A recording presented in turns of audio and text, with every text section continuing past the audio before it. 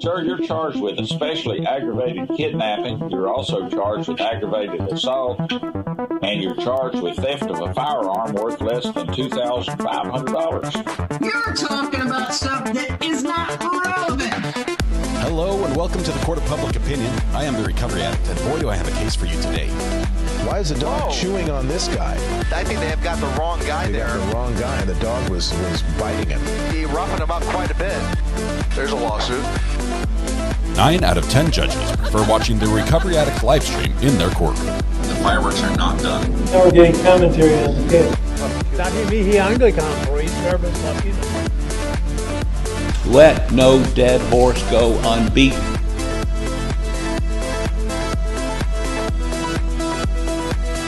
I'm not a cat.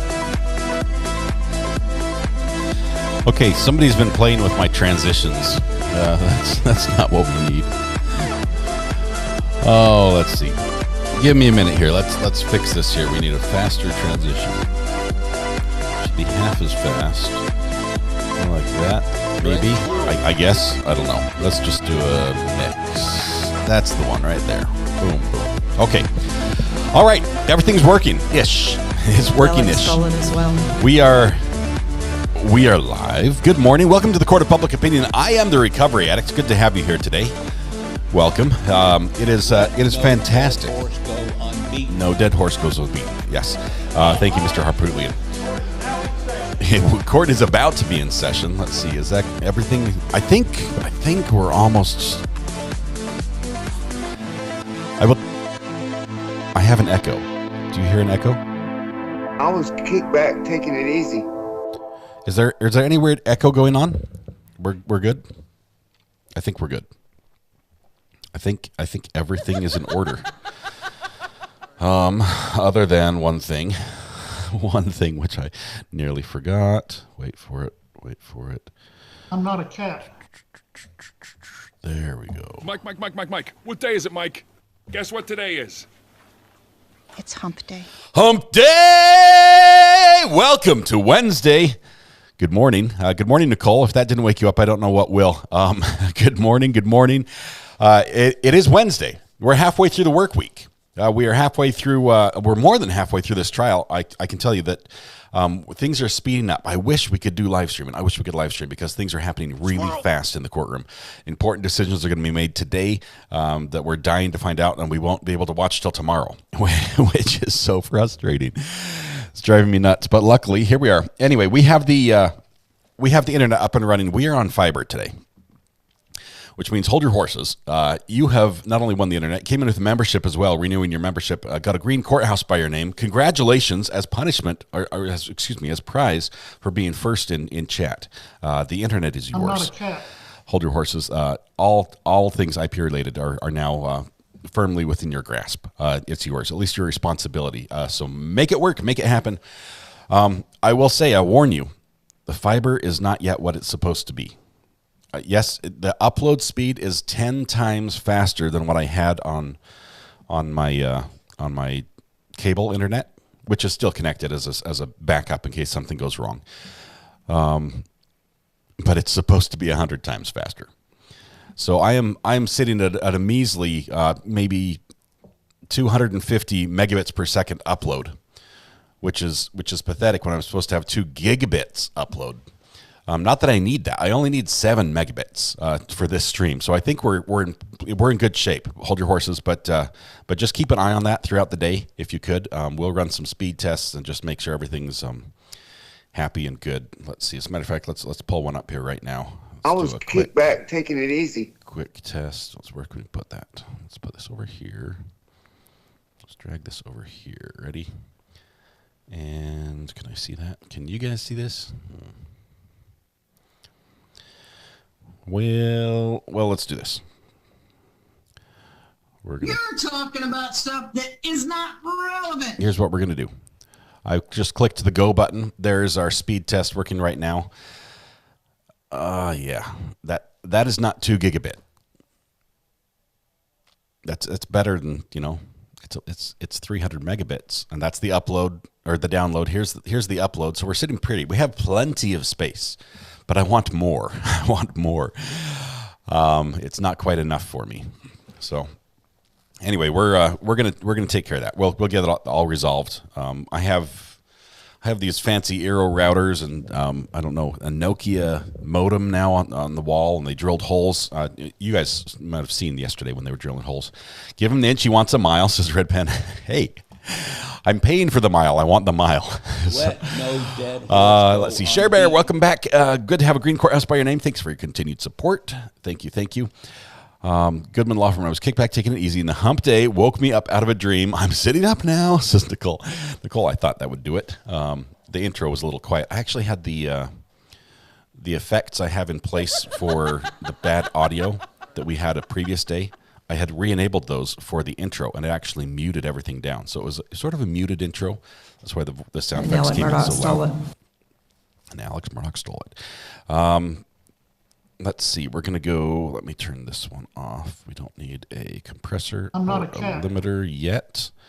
We'll play with that later in case the voices get a little crazy.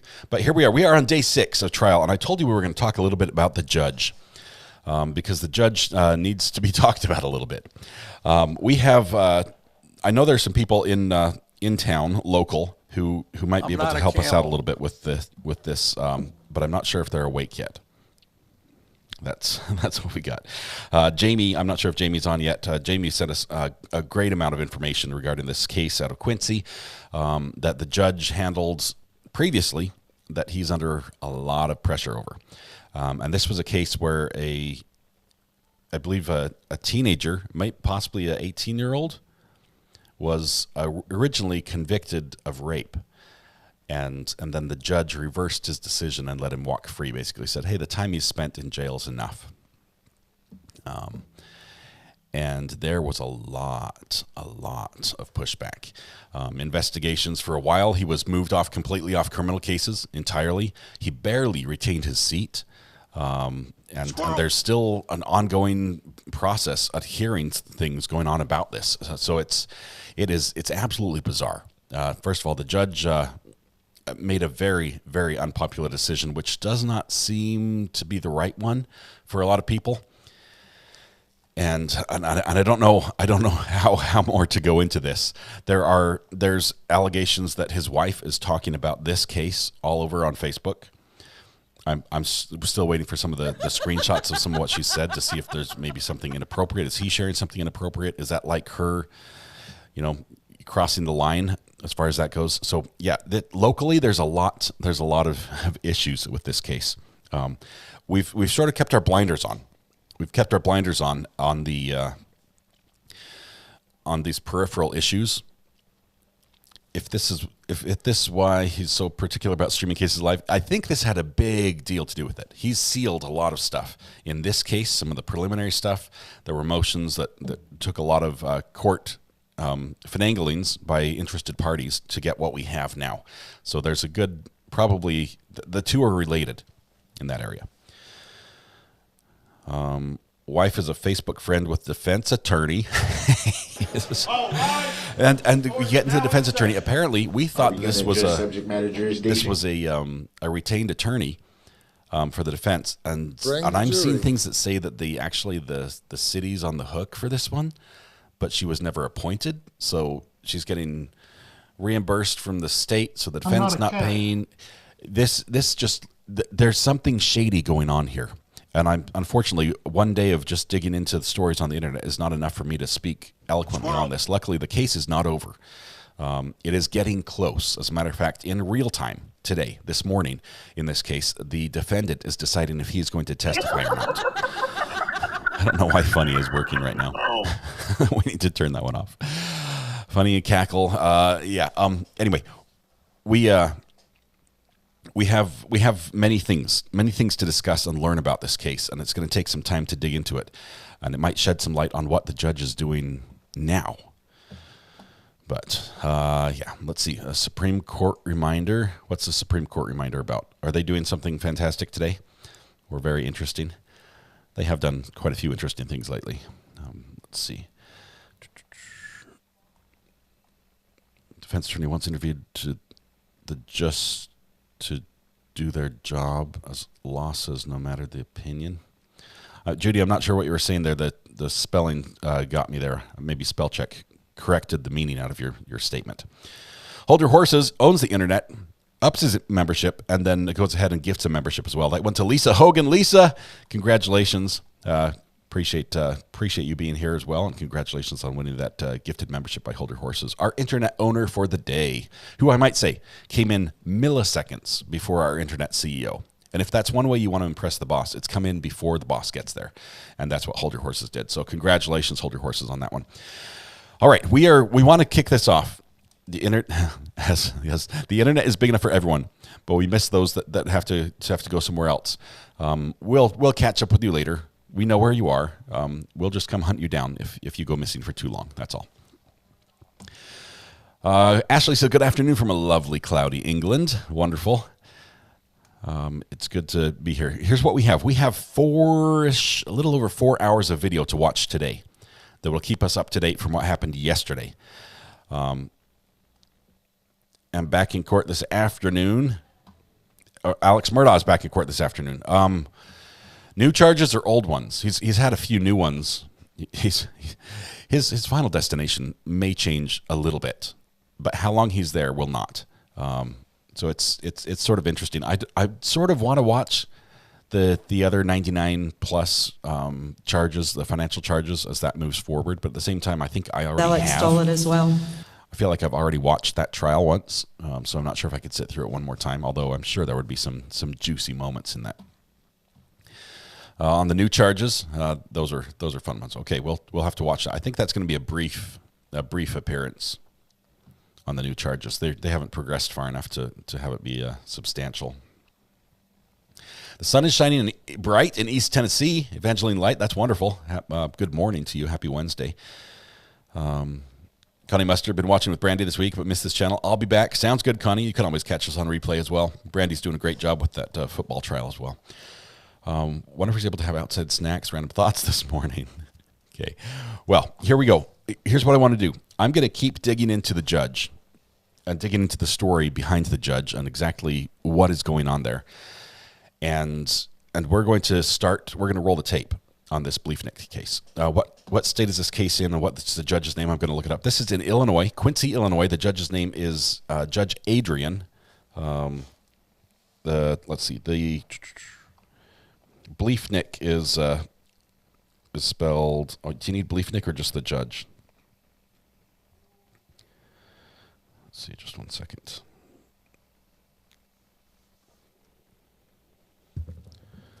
I need the judge's first name for some reason. It's escaping me. Last name is Adrian, Adrian. Is it Brian?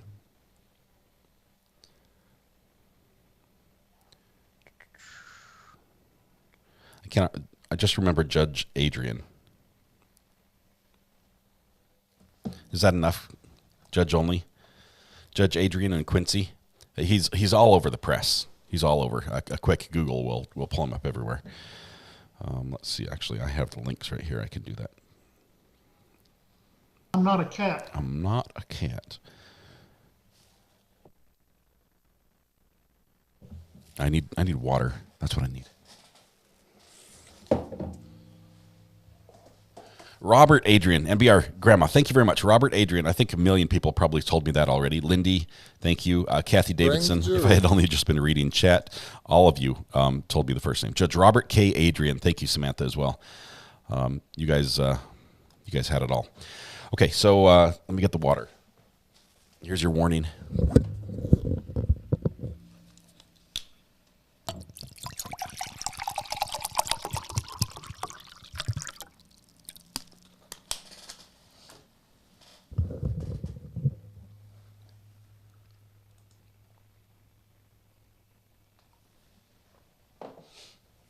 The robing room is the best place to look for judge reviews, says Nicole Goodman.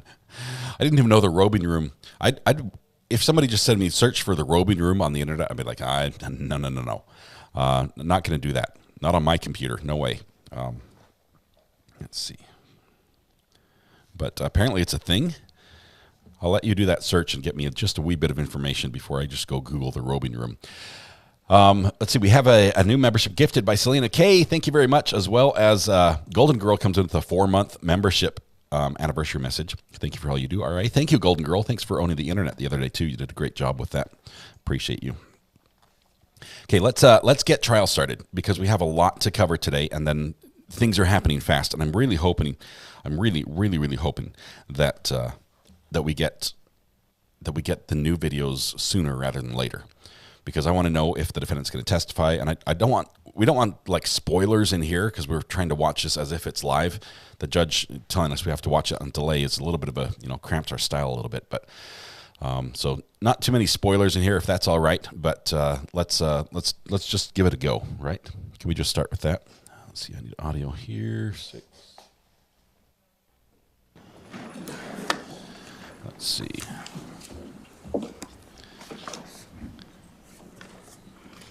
We are on the record on 23 CF 170, People versus Timothy Bliefnick. Mr. Bliefnick is present in court along with his attorney, Ms. Casey Schnock. People are present by Assistant State's Attorney Josh Jones and Laura Keck. And Mr. Jones, are the people ready to present evidence today?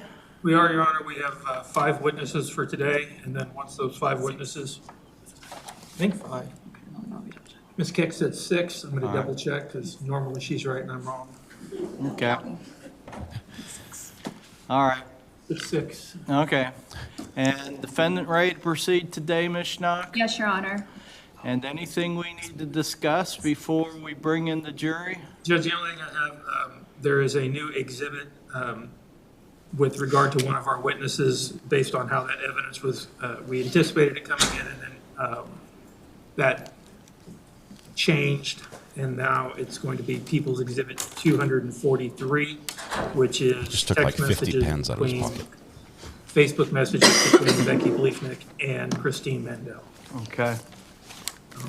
And we've shown those to Ms. Schnock and updated her exhibit list as well. All right. And we will take care of that when that comes up, because that's another one where Ms. Schnock made a pretrial objection to, correct? All right. Anything else we need to discuss by the way of the defendants? No, Your Honor. Okay. Then we will be in recess, and we will start promptly at 9 o'clock, and I'll admonish about cell phones again. All right. We'll be in recess. Thank you, Your Honor. Christina, I hope your daughter's doing okay. It's good to have you back, but I hope she's doing all right.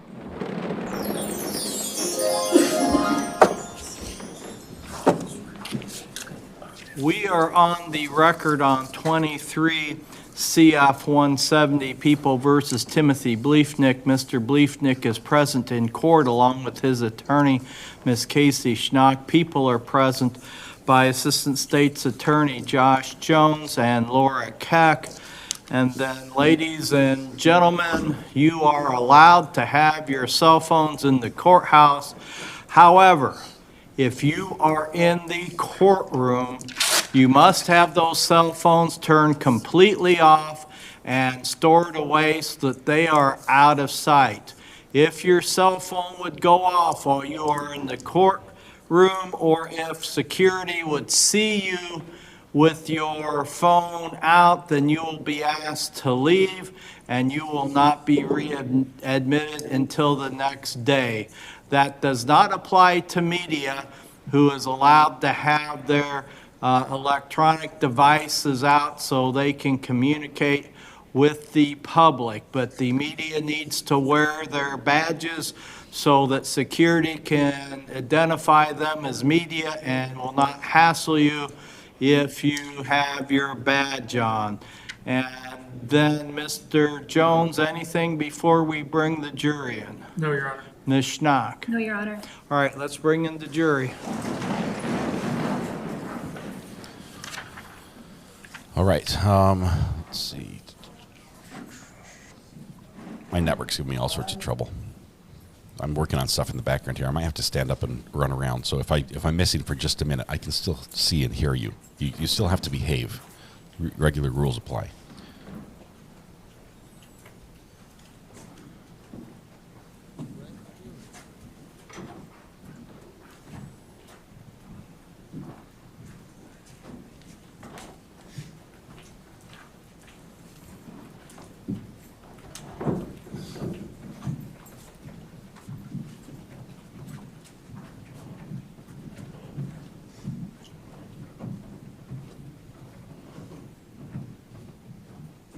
Recess and search warrant is now reconvened. You can see it.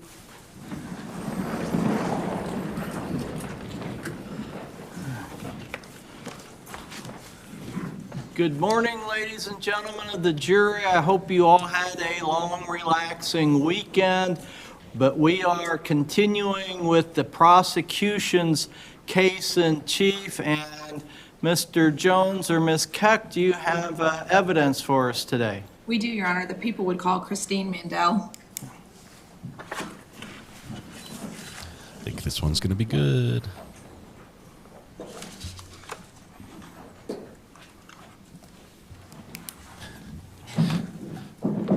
I can't fast forward lives. If you get the ability to do that, let me know, because that would be awesome.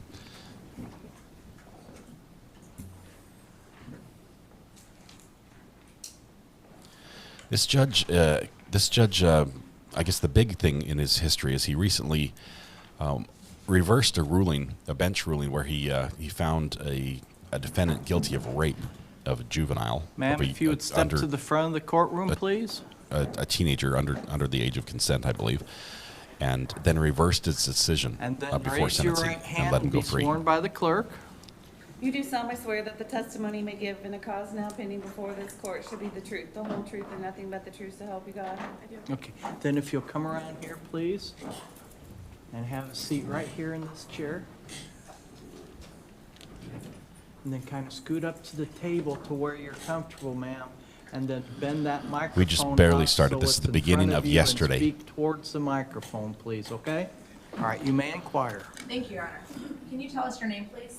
Christine Mandel, Ms. Mandel, can you spell your last name for us? Mandel, Ms. Mandel, where do you currently live? Laguna Hills, California. Did you, before living in California, did you used to live here in Quincy? I did. While you lived here in Quincy, did you know somebody by the name of Rebecca Bliefnick? Yes. Can you tell us how you knew Becky? I worked for her and with her at Q-Town CrossFit. It's now Q-Town Fitness in 2013, and we started a CrossFit Kids program together. How long did you work with her? A little under 2 years, I believe. Did you also She's know super Tim nervous. Bliefnick? Yes. And Tim was Becky's husband, is that right? Yes. After you moved away from Quincy, did you and Becky still continue to stay in contact? Yes. Was one of the ways that you stayed in contact through Facebook? Yes. And specifically, would you talk over Facebook Messenger? Yes. When you would talk with Becky, were there things on her Facebook and when you talked to her that led you to believe it was Becky you were talking to? Yes, of course. Tell me things that you would see on her Facebook that you knew it was Becky. She always posted pictures of her kids, her 3 boys, Deacon, Grayson, and Arlen, and she was a nurse, and she just was very prideful of being a mom. Would she send you pictures of herself over Messenger showing how she was working out, how proud she was of herself? Yes, she sent me a few messages because we had worked out together, and she had lost some weight and was really proud, and she knew I would be excited for her. Did you guys have a conversation last March, specifically March 14th of 2022? Yes. And did that conversation occur over Facebook Messenger? Yes.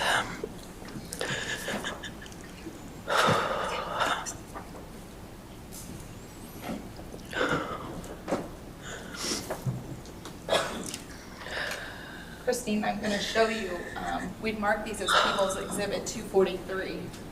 Can you look at those and tell us what that is, please? This was a conversation we had on Facebook.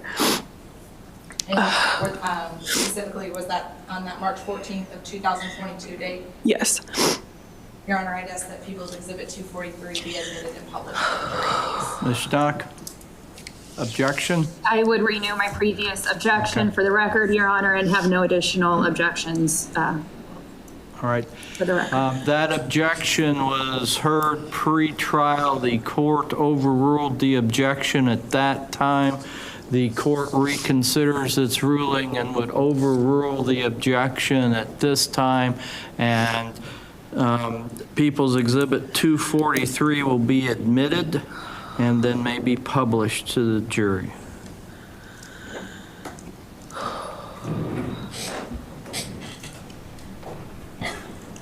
Ms. Mandel, up here at the top of the screen, this is where we can see that the conversation started March 14th, 2022 at 9:55 in the evening. Is that right? Correct. And during the course of that conversation, you asked Becky, these are your words in purple here, Becky, are you safe? Is that right? Yes. And the other messages we're going to see in black with the white background, those were messages Becky sent back to you. Yes. After you asked Becky, are you safe? Becky said to you, I told you your jaw would drop. Is that right? Yes. And then she continued, I feel safe right now. I'm super nervous for when this ends. If he doesn't get his mind, I feel he may literally lose his mind. Is that what she said to you? He said if he doesn't get his way, I feel he may literally lose his mind. Yes. Did she then continue and say later in the message, I also got a security system? Yes. After telling you that, did she say, he wants everything, wants sole custody of the kids, wants all the money, all the assets, wants me to suffer? Yes. Did your conversation continue that same late night of March 14th? Yes. As it continued, did she say, but I've had some serious PTSD with all this and the things I found out. Plus, I've had not one, but two co-workers get murdered by their exes in the last year, which has totally made me a nervous Nellie. Yes. Did she also continue, I'd rather let people believe what he tells him and stay alive for my kids. It sounds so crazy to say that out loud, but it's not out of the realm of possibility that he would go off the deep end. Yes. Did she also continue, he literally cares more about hurting me than anything else? Yes. Finally, did Becky Bliefnick tell you that night, I literally would never trust him to ever let him in my house if it was just us? Yes. Ms. Mandel, the person that you knew as Tim Bliefnick, do you see him here in court today? Yes. Can you tell us where he's sitting and what he's wearing, please? He's sitting across from me in black. Your Honor, if the record could reflect Ms. Mandel has identified the defendant. The record will reflect that the witness has identified the defendant. Thank you, ma'am. No other questions. It's an interesting shirt he's wearing. Questions, Black Ms. Schnapps? Yes, Your Honor, thank you. Good morning, Ms. Mandel. So you met Becky in 2013, correct? Yes. And that was through Q-Town CrossFit? Yes. Did you also meet Tim in 2013? Yes. And that was also through Q-Town CrossFit? Yes. Did you coach with Becky? Yes, I coached CrossFit kids. Okay, and how long did you and Becky coach together? Around 2 years. Okay, and did you coach with Tim? I worked for Tim. Okay, and how long did you work for Tim? Same amount of time. Okay. When did you move to California? 2014, I believe. Okay. So between 14 or 15, I'm sorry. Okay, that's fine. So between 2013, when you met Tim and Becky, and the time that you moved to California, did you ever hang out with Becky socially outside of the gym? Yes, we did events for it was mostly gym related, yes. And then we drove to, I believe, St. Louis for CrossFit Kids certification. So we spent the whole weekend together. Okay. And did you ever hang out with Tim socially? It was all gym related. Okay. So your involvement with Tim and Becky outside of the gym was gym related events? Usually, or fundraisers. Okay, that's fair. Were you ever a guest in their home? I've been to their home 1 or 2 times before. Okay, and were they ever a guest in your home? Not that I can remember. Okay. After you moved away from Quincy, did you maintain contact with Tim? I had visited for a fundraiser event that I'm sure he was at. I don't remember having a lot of contact with him. It was usually Becky. Okay. Do you remember the last time you would have seen Tim in person before today? It would have been the fundraiser for Dancer Love Foundation if he was attending. Okay, and do you know how long ago that was? Maybe 4 years ago. I'm honestly not sure. Okay, and in that time, you did not maintain frequent contact with Tim, correct? No. Okay. I don't think we have talked since I've worked for him or any kind of fundraiser that Q-Town hosted if I came back for it. Okay, and after you moved away from Quincy, did you maintain frequent contact with Becky? Can you repeat the question? Sure. After you moved away from Quincy, did you maintain contact with Becky?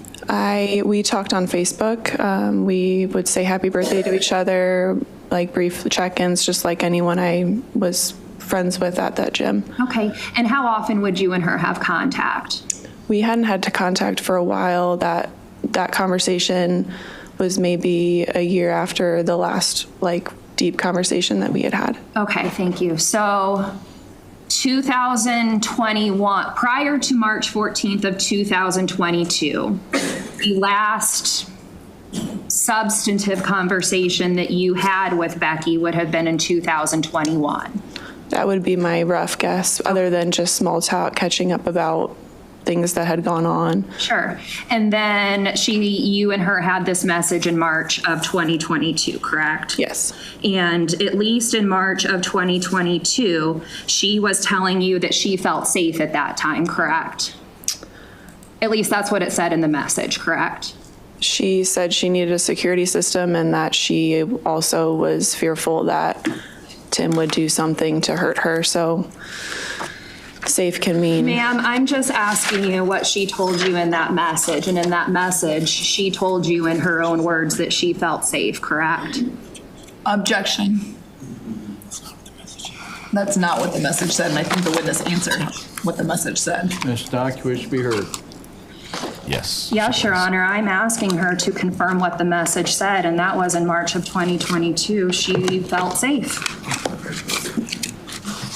The court's going to sustain the objection. That's only part of the message. The message can be referred to in full, so the answer that she gave will stand.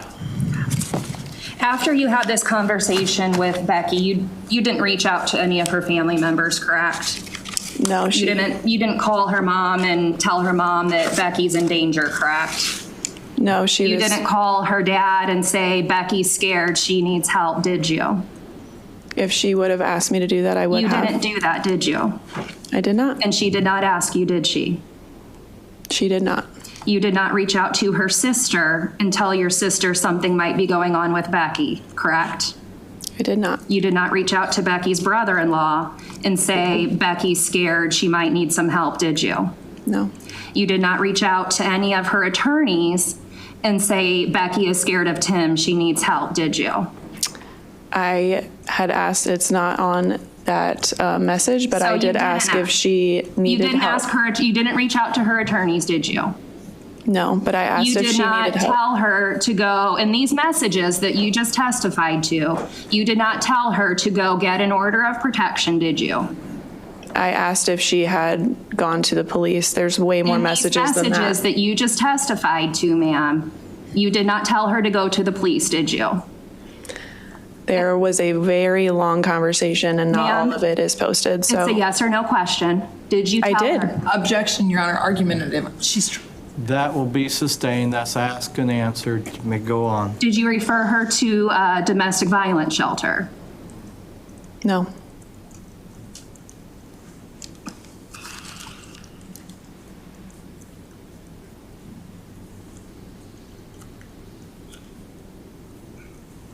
No other questions, Judge.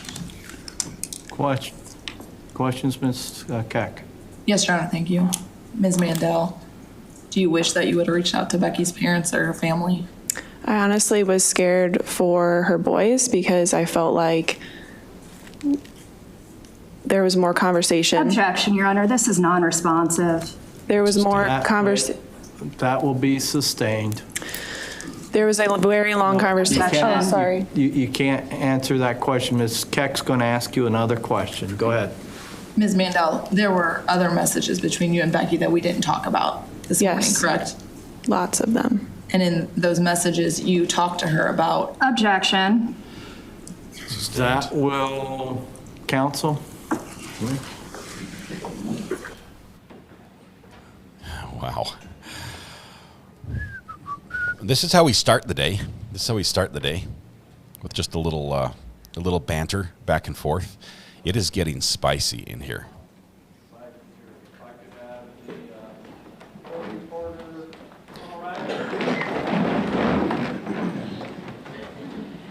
So the jury stays where they're seated.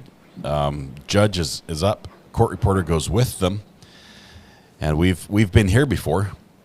This is a good start. Oh, man, usually I'll say this. Usually when you have a you've got a witness who is not at fault in anything. They're not accused of anything. They're just part of this. They're wrapped up in it. It's extremely emotional. It's very difficult for them to testify. They're perceived as very fragile by the jury. It usually, the defense or on the cross, you have to be a lot more careful. You've got to be more gentle. You've got to, it's like you have to ask them questions, and it's not going to be easy. It's never easy for anyone, even on direct, to be up there and testify. But you've got to just be a little careful, or else you risk the jury looking at you and saying you're the bad guy, and thus your client is the bad guy. And she just went for the jugular on that one. And so what's happened right now is that they had direct, they had cross, then redirect. The assistant DA brought up additional information that was not covered in the direct or redirect. I think in Illinois you have to it sort of narrows the scope, and direct and redirect has to be within the scope of what was covered by the last person. So cross, they question on everything, and then on the redirect you can clarify what was covered in cross. So bringing up more stuff, I believe this is probably the issue that was objected to, bringing up that there were other messages that contained other information that wasn't covered in direct or on cross. So I think that's where the objection is. They're leaving the courtroom with the court reporter, so they're going to be on the record out there, and they're discussing this. She woke up on the wrong side of bed today. Not a very nice lady. Okay, I realize I made a boo-boo, okay? In all my network connections, my Apple TV has not been reset, so it still has its old IP address. It does not have the feed that I normally bring through Apple TV, so I'm bringing that through the iPad that normally runs my correct counter. So I can't bring the feed and the correct counter from the same iPad. So I can either switch to Apple TV, switch the source, bring the correct counter up. That means you guys have to keep track of where we're at. And I thought we were at 9 or so last I counted. Yeah, it's. I'd love to do a correct counter on the day.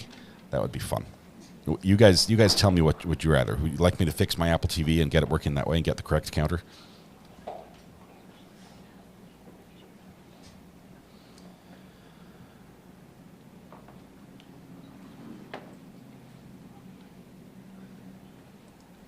The defendant they're allowed to do whatever they want. But I'm just saying that you, as a defense attorney, you risk turning the jury against you. If you attack someone who is perceived as weak and did nothing wrong. Yeah, you're the bully in the courtroom, and nobody likes the bully to win.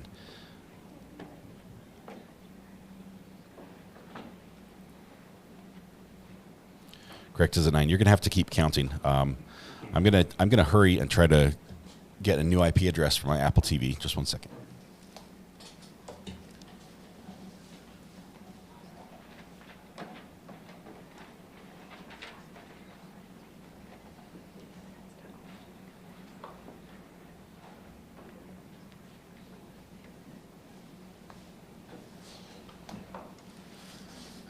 Let's do a correct count and objection count. Ooh, that's a lot.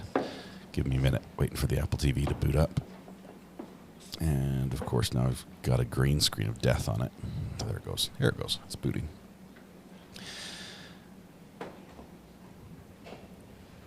Okay, that was quick. Do we have a network? We do. Up and running.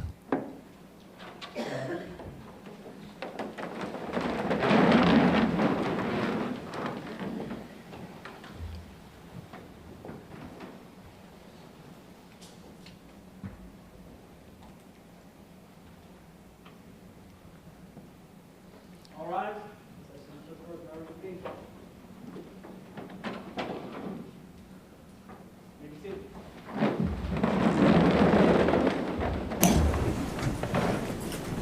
Right, that objection is overruled. You may ask your question, Ms. Keck.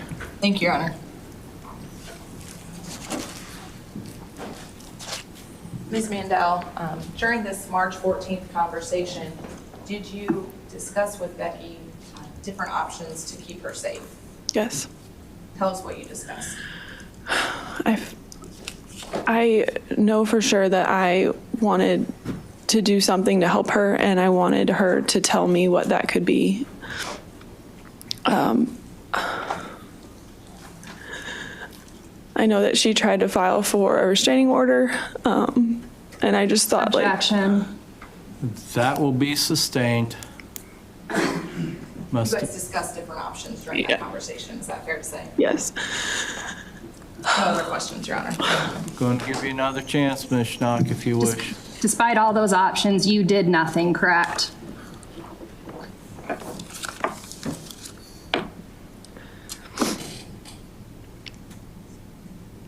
Wow. Oh my goodness. I did what I thought was right in that moment, and that was to listen. No other questions, Judge?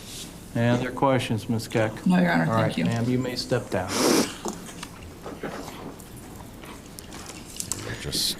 We're going to switch now seamlessly from one camera to the other. She released from her subpoena for the people. Yes, Your Honor, I asked that she was.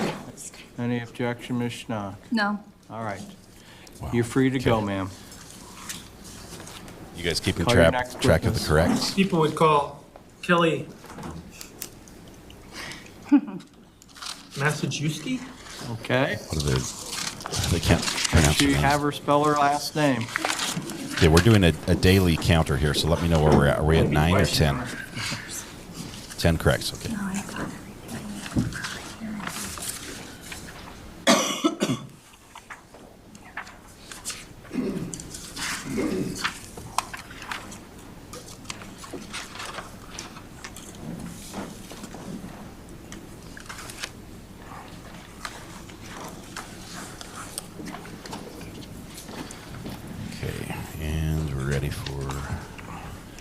Correct counter. I'm going to leave it off the screen because defense is not going to be up for a little bit.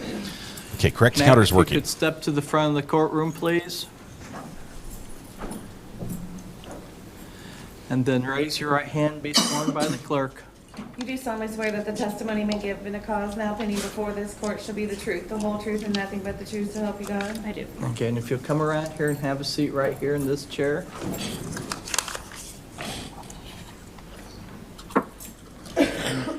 Then kind of scoot up to the table to where you're comfortable and bend the microphone in front of you, and you may inquire.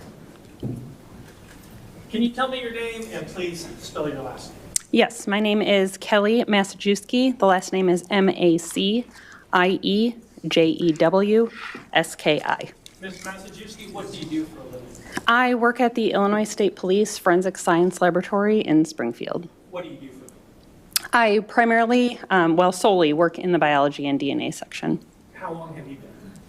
I've been employed with the state police in biology and DNA since October of 2001. Tell me how you got that job. Was there any training you had to do before you even applied for the job? Yes. Well, my undergraduate degree was in biology and English from Albion College, which is in Albion, Michigan. And then I also have my Master's of Science in Forensic Science from the University of Illinois in Chicago. Once I was employed by the state police, I underwent an approximately 2-year training program with them specific to the discipline of biology and DNA analysis. Can you tell me about a 2-year training program? What does that entail? It entailed practical work in the laboratory as well as literature readings and the background of forensic biology and DNA. It involved tests, practical or supervised casework, which was where you work real casework under the direction of a supervised analyst. So all of that was within that 2-year training program. And And then at the end of that 2-year training program, did you have to test or get some type of certification to show that you obtained the requisite knowledge to do the job? Well, that was sort of done throughout the time period of that 2 years, where we had exams and things that we had to pass, both in the laboratory and written exams.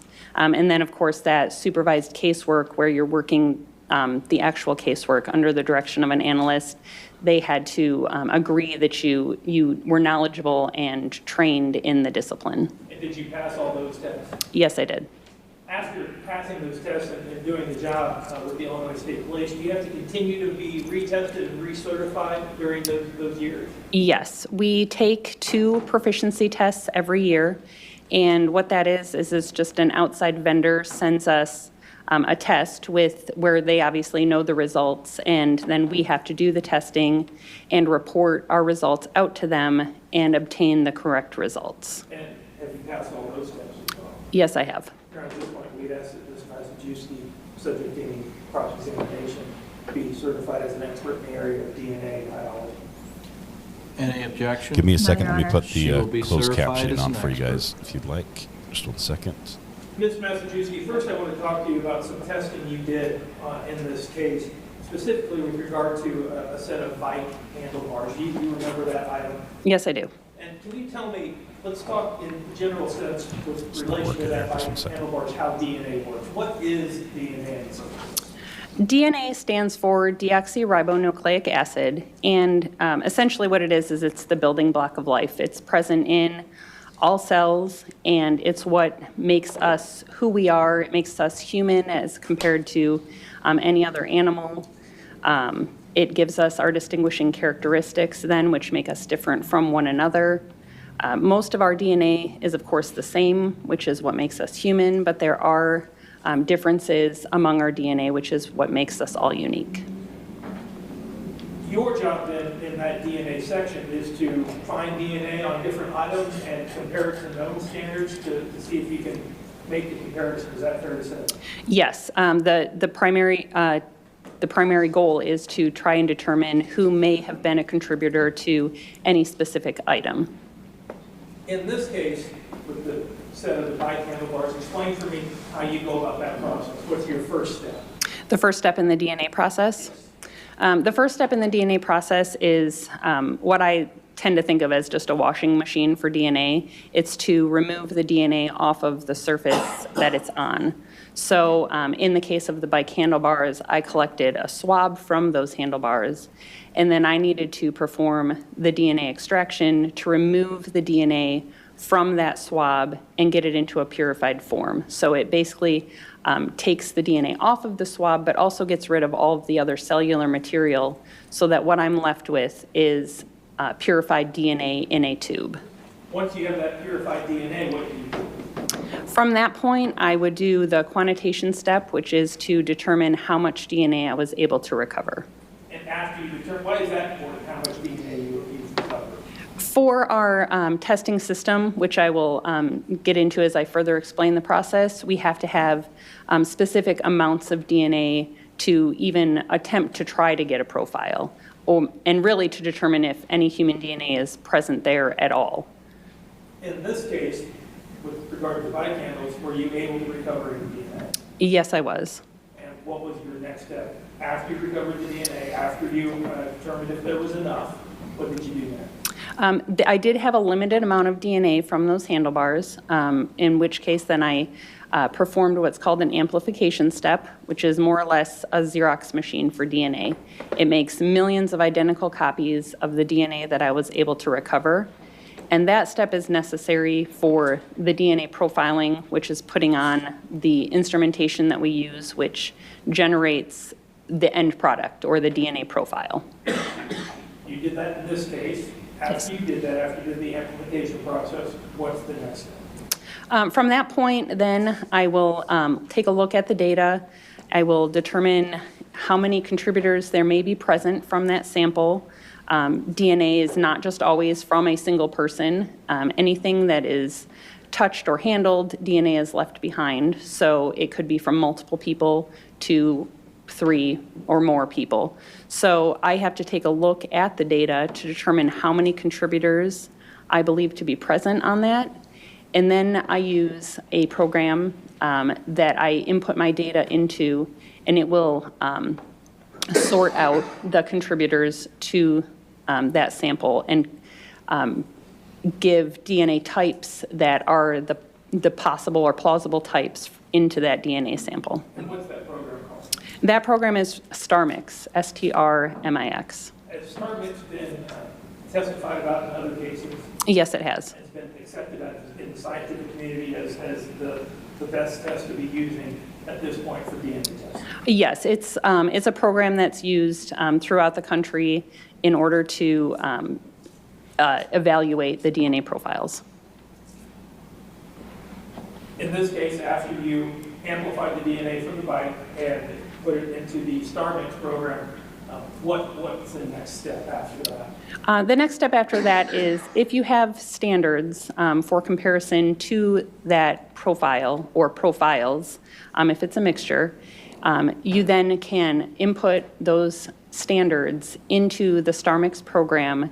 And what it does is it determines if the data is best explained by that standard or person being a contributor to the sample, or if there's more support for that person to not be a contributor or be eliminated. So it weighs whether there is, it's more likely that the person is a contributor or is not a contributor.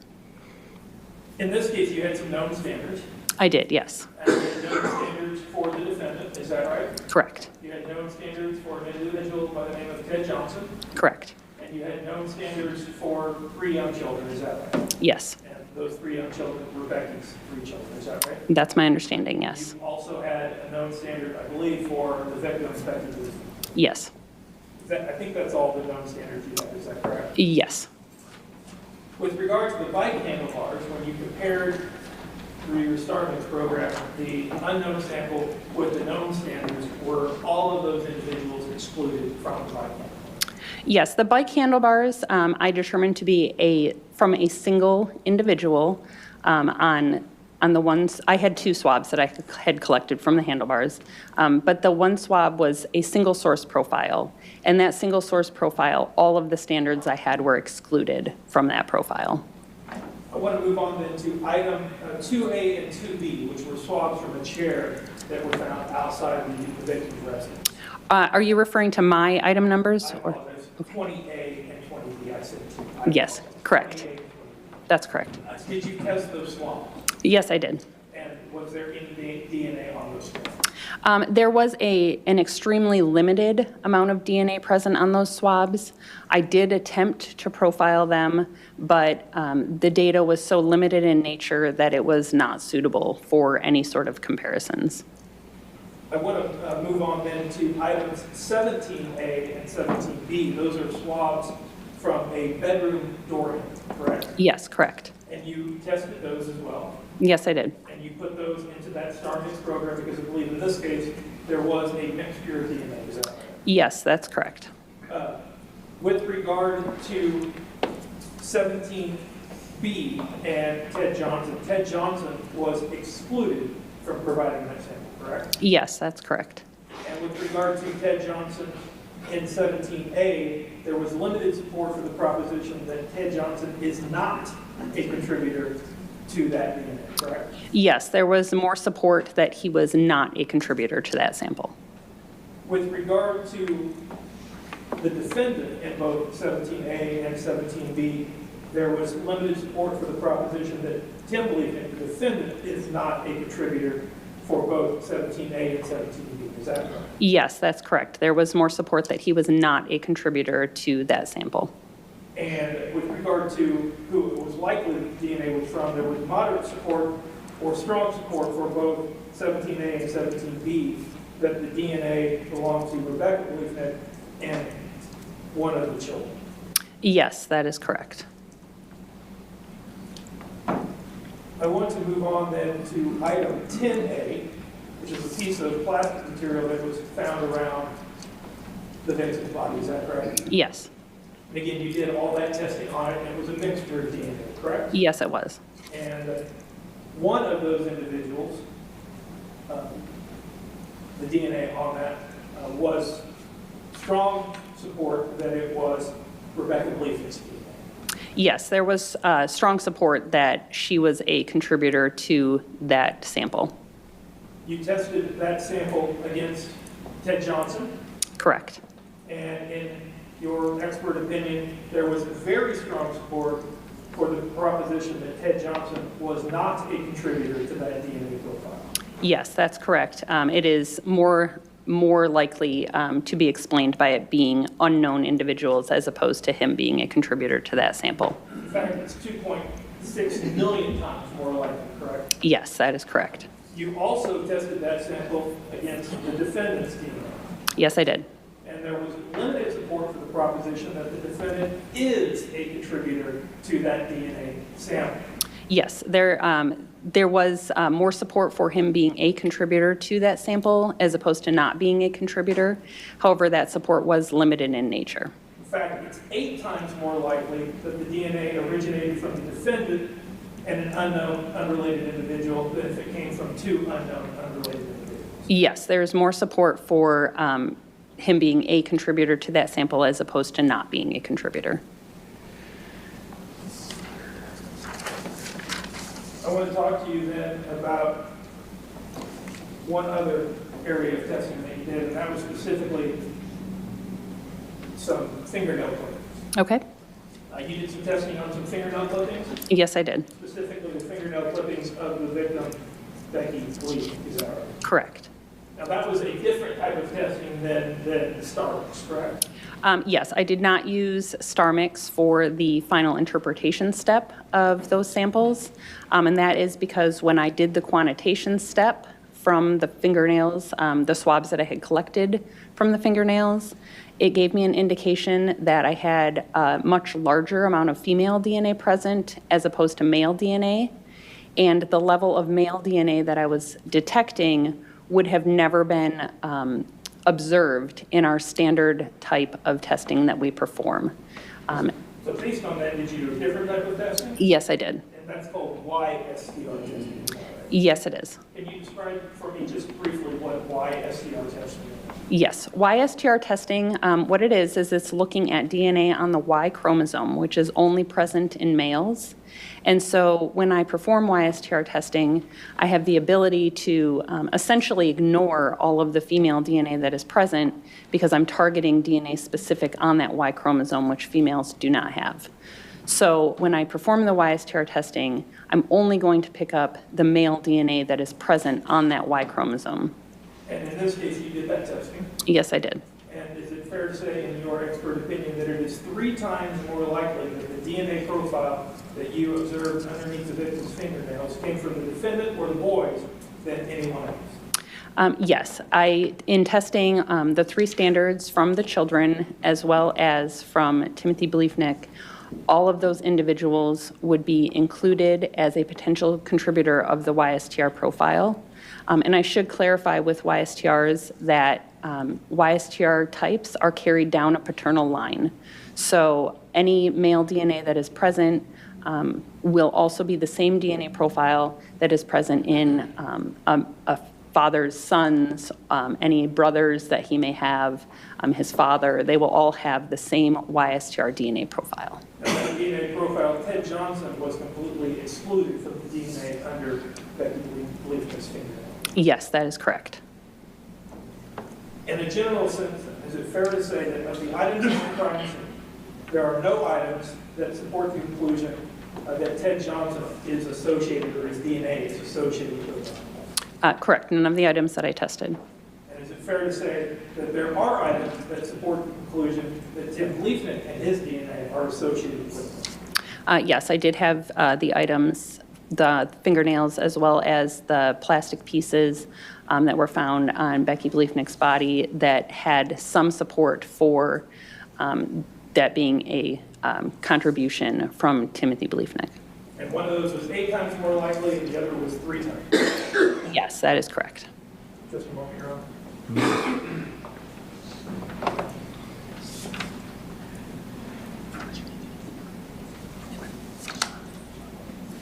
apologize, I forgot to ask you about the item 8A, the looter casing in the hallway. Yes. That was tested for DNA as well. Yes, it was. And Ted Johnson and the defendant were excluded from that. That's correct, yes. And Becky Bliefnick's DNA was found on that shell casing that was, of course, on her carpet. Yes, I had a single source DNA profile from that casing, and that was consistent with the profile of Becky Bliefnick. That's all.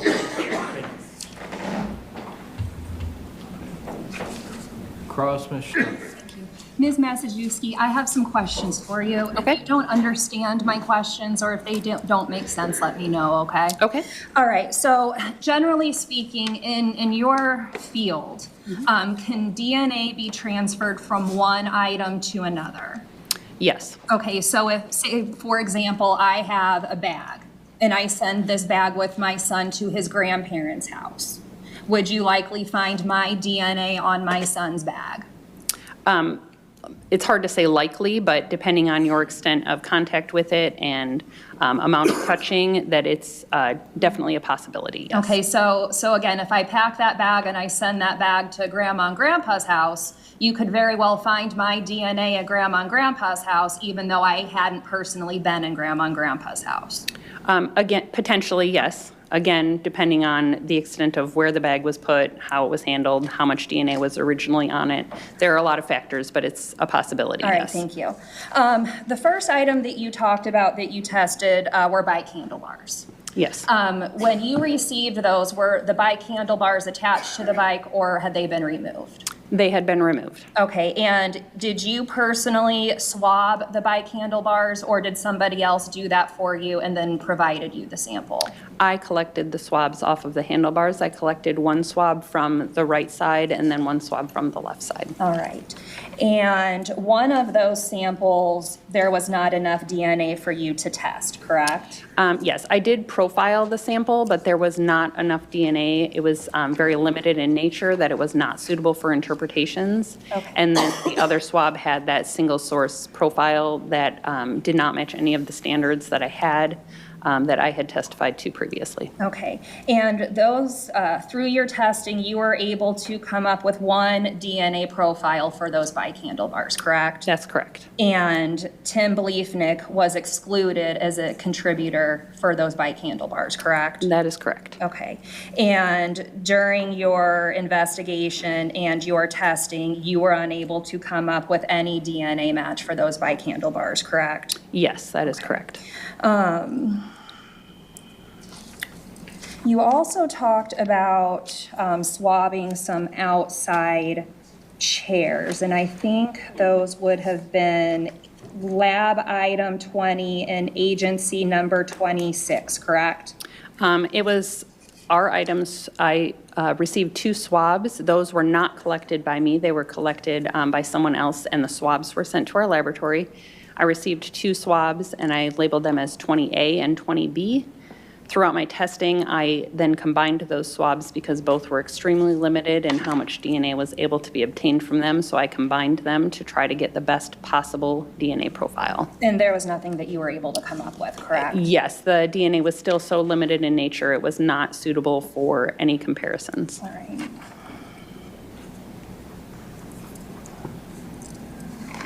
And as far as the, you were talking about the Y-star mix. So in how many different samples were you given to test against? In total for the entire case? May I consult my notes? Sure. I've got the Metronet guy who's going to come in and test my internet, get it working here.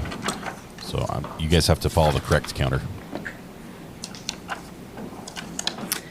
Not including standards, I had 19 samples that I performed DNA testing on. Okay. And with respect to the Y-star testing, let's say 5 of those samples were of a father and his 4 male children. Okay. Would you be able to distinguish one profile from another in that scenario? Based on, there can be mutations occasionally with a father to his male children. However, in this case, there were no mutations for the standards that I tested, which that being of Timothy Bliefnick and his 3 male children. They all had the exact same YSTR profile. Okay, and that would not be surprising given the nature of how DNA works and the Y chromosome being attached to the male. Yes, that is There. correct. And so based on the Y-star testing, you cannot tell between Tim or Arlen or Grayson, correct? Yes, that is correct. And can you tell if any of them should be excluded, or are they all included because they cannot be excluded? Are you talking from the fingernails? Yes. No, they would, I cannot tell that any of them are excluded because they have the same DNA type that I was able to pull up with that YSTR testing, and it's consistent with all of them. So I can't tell you which one it may be or may not be. Okay.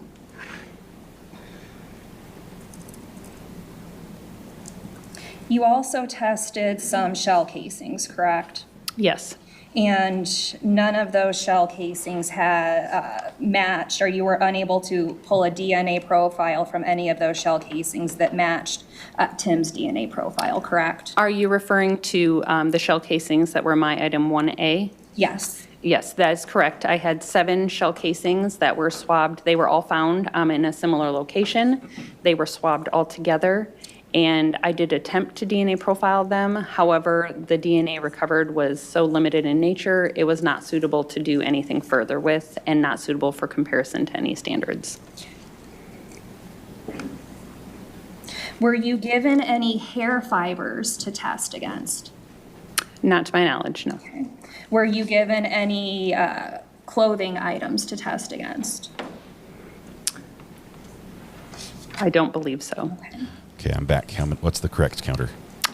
May I interject? I just recalled one item. Okay. I did receive a pair of work gloves. Okay, and there was no DNA that was recovered from those work gloves? I examined those for the presence of blood, and there was no blood found on them. I did not do anything further beyond that. Okay, and to take one step back, just to be specific, item 8A was the shell casing that you tested from Becky's home, correct? Yes, that shell casing was found separate from the others I just spoke about that were limited in nature and not able to be compared to standards. That one was found in the hallway, and so it was swabbed separately, and that had a DNA profile that was consistent with that of Becky Bliefnick. Okay, and that there was one DNA profile on item 8A, and you were able to exclude Tim, correct? Yes, that is correct.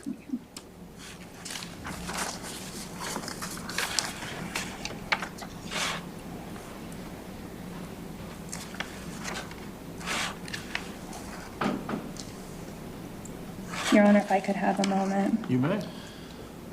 All right, Metronet was not able to connect to my network because I'm using all the ports to live stream. Because I don't connect wirelessly. So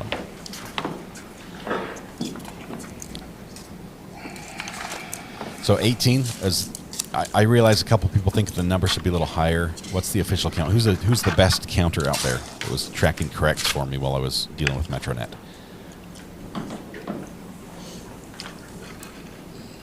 Your Honor, I don't have any other questions. Okay. Redirect? No, Your Honor. All right, you may step down. All right. We're up to 18 so far. I'll take 18. 18 looks correct.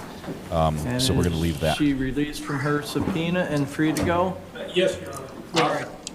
You're free to go, ma'am. She should probably wait around because I think she's writing some other lab people, so. Okay. Unfortunately, I would have to stop Call my your live next stream for the witness. Metronet guy to do the test he needed to do. Call Jim Briggins for this. Might switch out my microphone though.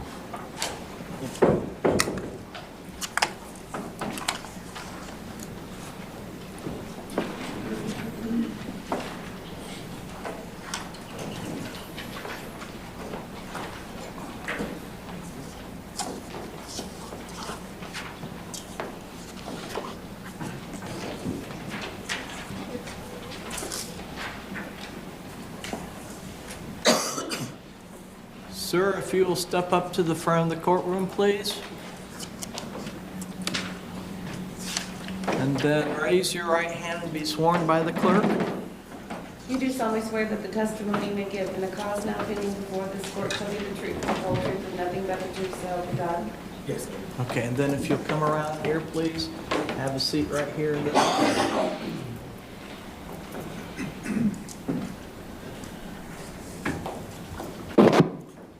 Kind of scoot up to the table to where you're comfortable, and then bend that microphone so it's in front of you and speak towards the microphone, please. You may inquire. Can you tell me your name, please? James Riggins. And what do you do for a living, Mr. Riggins? I'm a forensic scientist. How long have you done that? 17 and a half years. Who do you work for? Illinois State Police. You've worked for them all 17 and a half years of your career? Yes, I have. Mr. Riggins, before you got the job with the Illinois State Police as a forensic scientist, did you do any training to get that job?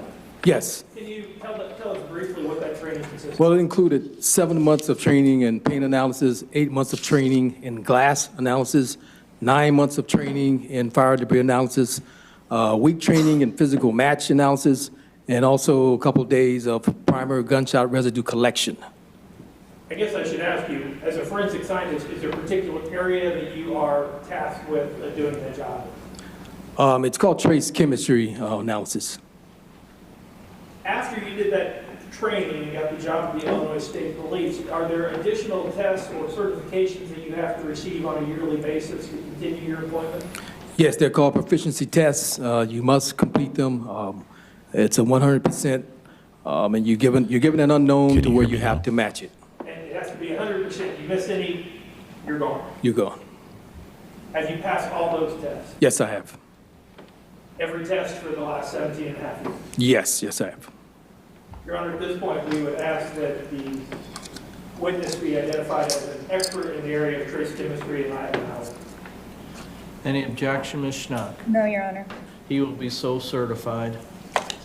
Mr. Riggs, I want to talk to you in a general sense then about what you do if you're given an item and asked to compare that item to determine, if it's inconclusive, a match, whatever phrases you use as a forensic scientist, okay?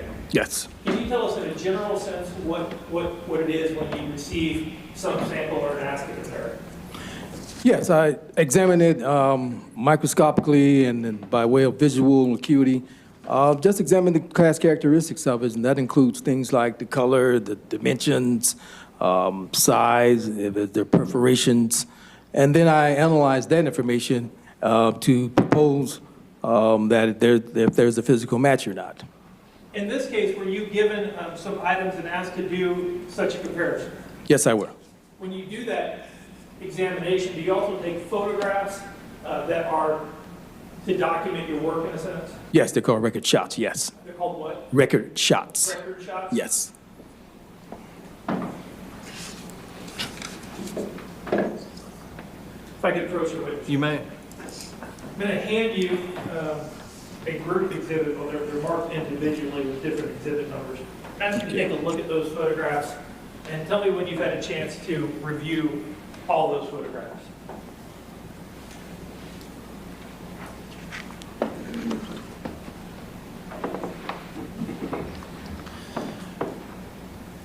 This is the last day of state's testimony in this trial. So they better come with all they've got here, because this is they have to prove the case by the end of today, basically.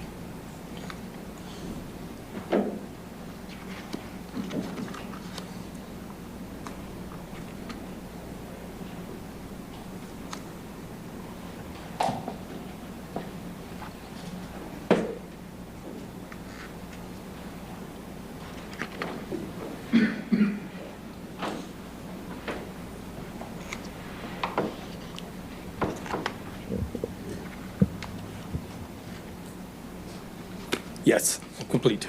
Have you had a chance to review all those? Yes, I did. Are those all photographs that you took in the process of doing that comparison? Yes, they are. The record shots that you've described to us? Correct. Your Honor, we'd ask, and they fairly show what they're intended to show. Correct, yes. Your Honor, we'd ask that People's Exhibits 135 through 143 be introduced into evidence and believed to publish as a presentation. Any objection, Ms. Schnock? No, Your Honor. They will be admitted. We can have 135. I'm going to work with the audio. I'm going to turn off the closed Mr. Briggs, captioning. are these the pieces of plastic that you were provided, and it's your item 10-2, but for the record, I'll keep the audio going, but I'm going to switch to my video while I take it off. Is that correct? Yes, it is. So you said you would take these items, look at them visually, and then eventually compare them to something else. Is that right? Correct, yes. In this case, were you given another item to compare them to? Yes, I was. Shots. Record shots? Yes. Sorry, that just went back a little bit.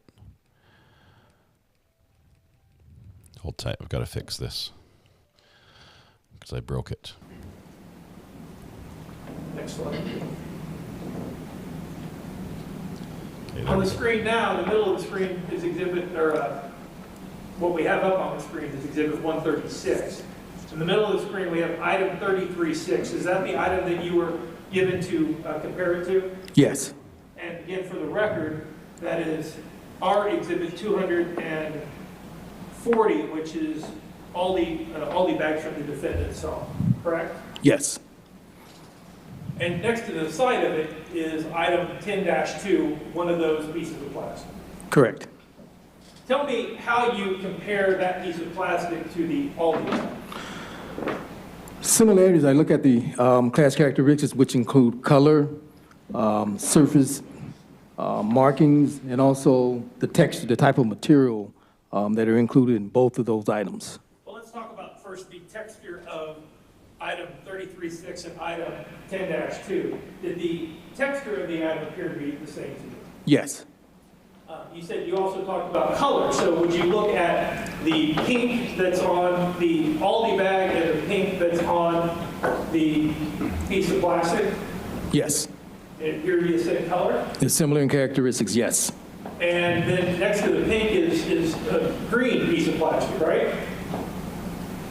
Next to the pink here, touching the pink is green, right? Well, yes, yellowish green, yeah, bright yellow. it's a color that appears to be some shade of yellowish green. Yes, yes. And on the piece of plastic, did you notice that same weird, strange shade of color? Yes, I did. And next to that, how about orange? We call that orange. Yes. And next to the piece of green on that is orange, is that right? Yes. And next to the orange is white. Correct. And you see white on that piece of plastic. Yes. Is the next step in your analysis to see if that piece of plastic basically fits over the Aldi bags in a same location? Yes, compare it as close as I can, yes. And did you do that in this case? Yes, I did. Next slide, please. And here we showed it going closer. Yes, okay? yes. And that's equals 137. Next slide. And here we see the piece of plastic laid on top of the Aldi bag, correct? Correct. And you see the pink appears to match, that color appears to match, the orange appears to match, the white appears to match. Correct. And in fact, you see between the pink and the orange a little stripe of white that would appear to match as well. Yes. Next slide, please. And again, just a closer view Correct. of that. Now, your report says that this is not a match, correct? You can't say it's a match. I can only note that there were similarities in the characteristics. However, due to the lack of a broken, cut, or torn in any of the 18 bags that were compared to, a physical match is precluded. So your report says it's inconclusive but consistent with similar characteristics. Yes. You also, next slide please, had item 13, which is another set of pieces of plastic, which I believe are exhibit 142. Is that correct? Yes, the item number 13, lab item 13. And you did the same testing that you just talked about before with these pieces of plastic as well, is that right? Yes, and it was noted as that they were printed letters. And you see the letters here and some letters there. Yes. Next slide, please. And there was some printed letters on item 33-6 as well, correct? Yes. On the bottom of the bag. Right. And you did that same thing where you would put the piece of plastic on the Aldi bag to see if it's similar. Correct. Next slide, please. And this is Exhibit 142 showing it right above the printed lettering. Correct, yes. And 143, please. And this is the piece of plastic on top of the printed lettering on the item 3360, Aldi bag from the defendant. Yes. And again, your report says inconclusive, fair to say? Yes. But again, there are consistencies between the two pieces with similar class characteristics. Yes. But you can't say, as a scientist, that that is a match. Correct. Because you don't have the bag that it was torn out from. Correct, yes.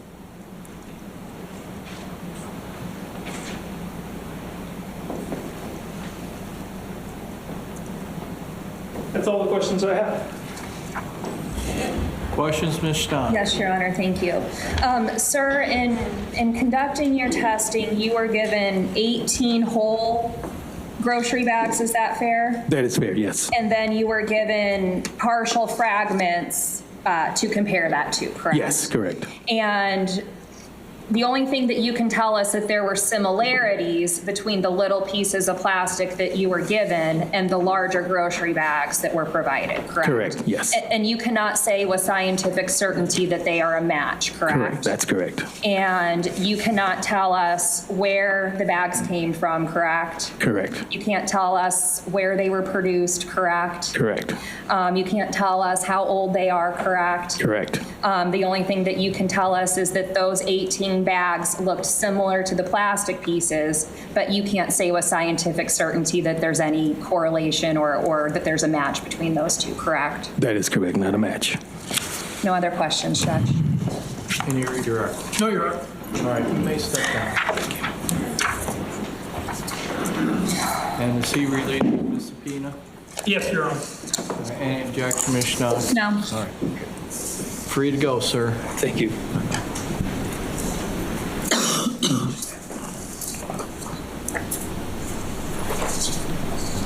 Call your next witness. We would call Catherine Buell. We are up to 25 on the correct counter.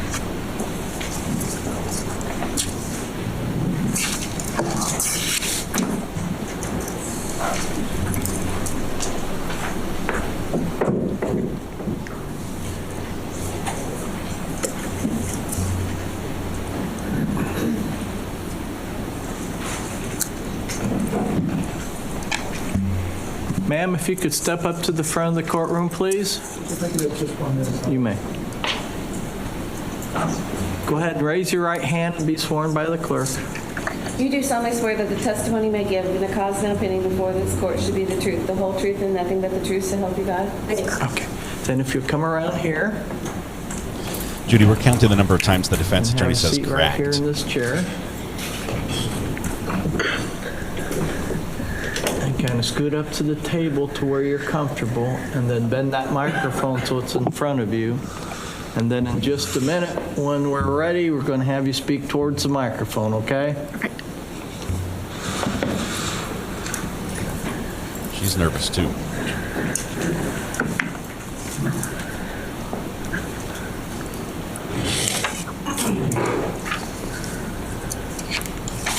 Can you tell me your name, please? My name is Catherine Doolin, and it's spelled Kathryn. Doolin is Doolin. What do you do for a living? I'm a forensic scientist at the Illinois State Police. What type of forensic science do you specifically practice, or is there a particular area that you're responsible for?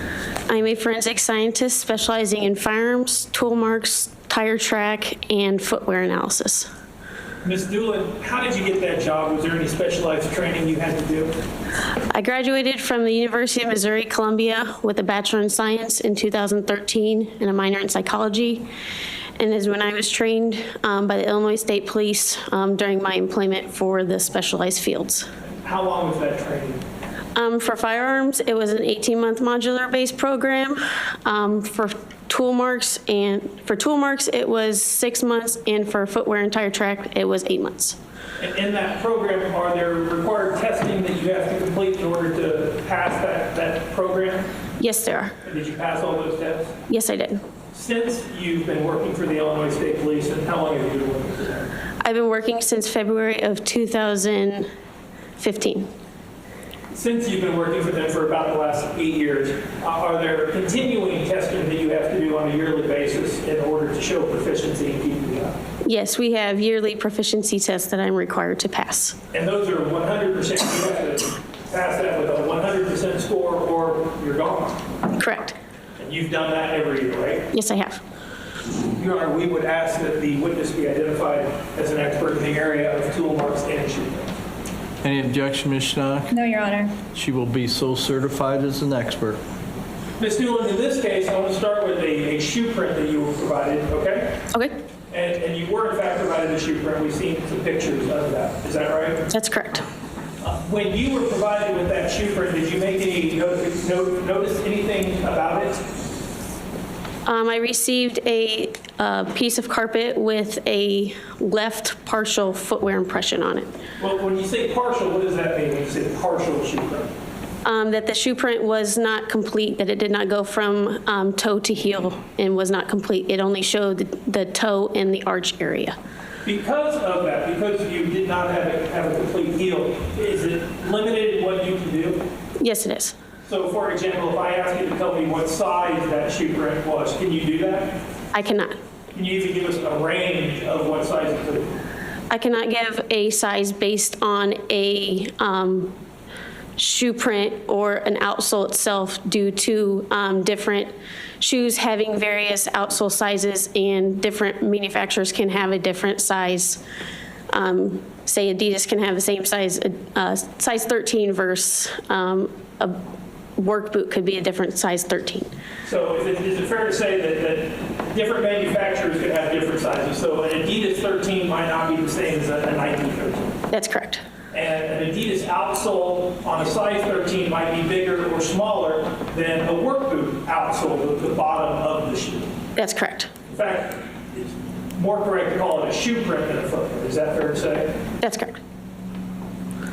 You can't tell us how that shoe print got there? No, I cannot. You can't tell us anything about that shoe print at this point other than that it's a partial shoe print. That's correct. In this case, you were given a pair of shoes to compare that shoe print with. Yes, I was. You're able to do that even with just the partial. Is that fair to say? Yes, I'm able to make test impressions of the shoes and compare them directly to the impression that was left on the carpet. The shoes that you were given, you were able to eliminate them? Yes, I was. So the shoes that you were given did not make that shoe print? No, they did not. Now, you're not able to say that the defendant didn't make those shoe prints. Objection. Just not that the shoes That- were made. Objection. Stop, Mr. Jones. What's It's argumentative. that will be sustained. Rephrase your question, Mr. Jones. You're only able to tell us that the shoes that you were given didn't make the shoe. That's correct. Even if you had the shoes, you couldn't tell us who wore the shoes. That's correct. I want to move on then to the area of tool marks. Can you tell us how, in general, tool marks are compared to tools? So when a tool is submitted to the lab, I make test marks of the tool and compare the test marks that I make and compare them to the unknown or suspect tool marks that are left at the scene under a comparison microscope, and look for microscopic reproduction agreement of the detail within the marks to determine if that tool made those tool marks left at the scene. So in layman's terms, you take the tool that you're provided, you try to make a tool mark that's similar to the tool mark that you have, and then you compare the two microscopically and see if there's similarity. Yes, I do. When you're given a particular tool and do that, can you describe for me the difficulty in making a similar tool mark? Yes, so tool marks is a little different because the angle at which the tool was used the pressure at which the tool was used, the material in which the tool marks were made, all affect how the reproduction of that tool mark is made. So it is difficult to reproduce exactly the circumstances that were at the scene versus at the crime lab. In other words, in order to compare the tool marks and get what we'll refer to as a match, you have to exactly duplicate the manner in which the tool was used to make those marks. Yes, in the area that the tool comes in contact with the surface at the scene has to be the exact location in order to get that replication. So you have to use the same angle? Correct. The same pressure? Correct. The same force? Correct. The same manner that it's used in? That's correct, as well as the same materials. And the same materials. In this case, were you given a window that had some tool marks on it? Yes, I was. And in fact, you were given at one point a multi-tool from the defendant's car, is that right? That's correct. That you were able to exclude from making those same marks? Yes, I was. You were also given a crowbar, correct? Yes, I was. And Ms. Doolin, when you did the comparison, do you take those record shots that we heard Mr. Riggins testify about? I do take record shots for each case that I work. And you took some record shots in this case, is that right? Yes, I did. I'm going to hand you what's been marked as People's Exhibits 178 to 184. I'm going to ask you to look at those.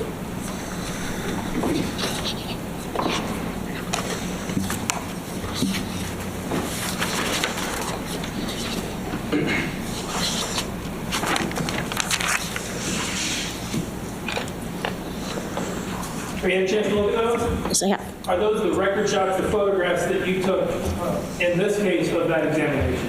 Yes, they were. Your Honor, we'd ask that people 178 through 184 be admitted into evidence. Any objection, Ms. Schnock? No, Your Honor. They will be admitted. You have the first slide, please. Ms. Doolin, up on the screen is a crowbar, a pry bar, lab item 31, which is our exhibit 237. Do you recognize that? Yes, I do. Is that the crowbar, the pry bar that you used in testing? Yes, it was. Next slide, please. Now on the screen is exhibit 179. Is that the same pry bar but flipped over on the other side? Yes, it is. Next slide, please.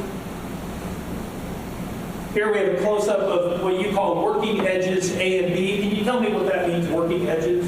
Yes, so this is the area on the pry bar of interest that I used to make the test marks to compare to the unknown tool marks. And equals 181. And that's working edges C and D, is that right? Yeah, so that's just the opposite side of A and B.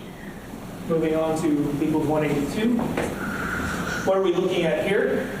So this is a record shot of one of the tool marks that was recorded on the window that was submitted to the lab. And you said, you told us that you used that crowbar, working edges A and B, to try to recreate these tool marks. Yes, I did. And when you did that, you then looked at both under a microscope and compared them. Yes, I compared them on the comparison microscope. When you compared the tool marks that you made and the tool marks in 54-1, did you notice similarities and consistencies between the two tool marks? Yes, I did. Can you explain for us that if you notice these consistencies and these similarities between the tool mark that you made with the crowbar in the defendant's basement and the tool marks here, why your report says inconclusive?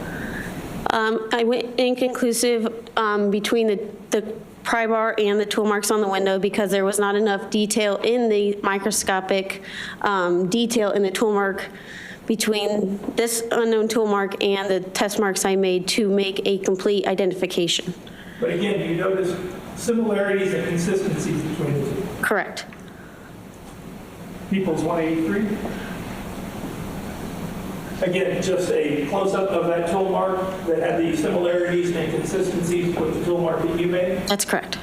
And People's 184. Just another angle of that same thing? Yes. Is it fair to say that you can't eliminate that tool from making that tool mark, but there are not enough similarities. You notice those similarities, but not enough because you couldn't recreate the exact circumstances of how the tool mark was made to say that it's a knife. That's correct. That's all the questions I have. Cross, Ms. Schnock. Ms. Doolin, I have a few questions for you, okay? So bear with me.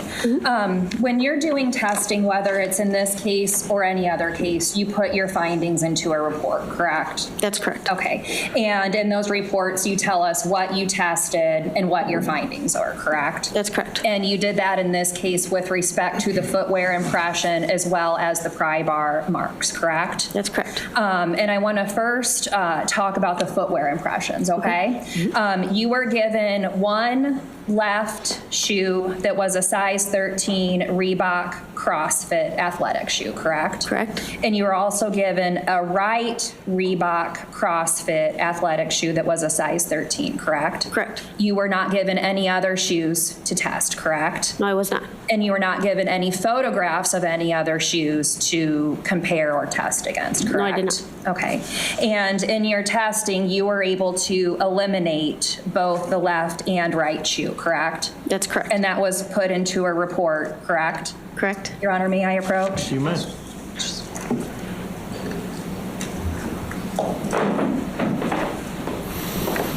Doolin, I'm handing you what's marked as Defendant's Exhibit 2. Okay. And this is with respect to the footwear impression, and take a look at that. And let me know when you've had time to go over it. Okay. Okay, is that your report? Yes, it is. And is that your signature on the last page of the report? Yes, it is. And is that the report where you specifically state that those shoes were excluded against the foot impression that you were given from the crime scene? Yes, it is. Your Honor, I would ask the defendant's exhibit to be admitted, and I don't have any other questions with respect to that exhibit. Any objection? No, Your Honor. That will be admitted.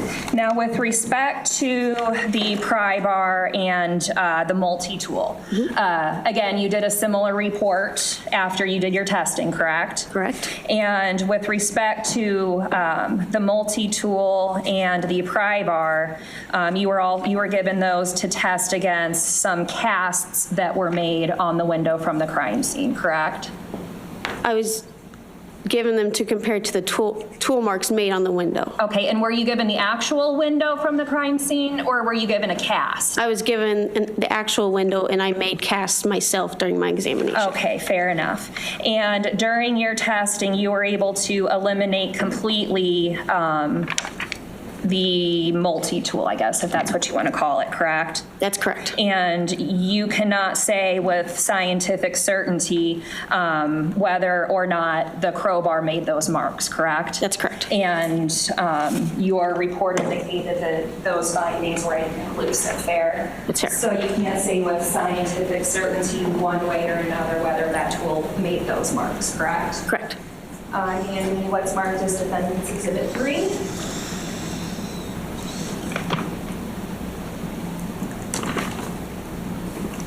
Is that your report? Yes, it is. And that is your signature on the back page? It is. And that is where you incorporate your findings that eliminated the multi-tool, correct? Correct. And found the pry bar inconclusive. Correct. I would ask the Defendant's Exhibit 3 be admitted, Your Honor, and do not have any other questions. Any objection? No, Your Honor. Okay, number 3 will be admitted. And no other questions, Ms. Stock? No. Okay, any redirect? No, Your Honor. Okay, if you could hand those to the bailiff, please. And then is she free to go? Yes, but she should probably wait for our next witness to finish too, so. Well, we're going to take our morning break at this point, so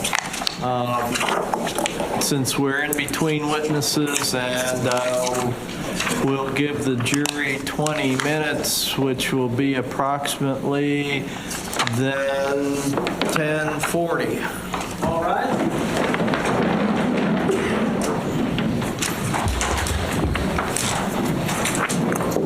Wow, that's loud.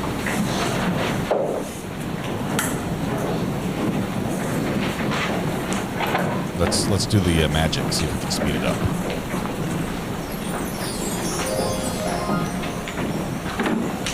Oh no, the jury's leaving right now. We have to wait.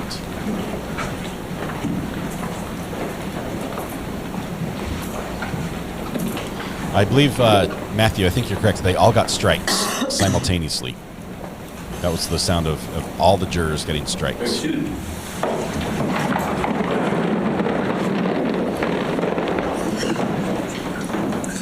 All right, Mr. Jones, you have 3 more witnesses or 2 more witnesses? Yes, Ms. Keck. 2. All right, and then are you going to be finished this morning, or are we going to have one this afternoon? So here's where we are, Your Honor. Our next witness is Vicki Reels, the firearms expert.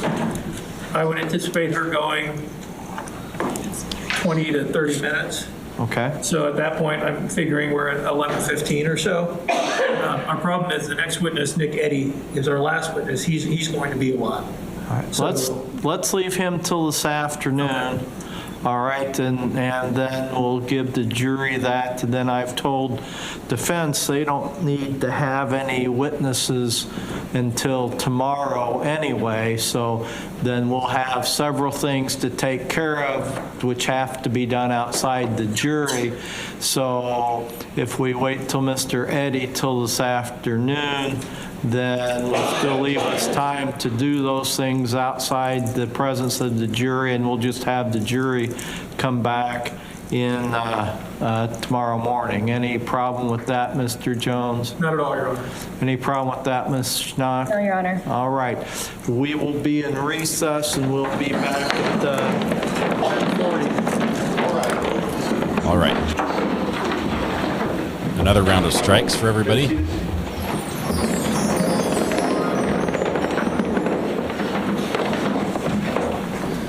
We are back on the record on 23 CF 170 People versus Timothy Bliefnick. Mr. Bliefnick appears in person and with counsel Ms. Casey Schnock. People appear by Assistant State's Attorney Josh Jones and Laura Keck.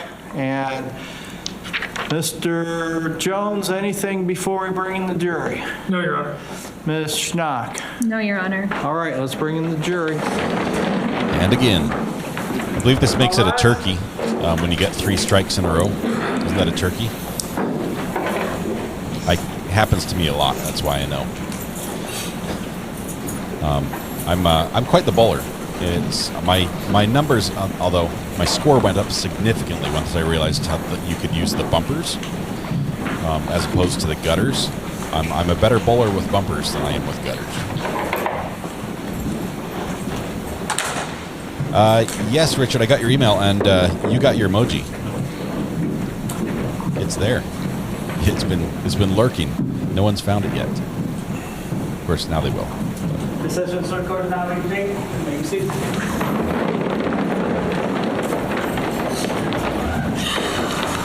Mr. Jones, call your next witness. People call Vicki Reels.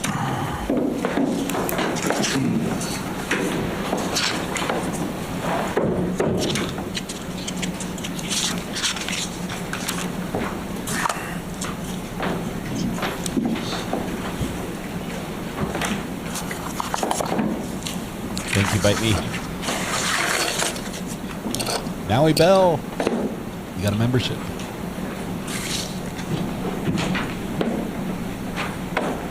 Ma'am, if you'll step to the front of the courtroom, please. Raise your right hand, be sworn by the clerk. You do solemnly swear that the testimony you may give in the cause now pending before this court shall be the truth, the whole truth, and nothing but the truth, so help you God? I do. Okay, if you'll come around here, please. Have a seat right here on this chair.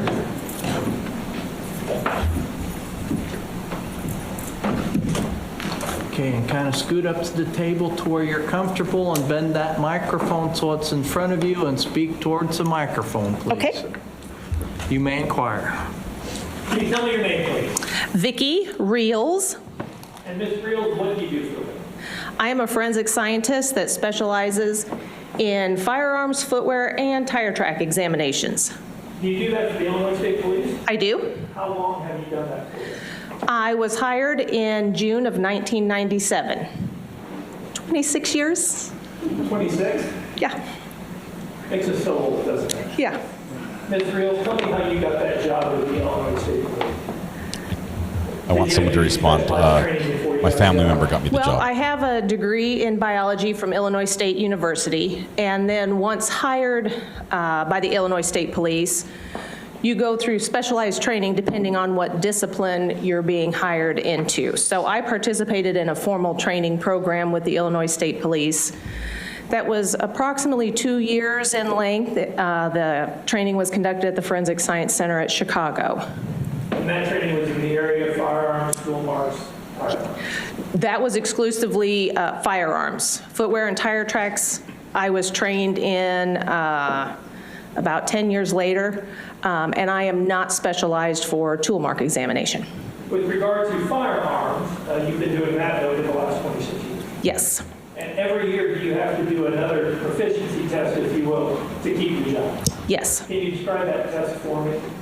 It is just a test that's supplied by an external forensic testing system where they provide items that we have to examine like we do any other evidence and report what the findings are based on the items that were received. And you have to score 100% on that exam or you lose your job, right? Correct.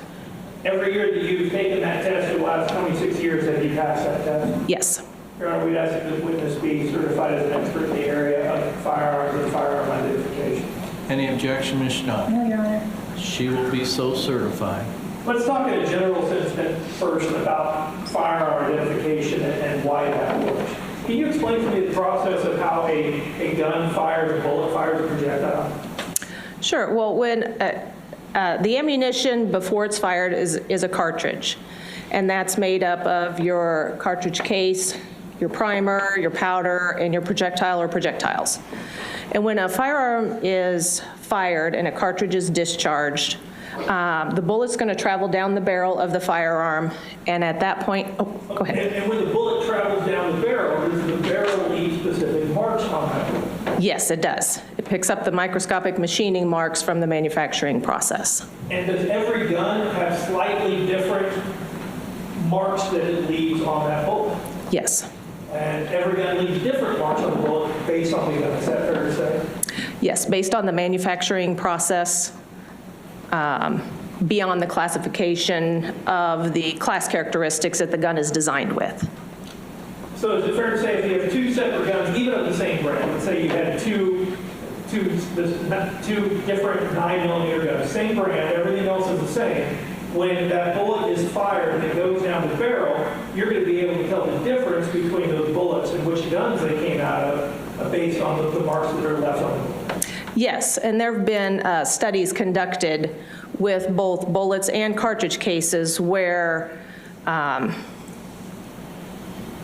you have been provided like 10 consecutively manufactured barrels of a firearm from a specific manufacturer, or 10 consecutively manufactured breech faces, and given pieces of fired evidence. And we had to determine which barrel or which breech face the fired evidence was fired from. You used a term that we may not be familiar with. I think we all know what a barrel of a gun is, but what's a breech face? The breech face is the rear inside chamber portion of the firearm. That is where the primer seats against the gun and the firing pin strikes the primer. And so when that breech face hits the end of the cartridge, the end of the full bullet, the cartridge, it leaves individual marks as well. Yes. So is it fair to say that when a gun fires a cartridge, fires a bullet, it leaves fingerprints on that shell casing and on that bullet? Yes. And just like everyone's fingerprints are different, every gun leaves different identifying marks on every shell casing and every bullet it fires. Yes. And it leaves the same markings on every shell casing and every bullet it fires. It will. They want, from one to the other, you won't necessarily have an exact reproduction, but you will see a pattern reproduce with those similarities from one item to the next in that. And based on that, you're able to determine if you're given two shell casings, you're able to determine if those shell casings were fired from the same gun, correct? Yes. If you can compare them and if they have the same marks, then you know, you will, if they have the same fingerprints from that gun, you can tell that it's fired from the same gun. Yes, you're looking for that reproduction between those items. And if you're given 2 bullets, the projectiles that are fired, you're able to look at those, and again, layman's terms, you can see if it has the same gun fingerprint on each of those bullets. Yes. In this case, were you given at first 8 shell casings from the crime scene? Yes, And did you compare those? I did. And when you compare those, do you take different photographs of your comparisons so that your work can be reviewed and also so that you have a documentation of what you've done and what you're looking at? Is that right? That is correct. And you did that in this case, correct? I did.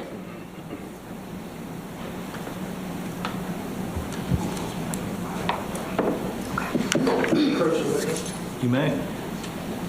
I'm going to hand you what's been marked as people's 185 through 189. Can you tell me if you have a chance to look at those?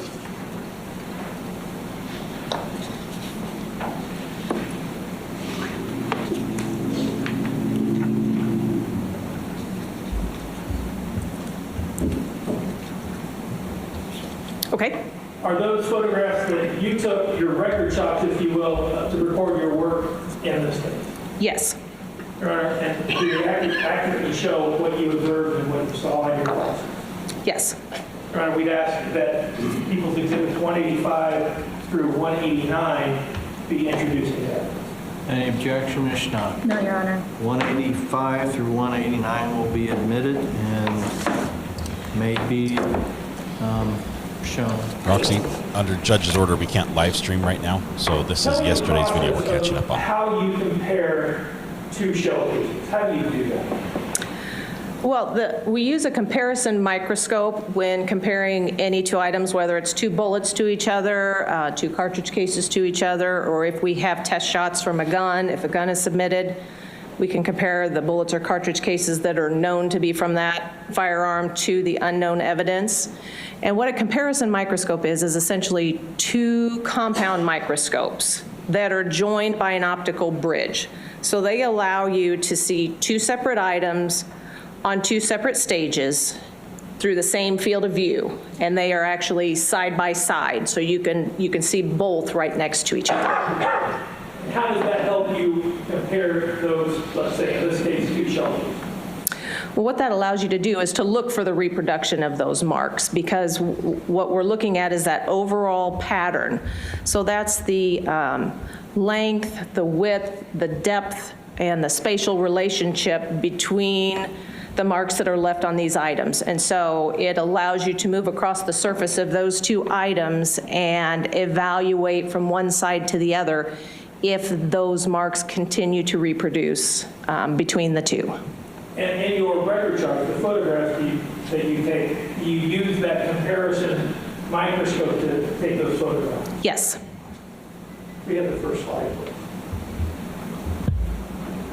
So at the top of the screen, we see that we have item 1 on the right and item 2 on the left. Is that correct? That's correct. And at the bottom, it says black index at 6 o'clock. Can you explain that for me? That is just how we mark items so that if another examiner or anyone else wants to take a look at this, they can put the 2 items up and phase them similar in order to go back and find the same areas that I'm looking at. So the black index at 6 o'clock actually is not visible within these 2 images. It is on the head stamp area of the cartridge case. So it is on the actual cartridge case itself, just not visible within the image. The black dot or black index at 6 o'clock, basically, so you can line up those 2 shell casings. Yes. In the same phasing. Mm-hmm. And magnification here is 40x, so that's 40 times what you can see with the naked eye. Yeah, it just says that both of those, that's the level of magnification I have in order to see that detail that's shown there. So here we have item 2 on the left, item 1 on the right. These are 2 of the 8 shell casings that were recovered from the scene, correct? Correct. And tell us what we're looking at here, Ms. Reels. Well, I have a box around the area, the white box, around the area that I am representing here that you can see from one item to the other, the consistency of those lines as they continue across. So this little white line in the middle, that's what separates item 2 from item 1. that's correct. That is a hairline that with the microscope, I have the ability to move that line from left to right to look at those 2 items as I examine them. And that's just the position that it was in when I observed that area between items 1 and 2. And do you continue this examination, basically move this white line across the face or the back of that cartridge casing so that you can continue to see if there's more consistencies as you go forward? Yes, I do that with each of the items. We go to equals 186. Is this just showing, again, the same thing? You're moving that hairline from left to right and comparing the markings?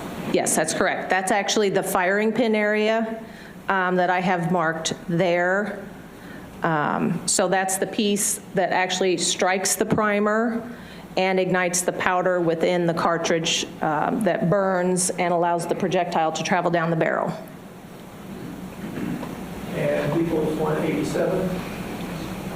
And again, is this, again, we're just moving that hairline a little further to the right, and again, you're comparing the marks on where the firing pin is. Yes.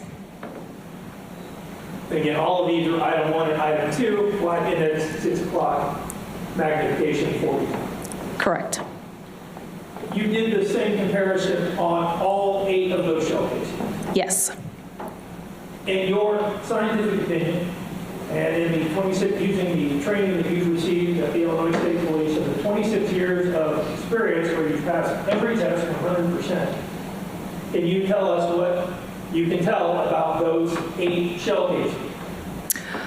All of the 8 shell casings that were submitted were fired by the same firearm.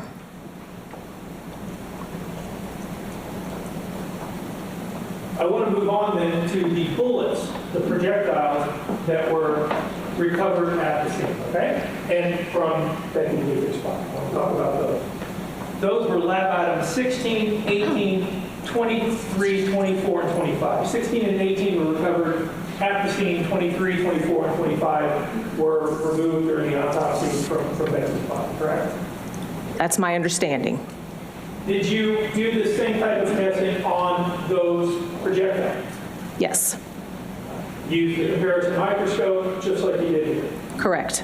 And again, you're looking for that same fingerprint, if you will, on each of those projectiles? Correct.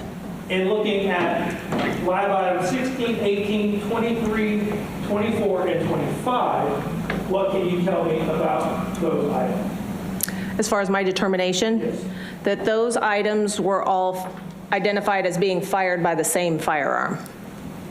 I want to talk about the shell casings at the scene and the bullets at the scene, okay? Specifically the bullets at the scene. In looking at those bullets and the markings, the rifling that are on the bullets as they've been fired, can you tell us what the rifling is and what that means? Well, the rifling, they're helical grooves that are manufactured in the barrel of a firearm, and the purpose of those is to stabilize the projectile in flight, similar to putting a spin on a bullet or on a football when you throw it. It's going to stabilize it so that it doesn't tumble. So rifling has that purpose, but manufacturers can design rifling differently in that the twist that they may put into the barrel could twist to the left, or it may twist to the right, the spin to the left, spin to the right. The number of lands and grooves designed. When you say lands and grooves, you have to tell us what that means. Sure. That's just the raised and lowered portions in the barrel that actually create the rifling. So you want to have a different depth to those pieces so that it will bite into the bullet and force the spin on it. And manufacturers can choose to vary in the number of lands and grooves that they use, and the actual width or the dimensions of those can vary. And based on the number of lands and grooves and the right or left twist, are you able to eliminate or include certain firearms as firing that particular bullet? Yes. And did we ask you to do that in this case as well? Yes.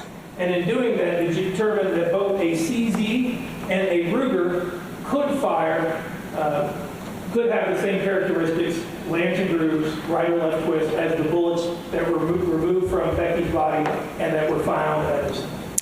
Those were manufacturers that were included in the list when I entered all of the information regarding the rifling and the measurements, yes. And to be fair, there were other firearms that would also have those same characteristics. Yes. But two of them were a CZ and a Ruger. Yes. You were also given a Ruger from the defendant's house to test fire and compare, is that right? I was given a firearm, yes. And did you do that testing? I did. When we say that, is it fair to say you basically fire that firearm, collect the bullet, collect the shell casing, and compare it just like you have here with you? Yes. The firearm that was found in the defendant's house was excluded from shooting the bullet or the shell casing that were recovered at the scene, is that right? The firearm I examined was not the firearm used for the, for an identification. Yes, correct. Now, you were also given 54 shell casings that were recovered in the defendant's basement. I did have additional cartridge cases, yes. And there were 54, is that right? Yes. 27 of them you were able to come up with a match, is that fair to say? Yes, I did. Let's talk about those 27 shell casings. You compared those 27 shell casings to each other. Correct. So you compared the 27 as a group, just like you have here with the comparison microscope and the hairline, looking for those specific fingerprints from them, right? Correct. What did you find as it relates to those 27 shell casings that were found in the defendant's basement? I determined that the 27 cartridge cases were identified as being fired by the same firearm. So those 27 shell casings that you recovered were all fired by the same By firearm? a single firearm, yes. By one firearm, those 27 all fired by one single intact firearm? Correct. Did you compare those 27 shell casings that we just talked about that were recovered in the defendant's basement on March 1st, 2023, to the 8 shell casings that were found around the body of Rebecca Bliefnick on February 23rd, 2023? I did a comparison of those, yes. Next slide. And here are we looking at one of the photographs from that comparison. Yes. So we have item 1 on the left, that's one of the 8 shell casings that were found around Becky's body. That's correct. And item 32-1 on the right, that was one of the shell casings that was found in the defendant's basement, correct? That was a part of the 54 cartridge cases, yes. And again, magnification 40 times, index black dot at 6 o'clock. You've explained to us that's just so you can orientate those shell casings to the same position. Correct. And again, did you move that hairline across the face of the shell casing? The 2 items, yes. You have 189. And again, that just shows that hairline moved to a different location. Correct. And after examining the 27 shell casings and the 8 shell casings and comparing them together, using your 26 years of experience and the testing and training that you received in those 26 years where you passed every time with a score of 100%, what can you tell us about the 27 shell casings found in the defendant's basement and the 8 shell casings found around Becky's body? The findings are that I determined the 8 cartridge cases in items 1 through 8, and then 27 of those 54 cartridge cases were identified as being fired by the same single firearm. One firearm fired the 27 shell casings in the basement and the 8 around Becky's body. Correct. The same firearm fired all those shell casings. That was my findings.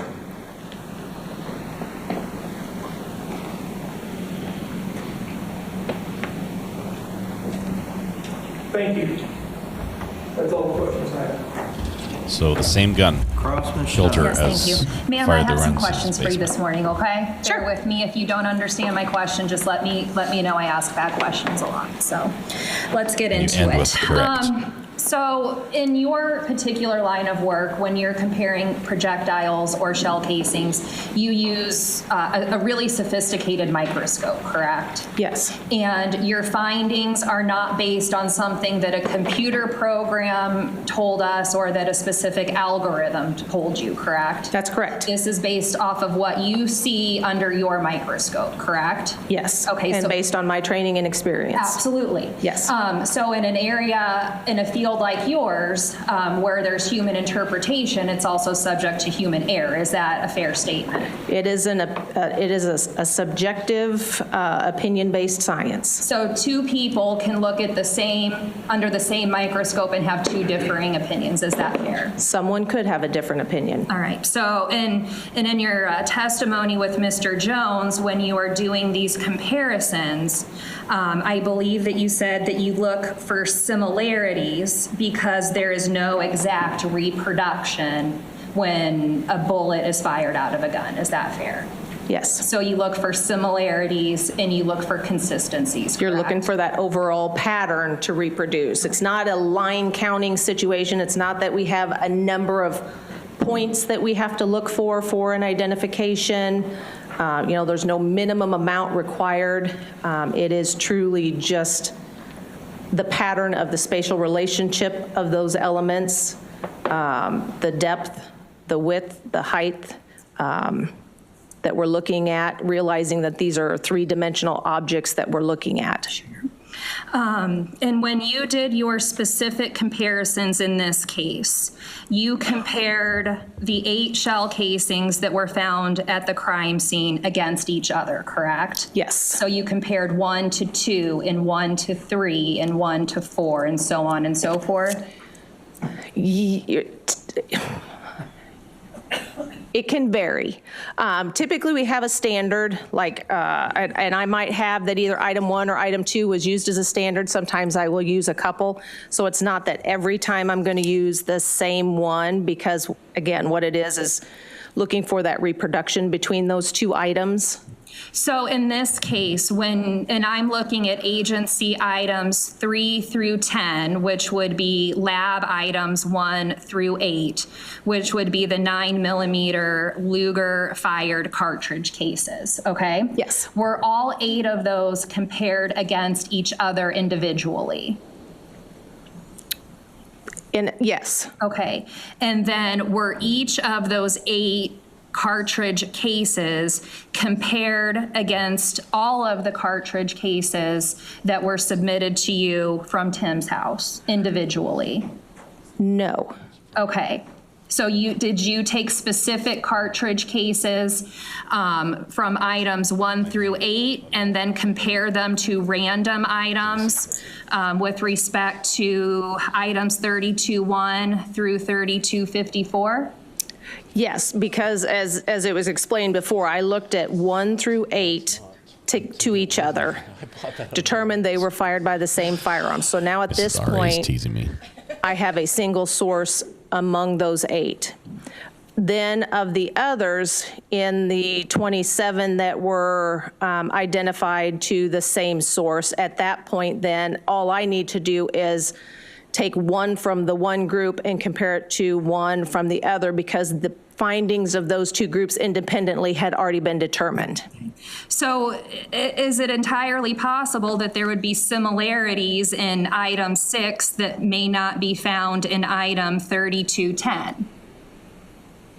I don't know that I understand your question. Sure. So you did not compare all 8 casings to all 27 casings, correct? Once you determined that those 8 casings were a match, then you took one of those items and compared it against the 27, correct? Correct. And you did not take all 8 of those casings and compare each of those 8 casings to each of the 27 casings, correct? Yeah, there was not a need to. Okay.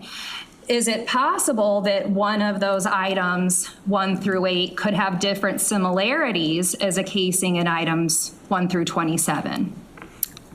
I don't know that, to me, different and similarities make sense together. Okay. They have You different stated earlier similarities. that you look for similarities and patterns, correct? Yes, I'm looking for a pattern reproduction. Okay, so you don't know if there is a difference in item 1 through 8 that may not have been identified in 1 through 27 because they were not all compared to each other. But they were all identified to the same source. I understand that, but 1 through 8 were not compared against, all of them were not compared against 1 through 27, fair? Yes, that's Okay. correct. Okay. That would be a lot of comparisons. And when Mr. Jones was asking you about the type of gun that these could have been fired from, he asked you about a Luger and a CZ, but there were also several other types of firearms that could be included as firing this type, or making these types of marks, correct? Having the same class characteristics. Yes. You know, it could be a Browning. Yes. It could be a Beretta. Yes. Any other type of gun with similar rifling characteristics, correct? H&K. But you were not provided a weapon in this matter that you could say fired any of these bullets or shell casings, correct? I did not make any identifications to the firearm that was provided. Okay, and the only thing that you could tell us is potentially what type of firearm fired these, but not which exact gun, correct? That's correct. Okay, and you certainly can't tell us that the gun you were given was the one that shot these bullets and shell casings, correct? Correct. Okay, and when you're doing the land and groove comparisons, do you need to have the weapon that fired those in order to confirm the comparisons with respect to the projectiles? No. Okay.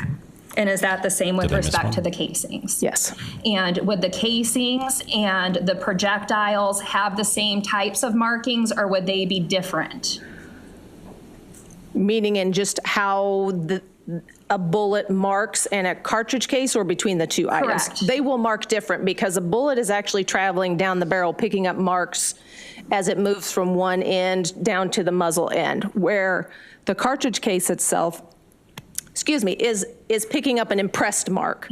So when the bullet travels down the barrel, it's kind of the equal and opposite action reaction thing. The force that pushes the bullet down the barrel is also going to push the cartridge case rearward into the breech area of the firearm. So these marks are just going to get an impressed mark on them, an impressed fingerprint, as the state's attorney is using. So it's not going to be a striated mark as it travels from one end to the other. So they have different types of marks. Okay, and so you look at a projectile differently than the way that you would look at a casing?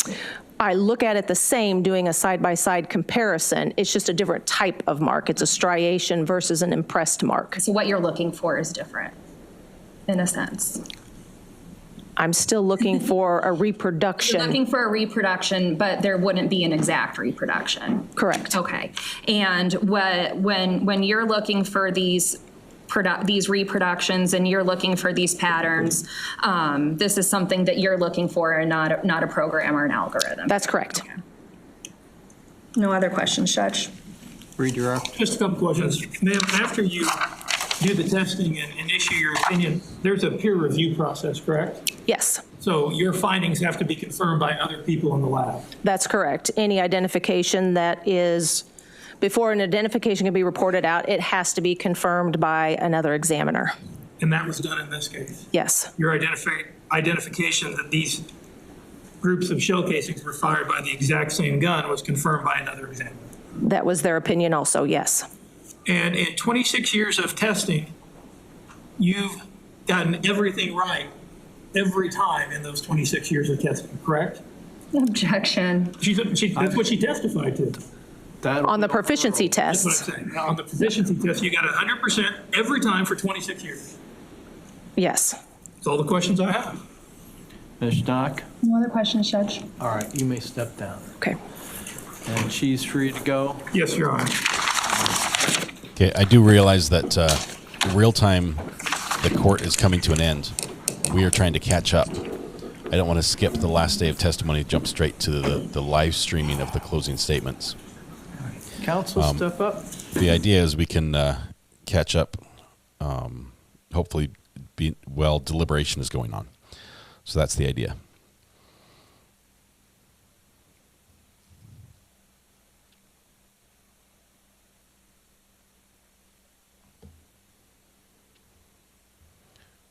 Getting weird messages.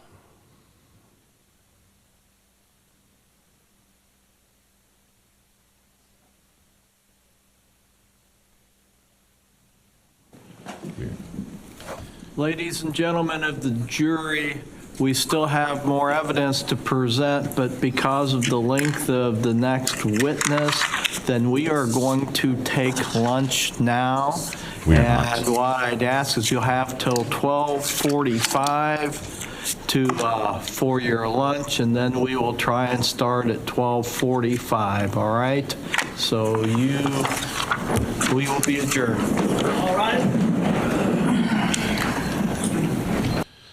We just had a strike. That was beautiful. Congratulations on the strike. Looks like we're getting another one right now.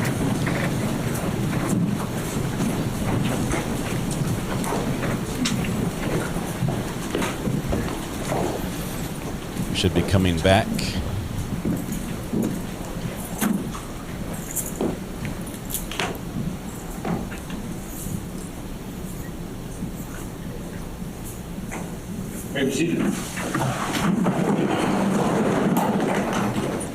All right, counsel, just for planning purposes, Mr. Jones, you have at least one other witness today? Just one other witness, and at that point, we would rest, Your Honor. Okay, and if we get done with him, we'll have things to discuss outside the presence of the jury. So once you rest, then I will release the jury for the day. And then are you going to need some time before we argue or meet, or what do you think, Ms. Schnock? Are you going to want a couple minutes after, or a little bit after they rest? Maybe 10 minutes. Oh, okay. Just not much. Just a little time. Okay. Yeah. All right. So why don't we do that then? We told the jury 12:45, so let's be back here ready to go by then. We'll do the state's witness, then the state will rest. I will dismiss the jury for the day, and then we can then we'll take a short break, and then we can argue our the upcoming motion and the upcoming motion. He knows what's coming.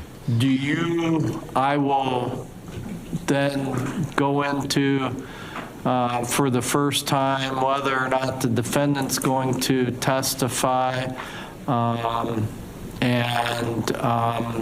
do you want to kind of look at jury instructions then this afternoon? I don't think jury instructions are going to take much time in this, Your Honor. Based on the preliminary instructions I've been given and the evidence that has come out so far, I don't anticipate many changes at all. Okay. All right, then let's do that. Then we will break for lunch. We'll be in recess. We put this signal up because it just sounds like they get a strike at the bowling alley when they do that. But we are now in break here, so we're going to cut here. This is the end of that video. We're going to jump to the next one. We have one more witness. I realize right now opening statements. Oh, we don't need Judge Darrow. But we have one more witness here today, and then we're trying to catch up to the closing statements that are beginning right now. So give me just a minute to grab this next video. Day 6 afternoon. Yes, that was good timing. You heard Judge Darrow and instantly come in with that. Okay, we have. Let's see. Day 6 morning. We need day 6 afternoon. An hour and 41 minutes of testimony in this one. Let's work the action there. There we go. We are on the record on 23 CF 170 People versus Timothy Bliefnick. Mr. Bliefnick is present in court along with his attorney, Ms. Casey Schnock. People appear by Assistant State's Attorney Josh Jones and Laura Keck. And ladies and gentlemen who are out in the audience, I would again remind you, you are allowed to have cell phones in the courthouse. However, they don't work. While you are in the courtroom, those cell phones must be turned completely off. and put away so they cannot be seen by security, because if your cell phone goes off or security sees you with your cell phone, they're going to ask you to leave, and you will not be allowed until the next day. That does not apply to the media, who is allowed to have their cell phones and or other devices out so that they can communicate with the public, but they need to wear the ID badges so that security can determine that they are in fact media, and so that they will not be hassled then by security. And having given that admonishment again, Mr. Jones, are the people ready to proceed? We are. Why the judge is like And trying Ms. to peer Schnock, around defend, this? ready to proceed? Yes, Your Honor. He's like, All right, then move let's this bring out in of the my jury. Jury gets a strike. Here they come.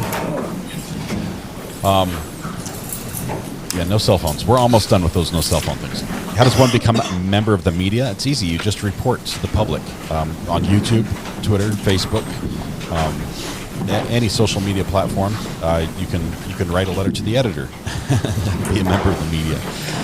There is no constitutional mandate or requirement there's no constitutional requirement that you have to complete a certain class, participate in a certain organization, or be a member of something to be a member of the media. It's not there. The session of the circuit court is not reconvened. You may be seated. I went to school for it. Good afternoon, ladies and gentlemen of the jury. We are continuing with the prosecution's case in chief. And Mr. Jones, you have additional evidence. I do, Your Honor. People would call Nick Eddy to the stand.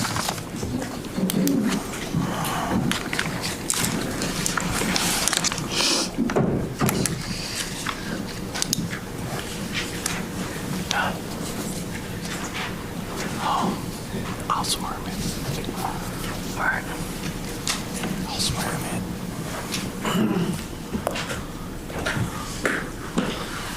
Detective, you'll step to the front of the courtroom.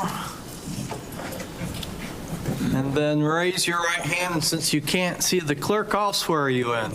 Do you solemnly swear the testimony you're about to give to be the truth, whole truth, and nothing but the truth, so help you God? I do. All right. If you'll have a seat right over here. We realize Court TV is showing the closing arguments right now. Then Please don't scoot up spoil to it. the We're going to table watch to the rest where of the you're testimony, and then we'll comfortable. pick that Bend up. the microphone in front of you, and then speak towards the microphone, please. You may That's a great inquire. idea. Thank you, Your Honor. Can you tell us your name, please? Nick Eddy. What do you do for a living? I'm a detective with the Quincy Police Department. How long have you done that? I've been a detective for 5 years, been with the department for about 10. Now, in that 10 years that you've been in the department, 5 years as a detective, have you received any special training or certification? Yes. Can you explain that or tell us about those? So in my position, I received specialized training in digital evidence area. So I deal a lot with cell phone evidence and being able to read that type of data when it comes in, or any other type of electronic data that we get through courses of investigations. Fair to say you're the electronic nerd in the Quincy Police Department? Probably fair, yeah. I want to talk to you first then about Becky's cell phone. Okay. We've heard evidence, and it's been introduced into evidence, the extraction from her cell phone.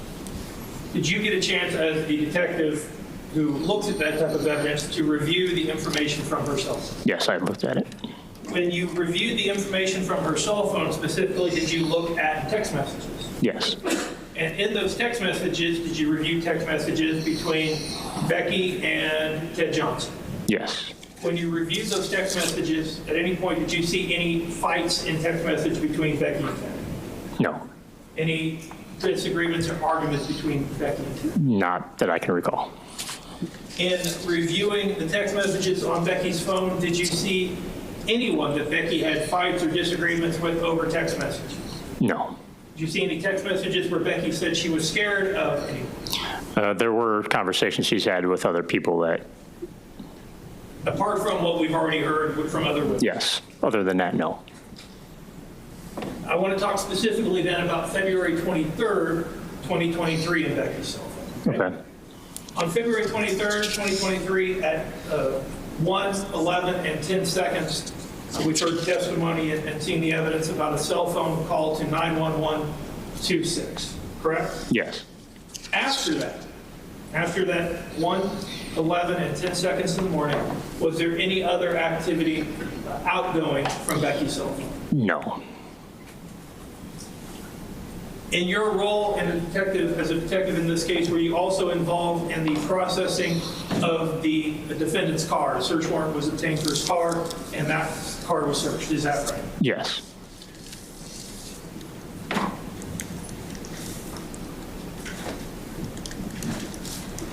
In that search, were there photographs taken of things that were found? Yes. I'm going to hand you what's been marked as People's Exhibits 166 through 170. There he is. There's our witness. You get a quick little peek, and that's it. If I can approach the witness, Your Honor. You may. I ask you to look at people 166 through 170. Tell me when you've had a chance to look through them. Okay. Are those photographs that were taken on March 1st, 2023, when the defendant's car was searched? It would have been March 2nd, but yes, those were photos, yes. And I apologize, March 2nd, when his car was searched? Yes. Do those photos accurately show what you observed when that car was searched? Yes. Your Honor, we'd ask that people's 166 through 170, I believe that's what I said, would be introduced into evidence. Any objection, Ms. Stock? No, Your Honor. They will be admitted, and you may publish them. Thank you, Your Honor. Of course you did.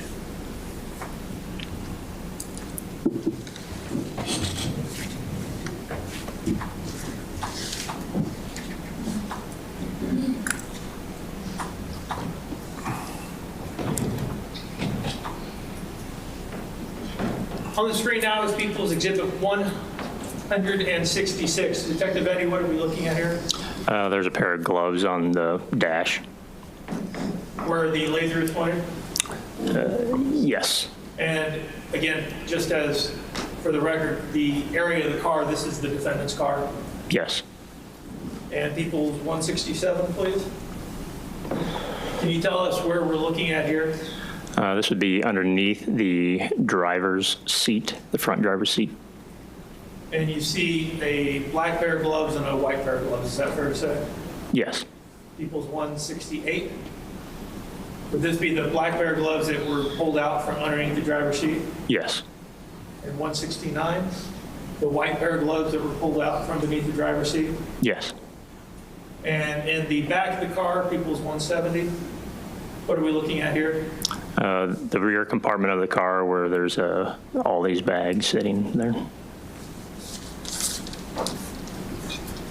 Okay. If I could approach a witness. You may. Handing you what's been marked as People's 222. Is that the only bag that was seized from the back of the defendant? Yes. We'd ask that People's 222. May be able to catch up this afternoon. Any objection, Ms. Stock? No, Your Honor. It will be admitted. Detective Eddie, in your investigation, did you also receive or apply for and receive a search warrant for a phone app called Our Family Wizard? Yes. And specifically, was that search warrant for messages between Becky Bliefnick and the defendant on the Our Family Wizard app? Yes.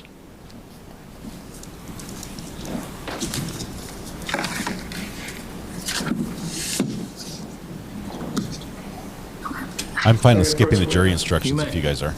I'm going to hand you what's been Wanna marked catch as up. People's 165. Is that the business records affidavit from Our Family Wizard as well as a CD containing the information that you have requested? Yes. And did you view that information? Yes. Your Honor, we'd ask that People's 165 being introduced into evidence. Any objection, Ms. Stock? No, Your Honor. 165 will be admitted. Okay. I'm going to hand you some photographs that are slides of the messages in 165. Ask you to review those.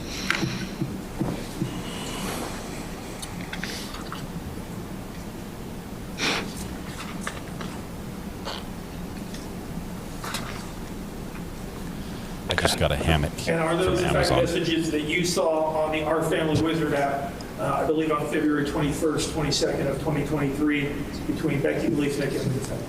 Yes. Your Honor, we'd ask leave to publish those. They've been introduced already under 165, and they're a subset of that information. You may publish those. And this is the last testimony of the prosecution's case. We're going to finish this up. It takes about an hour and a half more, and then we're going to go on to the final The video. first slide, detective, has been on believe it's February live now. 21st, 2023 at 7:46 p.m. It's a message from Becky Bliefnick to the defendant, and the subject is kids. Is that correct? Yes.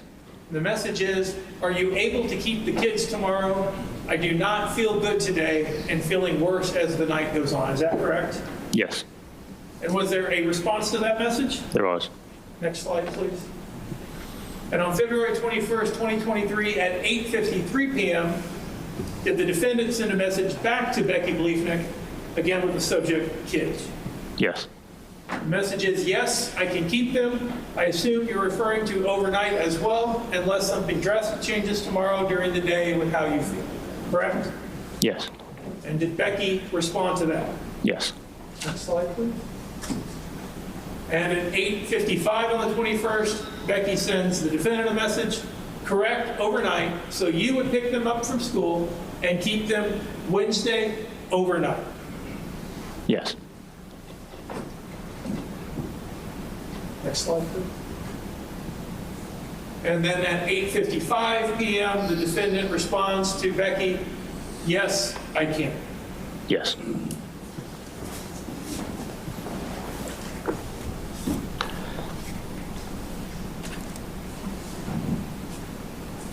And then at 8:56, Becky Bliefnick responds to Tim, to the defendant, okay, thanks. Yes.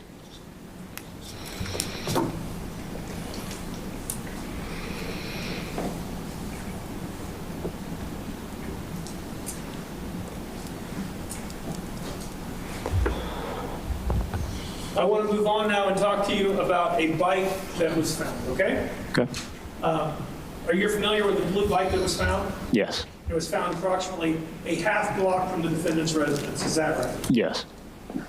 Were you involved in the handlebars of that bike being removed and sent for testing? Yeah, I assisted in that. They were tested only for DNA, correct? Yes. Can you explain to us the thought process behind it? They weren't tested for gunshot residue, they weren't tested for fingerprints.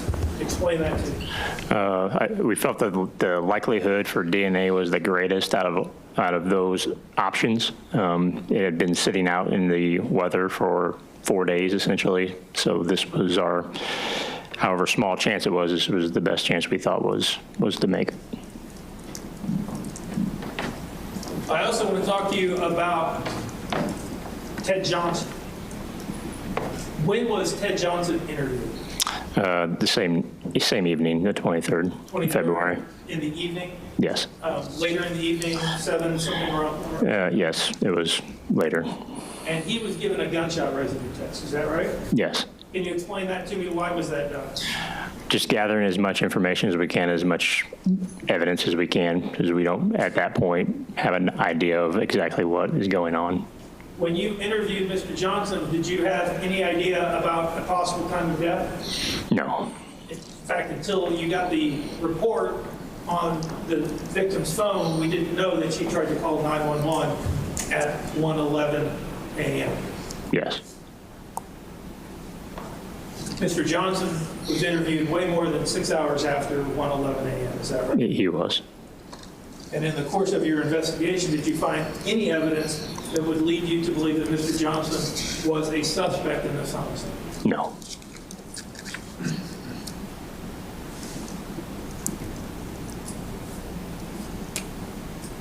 I now want to talk about different surveillance videos. In the course of the investigation, was there a canvass done of the entire neighborhood to determine if there were any surveillance videos available? Yes. And in that canvas, were videos found? Yes. Can you tell me from what locations those videos were found? 20th and Hampshire, the bus barn, as we call it, or transportation office. Then the NAPID videos, as we became to call them, at a residence on the 200 block of South 20th Street. And then the house directly west of Becky's house. Tell me how that happened, specifically with regard to the bus barn videos. How did you find all these different videos? I had assistance from another officer who took time to basically review videos and see if there was anything out of place or abnormal with them. And did you start with February 23rd? Yes. And when you started with February 23rd, did you see something unusual? Yes. Explain to me in a general sense what you saw on February 23rd that was unusual to you as a detective. There was a person on a bike riding in the direction of Becky's residence in the middle of the night in February, which is odd. Most people don't do bike rides in the middle of the night. Correct. Objection. That will be overruled. Most people don't do bike rides in the middle of the night. Correct. And most people don't ride the bike in the middle of February. Correct. After you found that bike ride on February 23rd, especially with the bus barn videos, did you then work backwards to determine if there were more videos that would be relevant? Yes. And when you did that, did you find more videos of a person riding a bike in the middle of the night in February? Yes. Then from there, you said you found a video at 224 South 20th, the NAPI video, as we've come to call it. And did you look to see if there were videos that would correlate with those other times? We did. And did you find some videos in the NAPI residence that correlated with the times for the Quincy bus barn? Yes. And as we've heard, there were video at Taylor Hyman, and did you look to see if that would correlate with the other videos? Yes. And did they all appear to correlate? Yes. Let's start then with February 14th, 2023, okay? There was video from the Quincy bus barn on the 14th at 2023, is that right? Yes. And that was approximately, you can pull up that video. That was at approximately 12:29 a.m., is that right? Yes.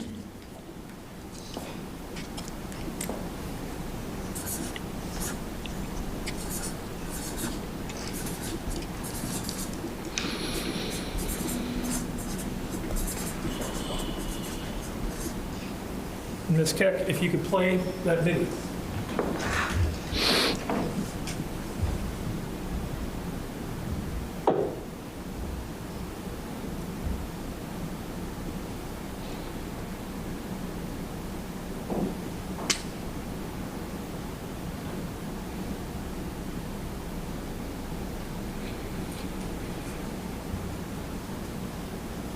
Now, Detective Eddie, to be fair, you can't, from that video, say who is riding that bike.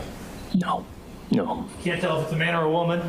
No. Can't tell if they're white or black. No. Can't tell if they're tall or short. No. Can't really say anything about them. Fair to say? Yes.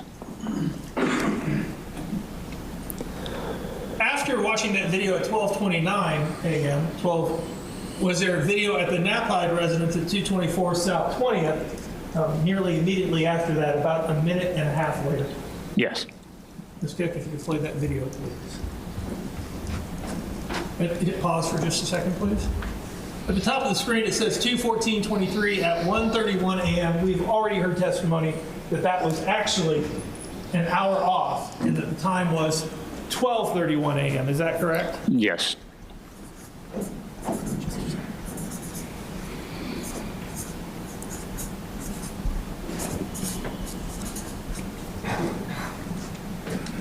Ms. Keck, if you please hit play.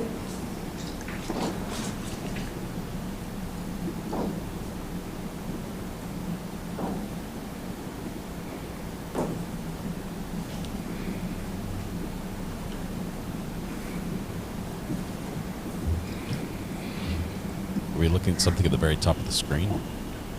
Detective Eddie, person on the bike riding north on 20th and then turning east on Prairie, is that correct? It was like outside the South field on of view. 20th and east on Prairie Avenue. And then east on Prairie. Yes. After looking at that video, did you then go to a video from Taylor Hyman on the 14th as well? Yes. And Ms. Keck, if you could hit that video and hit pause for just a minute. And that video's time was 12:37 a.m., correct? Yes.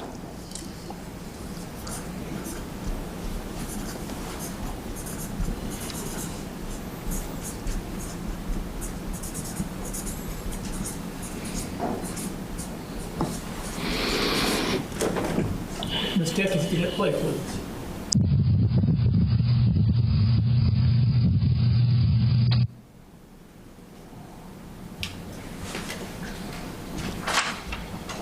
I'm not seeing what they're telling us we're supposed to see.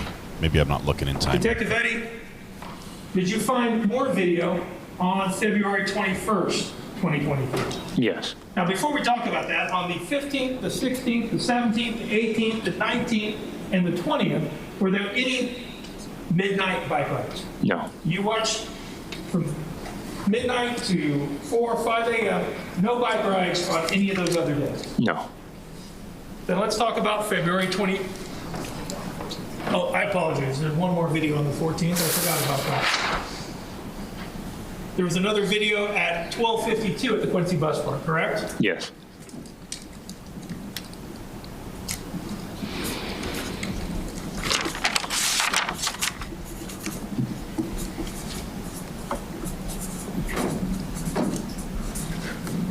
Ms. Keck, if you did play on it.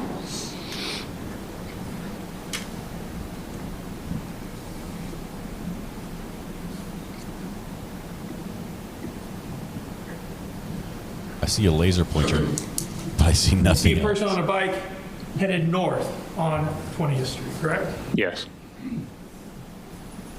You shared with us no video on the 15th, 16th, 17th, 18th, 19th, or 20th?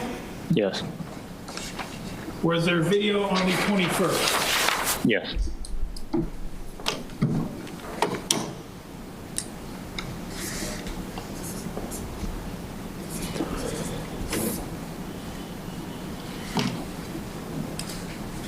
At 1 a.m., was there video from the Quincy Bus Barn? Yes. And what does that video show in a general sense? Person on a bike riding south on 20th Street. Ms. Keck, if you did play, please.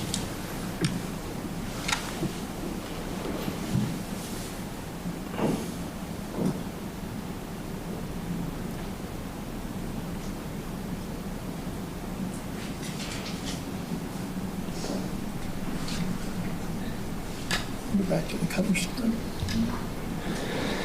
After watching that video, was there video at the South 20th residence? Yes.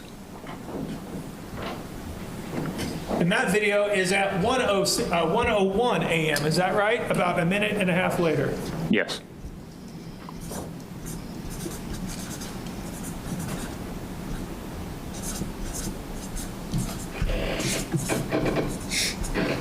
Maybe we'll see something on this. We're zoomed into the right area.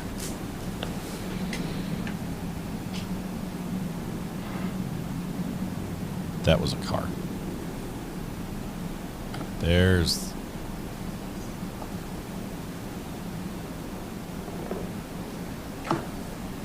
That's the bike. And again, Detective Eddie, do you see that person on the bike go south on 20th and turn left or east on Prairie? Yes. This is yesterday's afternoon court session. We're already on that one. We've There got is no queued video up from this the morning. Hyman residence on that day. No. At 1:17 a.m., is there video at the bus barn again? Yes.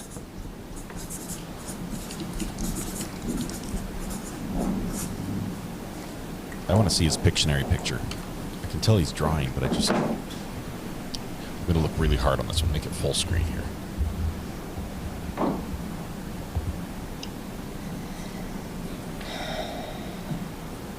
my goodness.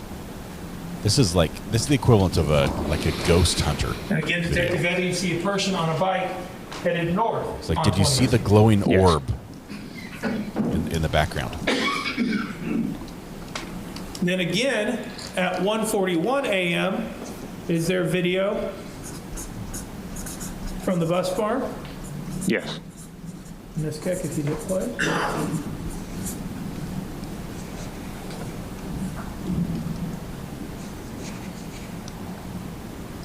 All I see is a laser pointer.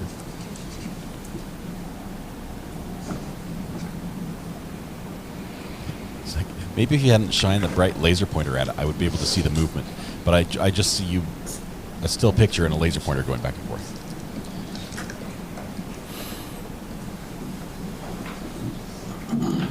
Maybe if we turn on the radio to static, it will speak to us. At 1:56 a.m., is there a bus barn video again? Yes. Showing a person on a bike headed north on 20th again? Yes.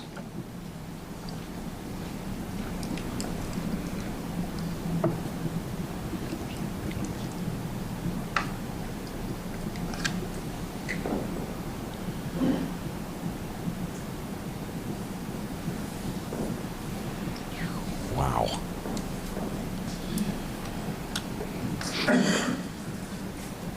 On the 21st, are those the only videos of a person riding a bike by the Quincy bus barn? It was a ghost bike. That was... Let's then move on. Did you see it? Did you see it? To the 22nd of February.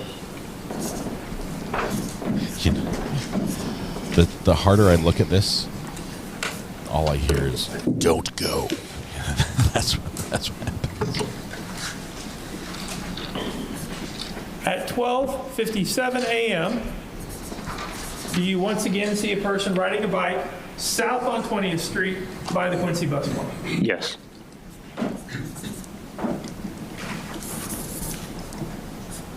I'm trying, guys. I'm really trying. I want to believe. Show me the bike.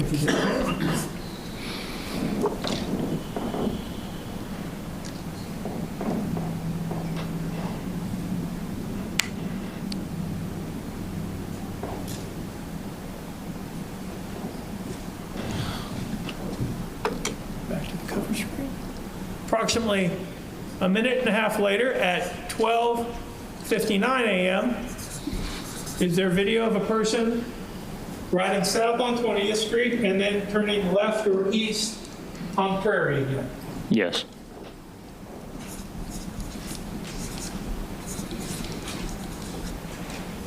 Ms. Keck? Here we go. Oh, I'm feeling it. I can feel the presence, but I can't see anything. I know you're there, Mr. Bicyclist. Speak to us.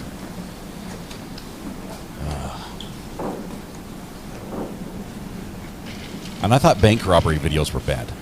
I've given bank robbery videos a hard time just because the images are so bad. You know where the bank robbery is going to be. And on the 22nd at 1:05 a.m., approximately 5 or 6 minutes later, was there video from the Hyman residence? Yes.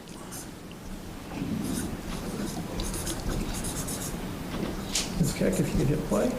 I got nothing. Only the prosecutor can see it. It's like the Emperor's New Clothes. Whoa, whoa, whoa. Hey, I saw that one. I saw that one, but he was not on a bike. That was walking.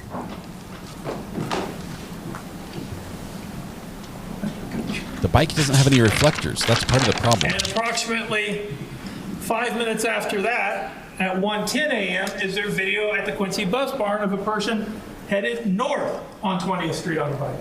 Yes. Ms. Keck, if you could hit play.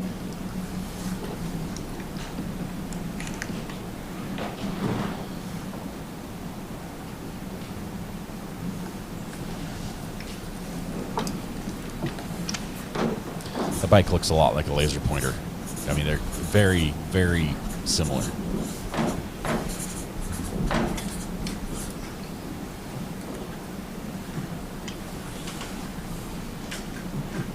Then about 30 minutes later, is there video from the bus barn at 1:46 of a person riding south on 20th? Yes. We're still the day before the murder, guys. So we've got a lot of ghost hunting to do.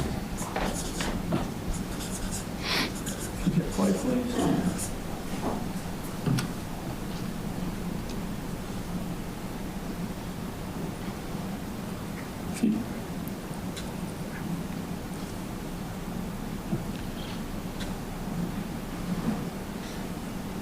Okay, there. I saw something. I saw like a shadow.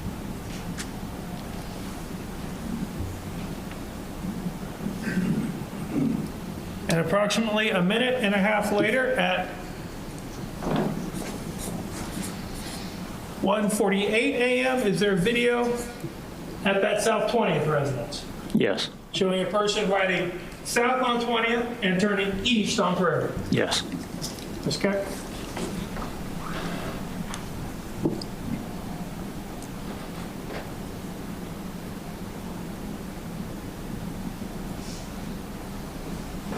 All I see is an unsteady hand with a laser pointer.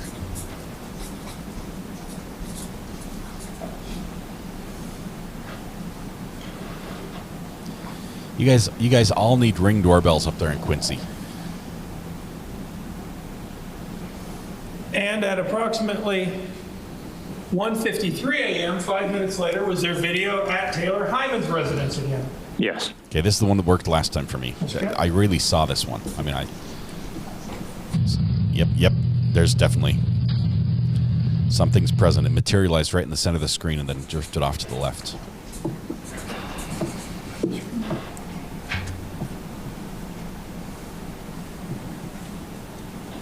And approximately 15 minutes after that, is there video at the Quincy Bus Barn again of a person going north on 20? Yes.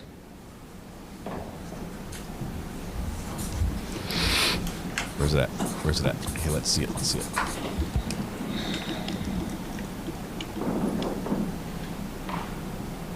Oh. Yes, but at the same time, that's a resounding no. Is that like a mark? It's a ghost. Let's move on to February 23rd, 2023.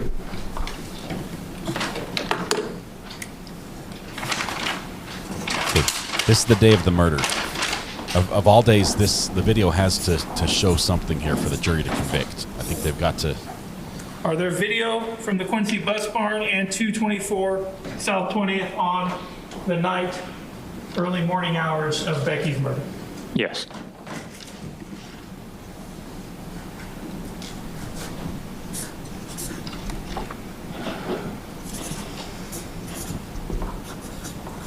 At 12:55 a.m., is there video of a person riding a bike south on 20th by the bus barn?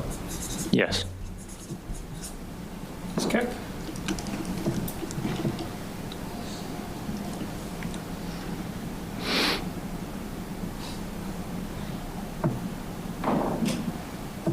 That's the same video. That's the same video. That same little blur, that little line that went across the screen, that's exactly the same. That's the wrong video. That was February 22nd. The bug flew right at the same time where the...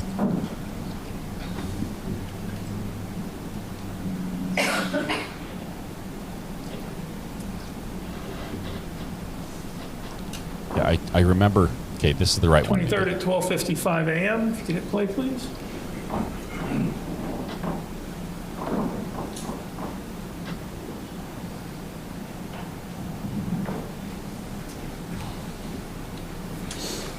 I want to believe. And Detective Eddie, It's just not approximately there. a minute and a half later at 12:57, was there video from Top of the screen. 224 South 20th? Yes. Top of the Again, screen. showing a person riding south on 20th Street and turning east on Prairie. Yes. Hit play, please.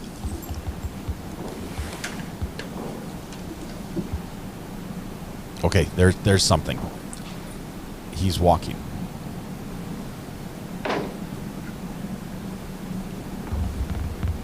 and then it disappeared into the bush. That was a walk. That was not a bike. And at 1:16 a.m., is there a video from the Quincy Bus Barn, again showing a person riding north on 20th Street? Yes.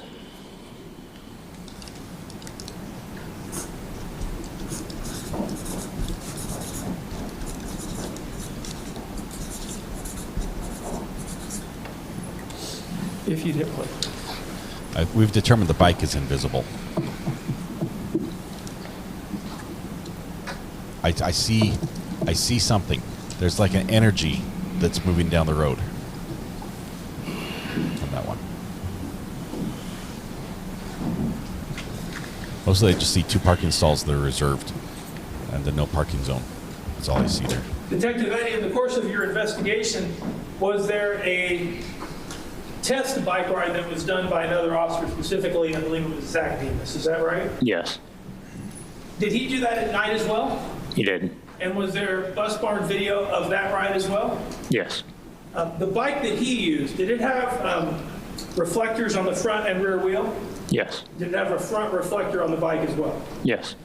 When you viewed the video from Zach Demas's ride, did you notice anything? Yes. What did you notice? Those reflectors. Your Honor, that's been introduced as part of the same Exhibit 162, and we'll be playing that next. We get to see the reflectors. Okay, now this is basically the ghost is going to be holding up a big bright sign for us to see, to say, I'm over here. I don't mean to make light of this, but these videos are so poor. I don't know how they can expect the jury to convict. This is the test ride. Oh, bingo. Bingo. I saw reflectors. I didn't see the bike. I saw the reflectors. Based on and that the laser. video, did you draw any conclusions about the bike that we saw on the 14th, the 21st, the 22nd, the 23rd? That it did not have those same reflectors.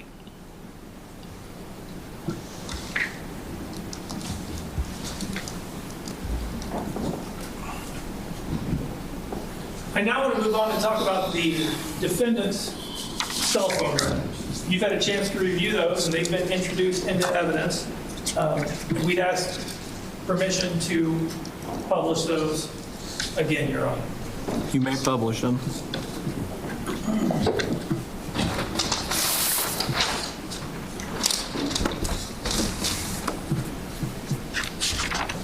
Did we already do the Pictionary? Because I don't know who's winning. Next slide, please. Next slide. Focus. Focus. On the 14th, Or not. when we see this person on the bike ride, is there any cell phone activity going on the defendant's phone? Are there any phone calls being made? Mr. Jones, I'm going to stop you. Said on the 14th. Please state the month. I apologize. On February 13th into February 14th, 2023, are there any phone calls going on the defendant's cell phone? Within that time frame? At this Within time this yesterday, a time cameraman frame, lost his correct. job. In fact, the last call on the 13th is 2/13/23 UTC time of 20:16:46. Did I read that right? Yes. So that would be 20 minus 6, so 2:16. 2:16 in the afternoon, correct? Yes. So from 2:16 in the afternoon on the 23rd, the 14th of February, until the 14th. I'm sorry, I misread that. I apologize. You go back. The 4th is UTC time. Yes, they're in UTC. The last time would be the 2/14/23 at 1:38:36 a.m. Is that right? Because that would actually be the day before the 13th. Yes. So that would be, help me out with the math here, Detective Eddie. So we're looking at 1:36 on the 14th, so we subtract 6 hours, okay? And you put me on the spot too. I know. Nobody can tell time. Well, 1:38 in the afternoon, or 1:38 in the morning, minus 6, so 7. Yes. 7:38 in the evening. Yes. I think that's a 6. 7. You're looking at the wrong one. One line down. Okay. 7:38 in the evening. Gotcha. Yes. And then the next call is the 14th at 7:32 UTC time, which is 1:32 in the morning. Yes.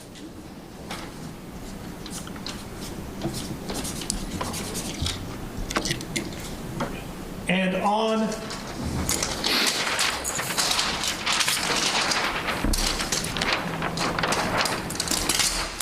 the 21st of 2023, you go forward, Ms. Cap.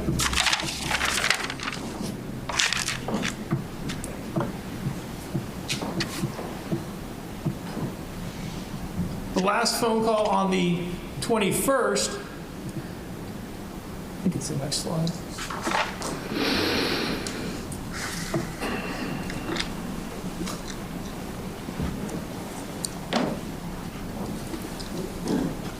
Is at UTC time 2/21/23 at 22:37:54. Yes. That's UTC time. We have to subtract 6, so that would be 16:37 or 4:37 in the afternoon. Yes.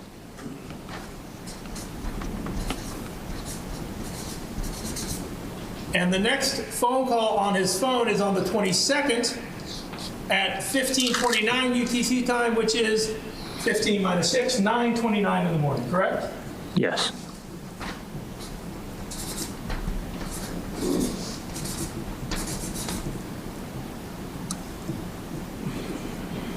And then we'll go on to the 22nd.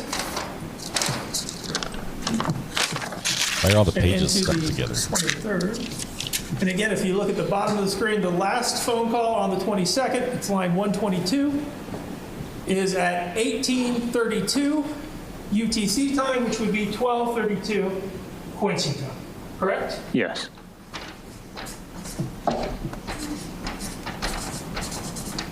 And the next call on his cell phone is not until 14:01 on the 23rd, which would be 8:01 in the morning. Yes.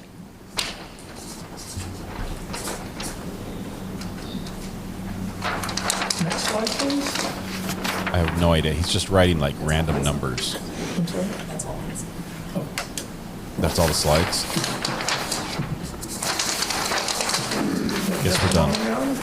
You may.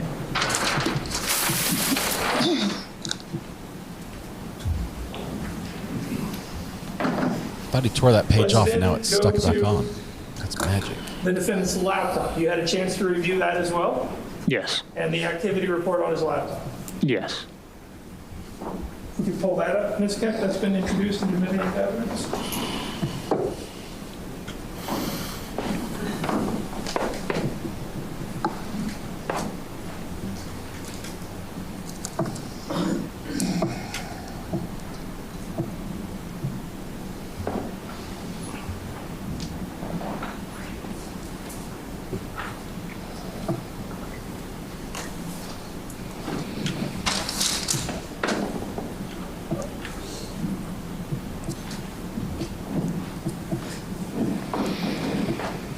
If we look at the screen, on the 13th of February at 14:02, 2:02 in the afternoon, he does something on his mailbox, or the computer is doing something on the mailbox, and then there's nothing that is done until the 14th at 1:10 a.m., correct?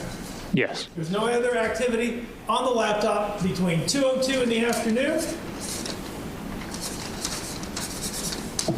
and 1:10 a.m. in the morning, correct? Yes.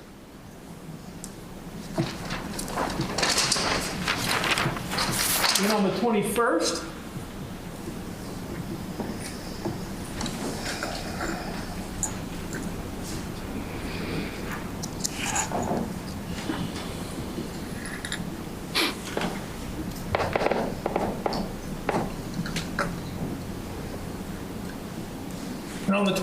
there is no activity on his computer from 2/21/23 at 20:27. That's 8:27 p.m.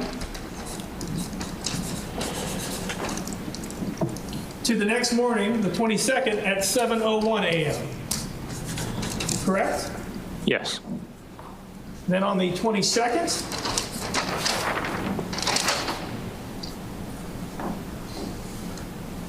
and into the 23rd, there's no activity on his computer from the 22nd at 8:05, 8:15 p.m. to 6:02 a.m. on the 23rd. Is that right? Yes.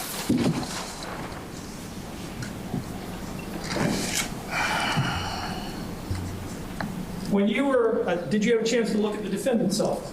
Yes. When you looked at his defendant's cell phone, was there information that you could glean about when that cell phone reports that the screen is locked or unlocked? Yes. And did you prepare a report based on that information about when his cell phone screen was locked and unlocked? Yes.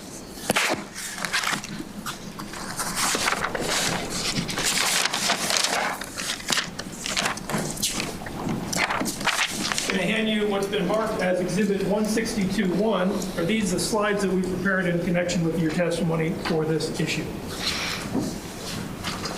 Yes. We'd ask Leaf to publish. They've already been admitted. They're part of Exhibit 162. You may publish them.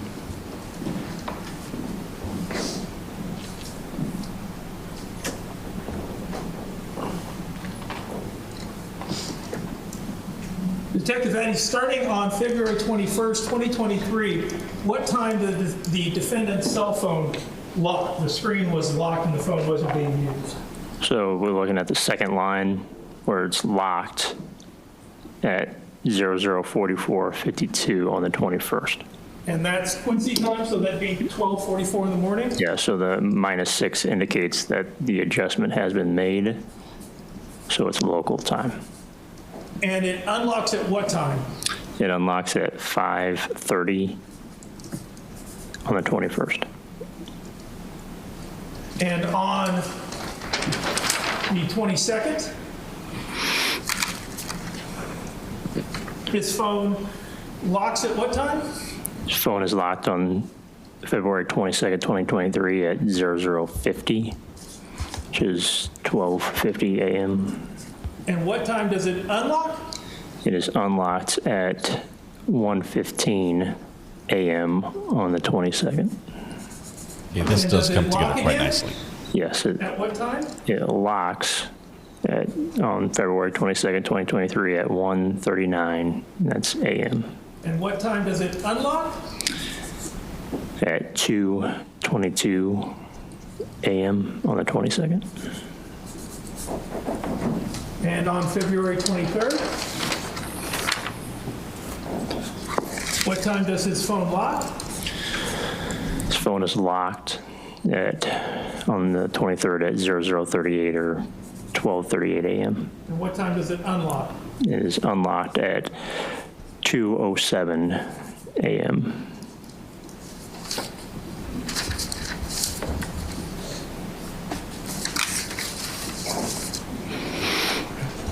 Mr. Jones, I'm going to stop you for just a minute because we're all going to stand up and stretch, all right? It's yoga time. Everybody's allowed to stand up and stretch.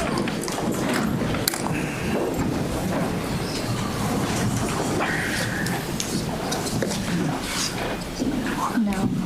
Yes.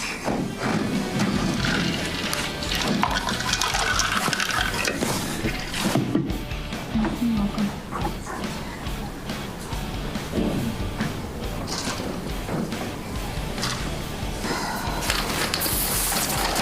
Some of those sign you're hearing is from the defense attorneys. Yes, it's legs day. I'm mostly working my legs. I'd asked the clerk to lead in calisthenics, but she declined, so you're on your own. It's okay, Judge. I got it covered.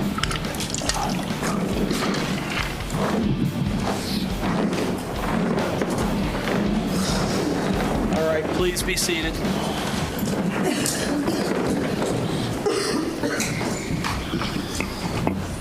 You may proceed. That was fun. In the course of your investigation, did you also execute a search warrant for a fitness band that the defendant was wearing when the search warrant was served, what's commonly referred to as a Whoop fitness band? Yes. And did you receive information from that Whoop fitness man? Yes. Your Honor, that's been admitted in evidence previously, and I'd ask permission to use that information. You may publish excerpts of that information.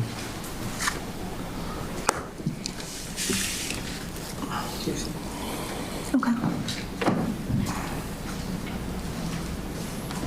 If we get to the first slide, please. Detective Eddie, Peoples 156, what are we looking at here? The Whoop fitness strap that was collected from the defendant. And is there a specific serial number or item number that's associated with that Whoop armband? Our evidence number is item number 110. I'm talking about with regard to the item itself, the serial number for that item. Yeah, there's an ID number for the device. It's in the lower right-hand photo of 4A0542044.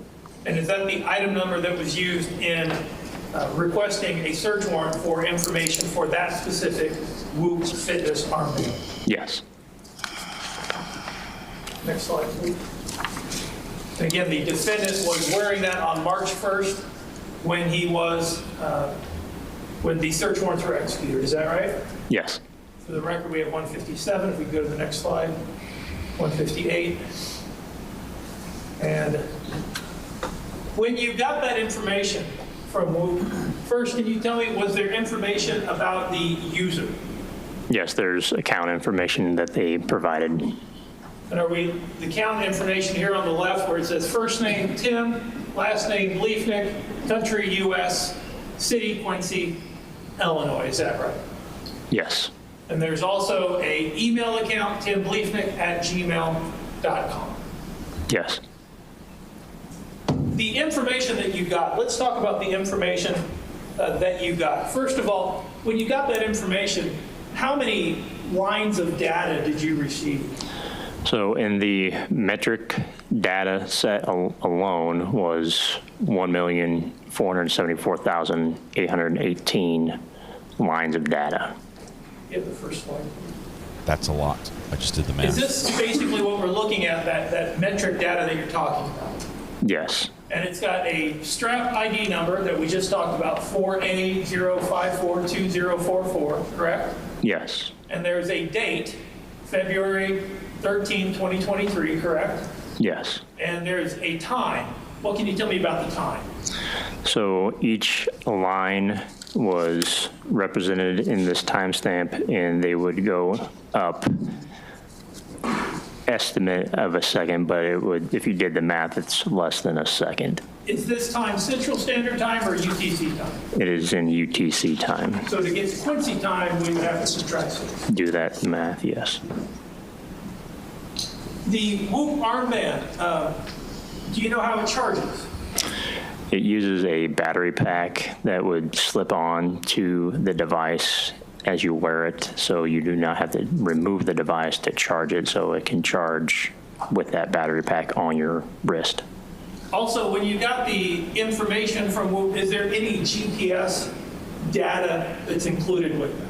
They did not provide any GPS data. The Whoop doesn't have GPS capability. None that they provided. And you reviewed all 1,474,818 lines of data, as you talked about, second for second, that it's providing information, correct? Yes. And how does that work? The Whoop provides information to the phone, and the phone uploads it to the cloud? So there's a Bluetooth connection that's established between the device and whatever phone it's paired with, and then that information is relayed to Whoop via the internet through a cloud connection. Now, when you got this information, you already had all the videos, correct? Yes. And did you look at the Whoop data, the second for second, to determine if there was any correlation between the Whoop data and the videos that you already got? Yes. And were there? There were. Let's talk about those correlations. First, on February 14, 2023, was there a period of time when there was a change in that second for second connection to the phone? Yes. So if we look at this data, this is on February 14, 2023, same strap ID number, right? Yes. And it starts at 6:00, 20 seconds, but as we know, you have to subtract 6, so that's midnight and 20 seconds. Yes. And we have midnight and 21, 22, 23, 24, 25, 26, 27, 28, 29, and then it changes. Yes. There's a gap of 1 hour, 10 minutes, and 10 seconds. Is that right? Yes. Help me out. It stops connecting to the phone at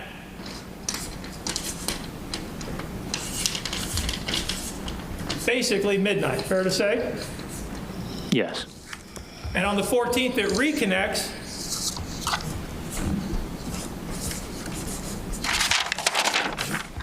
at 1:10 a.m. Is that right? Yes. Well, what about on the 21st? Was there another gap in time? Yes. Next slide, please. And on February 21st, 2021, it stops connecting to the phone at 12:45 a.m., correct? Yes. And then it starts reconnecting to the phone at 8:11 UTC time, which would be 2:11. Correct? Yes. What about on the 22nd? Were there, in fact, 2 gaps in time? Yes. Next slide, please. The whoop disconnects or stops relaying information to the phone at 6:42 UTC time, which would be 12:42 a.m., correct? Yes.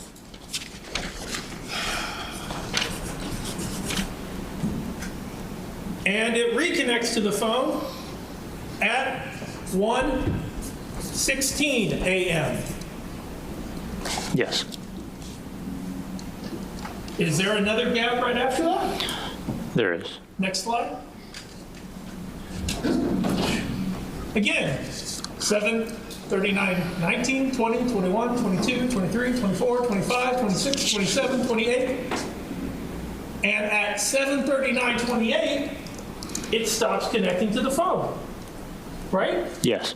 That would be 1:39 a.m. Quincy time, wouldn't it? Yes. And it reconnects to the phone at 18:19 Quincy time, which would be 2:19 a.m. Yes. And on the 23rd, is there another gap in time on the defendant's whoop? Yes. Next slide, please. Midnight, 36 minutes and 43 seconds, 44, 45, 46, 47, 48, 49, 50, 51, 52. And at 12:36 a.m., it stops connecting to the phone. Yes. And at 2:01 a.m., it starts reconnecting to the phone, correct? Yes. We're looking at Scott Peterson. As long as we can get the video feed, we want to do that one. You look through all 1,474,818 lines of data. On the 15th, the 16th, the 17th, the 18th, the 19th, are there any significant gaps? Not during that time frame. On the 24th, the 25th, the 26th, the 27th, the 28th, Were there any significant gaps in that same time frame? No.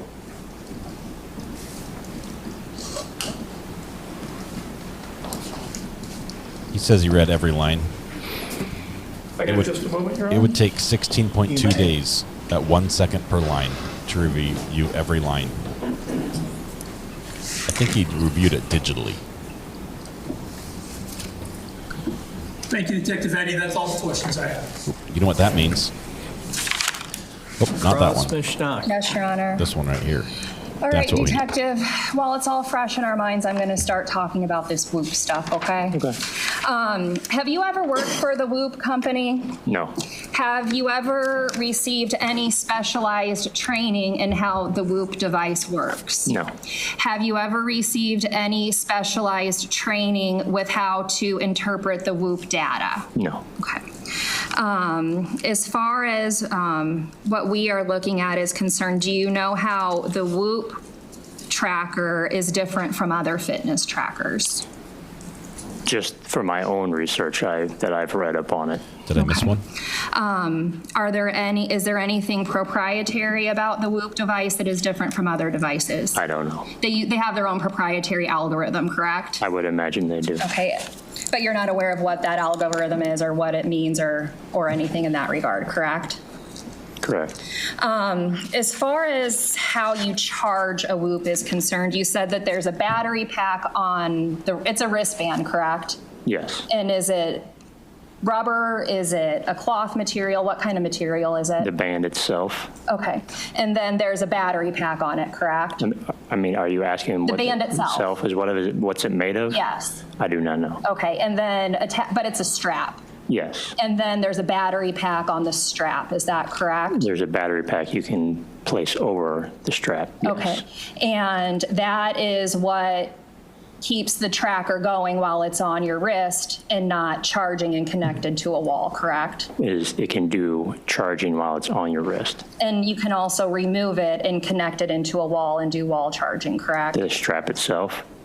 The battery pack. The battery, that's how Yes. you would charge the battery. Yes, is and to you can plug it in. And you can remove that battery from the strap, correct? Yes. And you can plug it into a wall and you can charge it that way, correct? The battery pack, Yes. yes. That's how I would imagine it would happen. Sure, so you don't have to have it on your wrist to charge it, correct? You do not have to have the battery pack on your wrist to charge the battery. Thank you. Okay.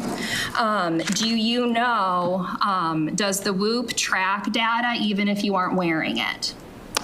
There's a certain amount of data that the strap will retain, according to the information that I gleaned from my research, that will stay on the strap, and then once it connects to the app, it will upload to Whoop. Okay. And as far as the actual strap is concerned, that data that strap collects is then transmitted via Bluetooth to the phone that it's connected with. To the phone's application, yes. Okay, so then there's an app that you download with this fitness tracker, To pair correct? with it, yes. And that would be on a phone or a tablet or any place else you could put this kind of app, correct? Yes. All right. And the fitness tracker will sync with the app, correct? Yes. And that's done through Bluetooth, correct? Yes. So if there's no Bluetooth connection, the data can't sync. Is that correct? That would be my assumption, yes. Okay. And so even though the data may not be there on the application, once you sync it, it would show up. Is that fair? It's fair to say that. Okay. And then do you know with this particular fitness tracker, can you also manually input data that the tracker may not have collected? I do not know that. Okay. Before you got the data off of the Whoop device, did you make sure that it was properly synced to make sure all of the data was collected off of that tracker? I don't understand the question. Are we making sure that Whoop data or the Whoop strap is connected to the phone? Yes. Track cracks, That I don't know. cracks for me. Hang on. Okay. Do you know if there would be any gaps in Bluetooth connectivity during the times that you're talking about? I don't know. Okay, so if it's not connected to Bluetooth, it's not transmitting the data, correct?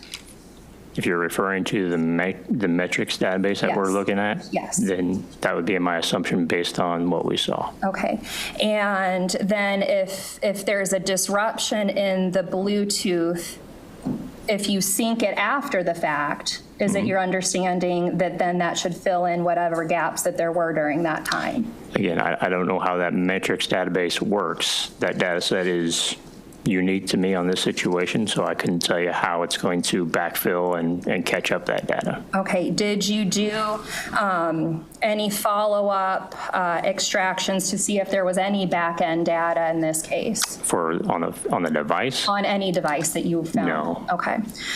So the device that you have, or the information that you have is the information that you were able to extract and make sense The out of? information we had came directly from Whoop. Okay. And then you interpreted the data, correct? Yes. This wasn't somebody that Whoop came and explained this to you or said this is what this means and this is what that means, correct? We were given, within that data set that we were provided by Whoop, they gave us a brief explanation of the data within that information. Okay. And in reference to People's Exhibits 161, the only thing that you can say with any certainty during these time periods is that the Whoop tracker was not connecting to the phone that it was attached to. Say that one more time. Sure. So you referenced some gaps in here. Okay. So for example, in People's 161-1, you said that there was a gap at 12:42 between 12:42 and 1:16 on February 22nd, 2023. Okay. So is that gap simply the Whoop tracker not connecting to the phone that it is registered to? I mean, if you're asking me for my opinion, I can tell you. I don't know what exactly is happening, but I can tell you what I believe is happening. Well, if you don't know what's happening, I don't want you to guess. Okay. So if you I don't know what you don't I don't know Okay. what is happening. That's now. fair. I appreciate Okay. your honesty, Detective. Excuse me, moving on. You Sorry, talked neighbors were about yelling. searching We need Tim's help. car. Yes, Were you there for the search of Tim's car? I was. And during that search, he was cooperative and he actually told you and other officers where certain things were that you were looking for, correct? I wasn't at the scene when that vehicle was collected, but I was there when we searched the vehicle the next day. Okay. And were there swabs taken from the inside of his vehicle for further testing? We did collect swabs. And what did you guys take swabs of, if you recall? I don't recall exactly what all we took swabs of. Would you have swabbed the steering wheel? Usually we do. And was that for things like DNA and gunshot residue? It would have been for DNA. Okay. And you also found a pair of gloves in Tim's car that day that it was processed, correct? 3 sets of gloves. Okay. Yes. And were those gloves sent off to the lab for I don't testing? believe we sent those off, no. Okay. Did you check the size of any of those gloves to see if they were adult or child size gloves? I didn't check the size, but just by looking at them, they were adult sizes. Okay. But you didn't check to confirm, correct? Correct. As far as other searches that are concerned, you and other detectives also searched certain items of Ted Johnson's, correct? Yes. Including his gun safe, correct? Yes, And was there a bag with Becky's name found in that gun safe? there was. And did it have just over $13,000 in cash in that bag? Yes. As far as the messages are concerned between Tim and Becky on Our Family Wizard that you previously testified to, they were not arguing about picking up the kids, correct? No. There was no disagreements about Tim taking the kids, correct? No. Nobody was mad at each other because there was a last-minute scheduling change that week, correct? Correct. And there were no threats in those messages, correct? No. 2 people making arrangements for their kids, correct? Yes. As far as the bike is concerned, the blue bike that we've been talking a lot about, when was the first time that you personally saw that bike? The date we collected it, that date escapes me right now, but it was whenever Inspector Hollensteiner found it. Okay. Do you know the whereabouts of that bike the day before you saw that? The whereabouts of the bike before I saw it? Yeah. No. So when you told Mr. Jones that that bike had been outside for 4 days, you don't know that that bike had been outside for 4 days, correct? The time span from when we found it to the time of Becky's murder was 4 days. But you don't know where that bike was in the previous 4 days, correct? No. You don't know if it was kept inside or outside, correct? No. Ms. Stock, I'm going to stop you. If I could have counsel approach, please.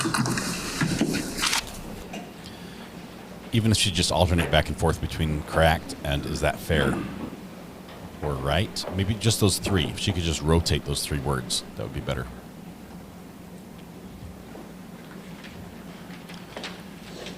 And they blurred the image. Ladies and gentlemen, I need the court report of the defendant back in the room there. While we're gone, you're welcome to stand up and stretch while we take your. Okay, so judge calls an audible. Let the bowling commence. Judge calls an audible, makes his own objection, and is taking the court clerk back to the back room to make a record. Everyone's headed out. I don't know. I don't know what is happening. There was no objection. I heard no objection. He said that he was going to stop her and lock him up.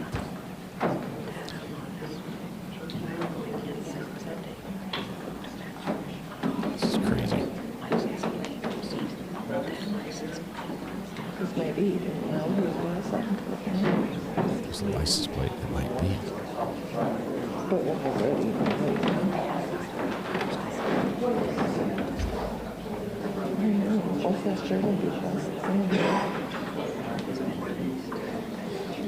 Court reporter and the defendant.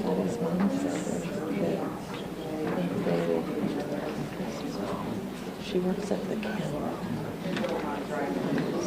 Friday mornings, just for, well, from 9 to 11:45. She's not there very long. And she hasn't been volunteering, but maybe a couple of minutes. So she's fairly young. But a lot of the girls live from somewhere, probably church or something. You know, they all go to church together. Heard all the girls go to church together. He's cautioning her about hitting 100 cracks in one day.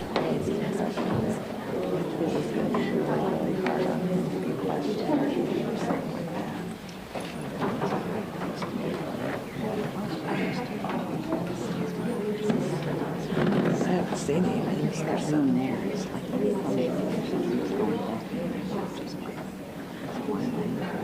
Oh, okay. Yeah, I saw when we came in and the chairs anyway. We talked about the judge a little bit. We haven't talked about the judge's wife, who appears to be very active on Facebook discussing things about this case.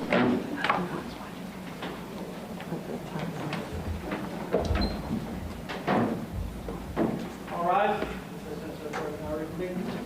Judge is coming back in.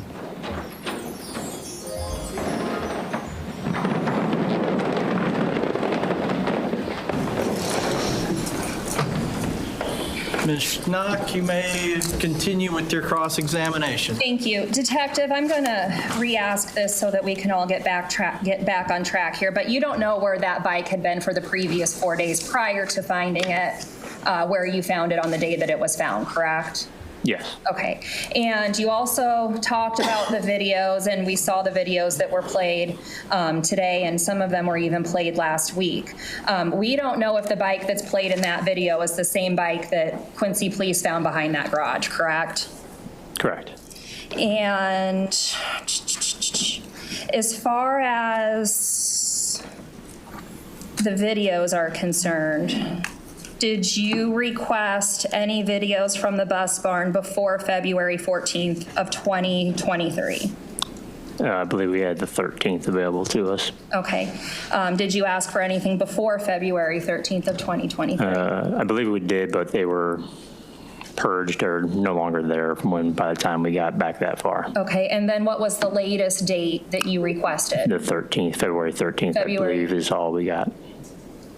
So what were the dates that you requested video from the bus barn? All the dates that we could get from as far as they could go back to the 13th till the 28th is when we got the last one. So they searched from February 13th to February 28th, correct? Yes. Between the hours of midnight and 4 o'clock, correct? I believe so, yes. There were no requests made for any video before February 13th, correct? We asked to go back as far as we could.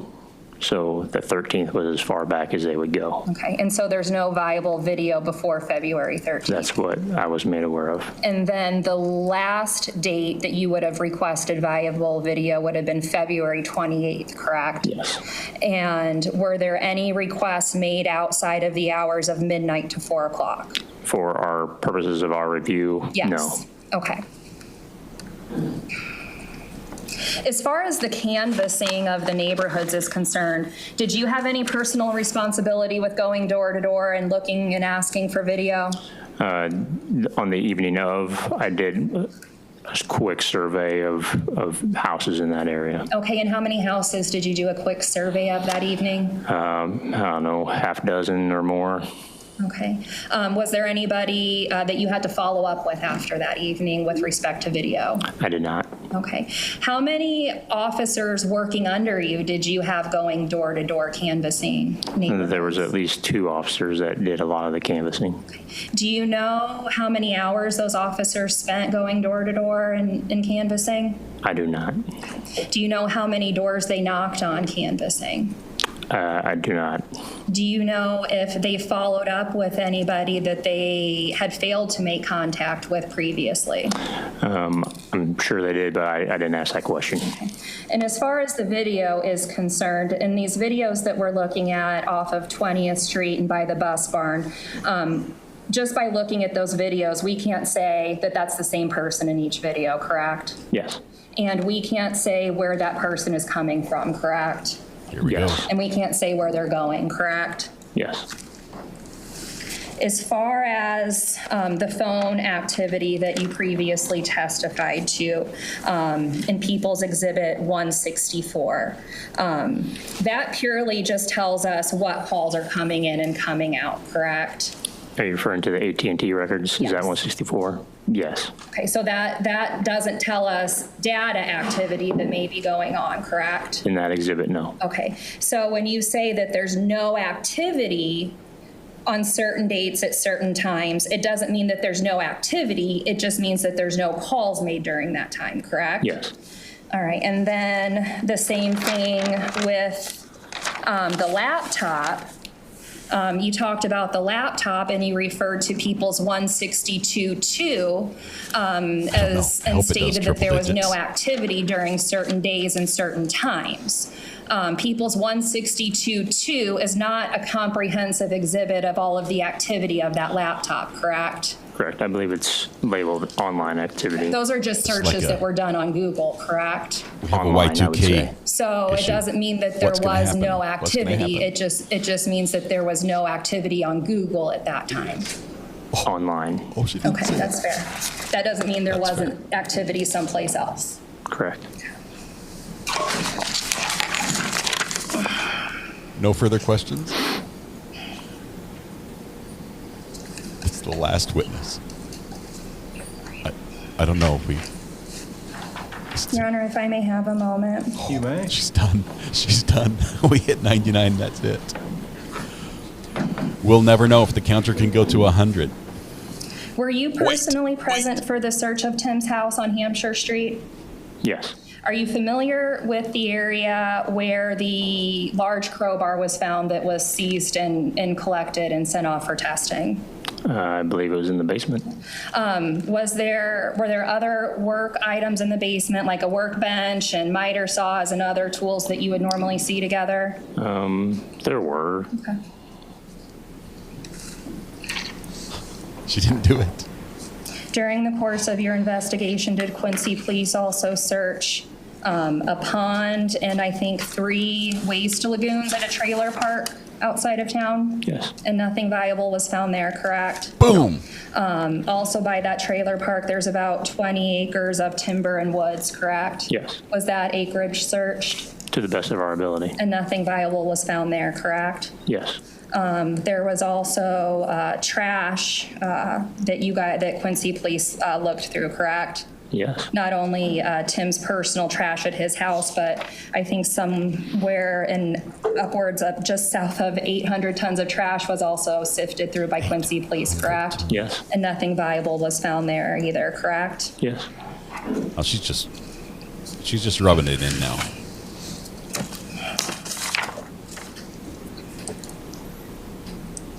Your Honor, I don't have any other questions.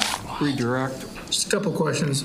With regard to the screen lock activity report, the phone would show that it was locked from 12:44 a.m. on the 21st to 5:30 a.m., correct? Yes. Which would indicate that it wasn't being used during that period of time, correct? Yes. And on the 22nd, it was locked from 12:50 a.m. to 1:15 a.m., which would indicate the same, correct? Yes. And then from 1:39 a.m. to 2:22 a.m. on the 22nd, it would indicate the same, correct? Yes. And February 23rd, it was locked from 12:38 a.m. to 2:07 a.m., indicating it wasn't being used, correct? Yes. And with regard to the WHOOP data, the only gaps on the WHOOP on the 14th, 21st, 22nd, and 23rd are when we see a person on the bike and on the video at the Bus Barn, Napa, and Hyman residence, correct? Yes. On the other days, when we don't see that, the 13th, the 15th, the 18th, the 19th, the 13th, the 15th, the 16th, the 17th, the 18th, the 19th, the 20th, and all the time after the 23rd, there's not a gap, is there? No. That's all the questions I have. Ms. Schnock, you want another? You want another correct? Any other questions? All the damage is done. All right. You may step down. Thank you. All right. And is he free to leave? Yes, Your Honor.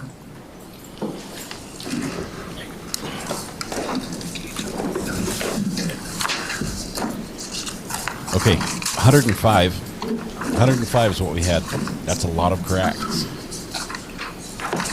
Judge still trying to look around the Pictionary Additional board. evidence, Mr. Jones. Could I have one moment? You may. State's about to rest, and then we're going to skip jury instructions and go straight to state's closing Judge, at arguments. this point, I believe all the evidence that we've introduced has been admitted and published. With that exception, if there's something that we've missed, I'd ask to deal with that. But with that exception, the people would rest. He reserves the right to fix any mistake he made. Let me search with you. Ms. Keck's gone through it, and she assures me it's all been done.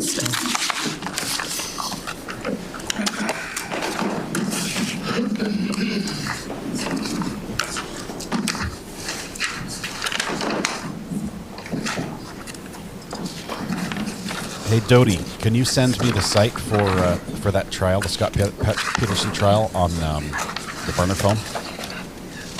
Do !burner or email. Little paper ASMR going on here. Judge, all the evidence that we wanted admitted and published has been done. All right. There we go. The court records also show that everything that was offered has been admitted or ruled on. So the people now rest. Ladies and gentlemen of the jury, because the people have rested, then there are several matters that we need to take up outside your presence. So what we're going to do is I'm going to let you break for today. You'll need to be back tomorrow at the same time. try and be there by 10 till 9, and then we will start again at 9 o'clock tomorrow. I would tell you, again, you've only heard part of the evidence. You haven't heard the law that applies to the case, so you are not to make any decisions or reach any opinions on this case until you've heard all the evidence and So be the state rested instructed you, should on have the heard. law. And then again, I would tell you that you should not do any independent investigation or research on any subject or person relating to the case. What you may have seen or heard outside the courtroom is not evidence. This includes any press, radio, or television programs. It also includes any information available on the internet. Such programs, reports, and information are not evidence, and your verdict should not be influenced in any way by such material. For example, you must not use the internet, including Google, Wikipedia, or any other source that you might otherwise use to search for any information about the case or the law which applies to the case or the people involved in the case, including the defendant, witnesses, lawyers, and judge. During the course of the trial, do not communicate with, provide information personally, in writing or electronically to anyone about this case, not even your own family or friends, courtroom personnel, and also not even among yourselves until instructed otherwise. You must not provide any information about the case to anyone by any means at all, and this includes posting information about the case or your thoughts about it on any device or internet site, including blogs, chat rooms, or any social networking websites such as Twitter, Facebook, or any other means. You cannot use electronic devices or services to communicate about this case, including cell phones, smartphones, laptops, the internet, and any other tools of technology. The use of any such devices or services in connection with your duties is prohibited. And then, ladies and gentlemen, I would thank you, and you are free to go for the day.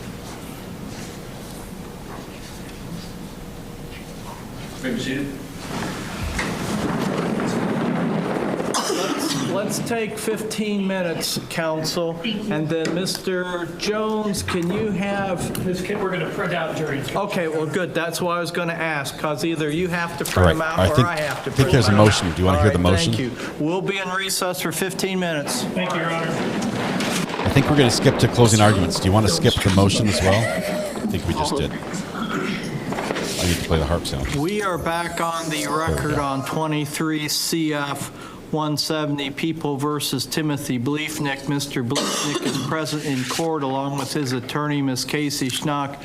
People are present by Assistant State's Attorney Josh Jones and Laura Keck. The jury is not present. And Ms. Schnock, you wish to make a motion? Your Honor, I do, and just as a matter of record keeping and housekeeping, the written motion will be filed at a later date. That's fine. Okay. I have no objection to that, Your Honor.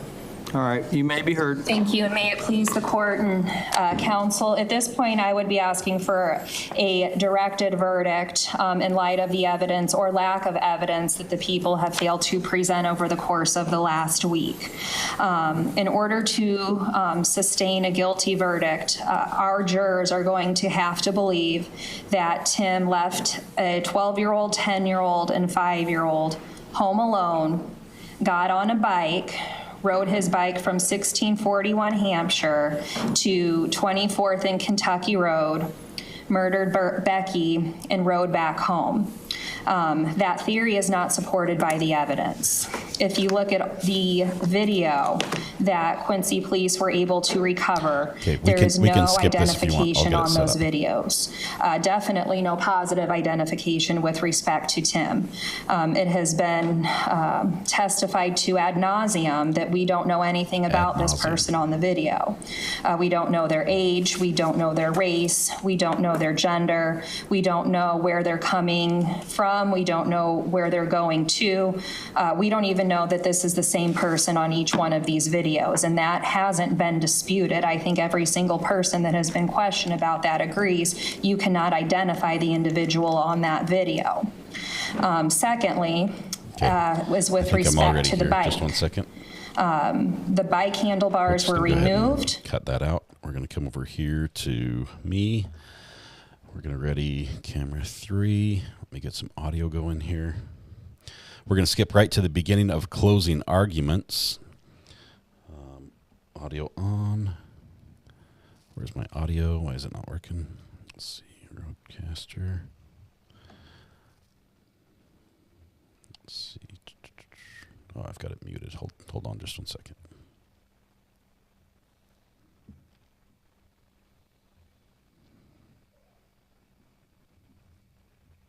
You may be heard. Oh, it's only left channel. Thank you, Your Honor. May it please the court. Okay, here we go. Opposing counsel, ladies and gentlemen of the jury. It's only left channel, sorry. On February 23rd, 2023, the defendant rode a bike with no reflectors on it that he had bought on Facebook to Rebecca Bliefnick's house. He rode that bike past the Quincy Bus Barn and past 224 South 20th Street, just like he did on February 14th, 21st, and 22nd. But on February 23rd, 2023, the defendant climbed up a chair in a pergola and onto Becky's roof. And he walked on her roof, and he walked past 4 other windows to the window of a bedroom that he knew was empty. The window of No defense witnesses, boy who at that very and he did not moment testify in his own was defense. in his father's house. And on February 23rd, 2023, the defendant pried open that window with a crowbar, just like he read on the internet. He climbed through that window and he broke down Becky's door and he chased her into a bathroom. Becky fell to the ground, and the defendant looked down at her, looked her in the eyes, and shot her 14 times. He shot her with a gun with a homemade silencer that he read about on the internet. And on February 23rd, 2023, after he executed Becky in cold blood and left her there on that bathroom, slowly bleeding to death, surrounded by 8 shell casings, he rode that same bike past the Quincy Bus Barn, just like he did on February 14th, 21st, and 22nd. He went back to his house, where police would later find 27 shell casings that exactly matched the 8 shell casings that were fired by the gun that shot and killed and executed Becky. The 27 shell casings in his house exactly matched the shell casings that were around Becky. Not the same type of gun, not the same brand of gun, the exact same gun fired all 37 shell casings. Just like identical twins have different fingerprints, each and every gun leaves a different fingerprint on every shell casing it fires. Each and every gun. And every one of those 35 shell casings had the same fingerprint. They were fired by the exact same gun. Not the same brand of gun, not the same type of gun. The exact same gun fired all 35 of those shell casings. Now, what the defendant did on February 23rd, 2023 in Adams County is called home invasion and first-degree murder. And after you hear all the argument, the judge is going to tell you that to prove those things, we have to prove certain elements. To prove home invasion, we have to prove these things on the screen. And usually what I would do in a closing argument is I read each of these propositions to you, and we talk about those propositions. And then I'd read the propositions for first-degree murder, and we talk about those propositions. But this case is different. This case isn't a propositions case. This case is about one question. This is a one proposition case, if you will. And the proposition is this. Did the defendant do it? Have we proven beyond a reasonable doubt that the defendant did it? And after you hear the evidence and after you hear the closing argument, if you believe that you've proven it beyond a reasonable doubt, then you find the defendant guilty. And what happened on February 23rd, 2023, that violent and tragic end to Becky Bliefnick's life? Well, it started on September 18th, 2009, when Becky and the defendant were married. After a few years, in January of 2021, January 21st, the defendant files for divorce.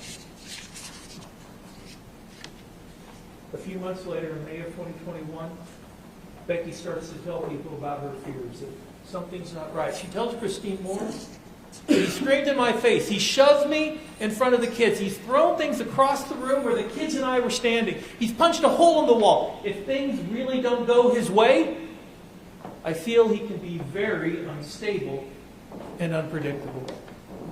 And the thought's gone through my mind, if I may need a restraining order, I'm changing the locks as soon as I can. She tells Christine Moore that the only way the defendant has to make sure that the boys choose him over her is to eliminate her as a choice. Then on Mother's Day of May 2021, she tells her friend, Nicole Bateman, Tim told me if I outed his dad that he would probably have to move and then he would kill himself. And yes, I absolutely worry he will try to take the kids sometime, especially if I get awarded the custody I want. He will be pissed and he will do whatever he feels like doing. In June of 2021, Becky calls out to another friend, to Becky Spots, and she tells Becky, I'm wanting to never have my children around them alone ever again. It's gotten to the point that I hate to even go to work for fear that he will secretly take off with the kids and I won't see them for a long time. Forever. I truly believe Tim has serious mental health problems and he's becoming more vengeful and unpredictable. And it scares me. But I'm scared to even try to get an order of protection because it will piss him off. And he will try to punish me somehow. And I don't think an order of protection will be issued because they will say his violent outbursts have not been egregious enough. And the incidents have been stretched out over too long a period. Temporary custody has not even been set yet because we haven't been to court. And I don't have even exclusive possession of our home. So I can't legally keep him away from me or the kids. Plus, if I ask for an order of protection, I won't be able to come see my children in his house anymore. And he may cut off their communication with me while they are there, and that scares me too. And then she tells Becky, it is a fucking nightmare.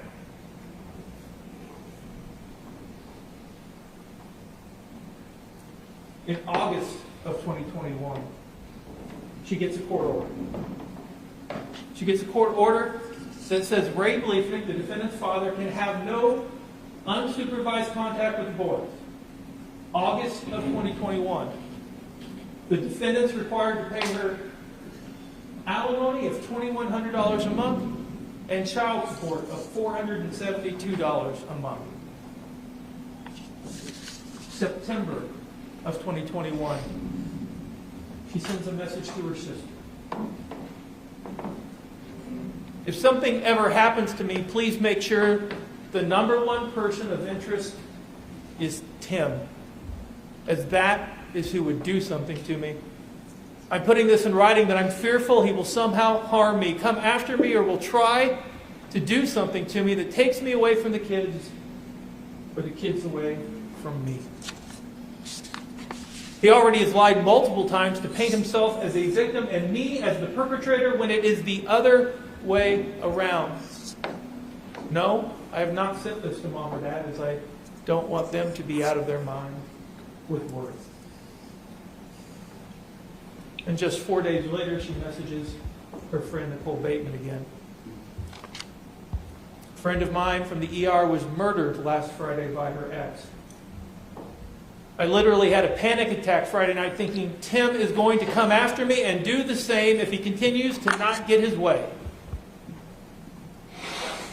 If he's crazy enough to file this OOP and make all this crap up and blame it on me, what else is he willing to do?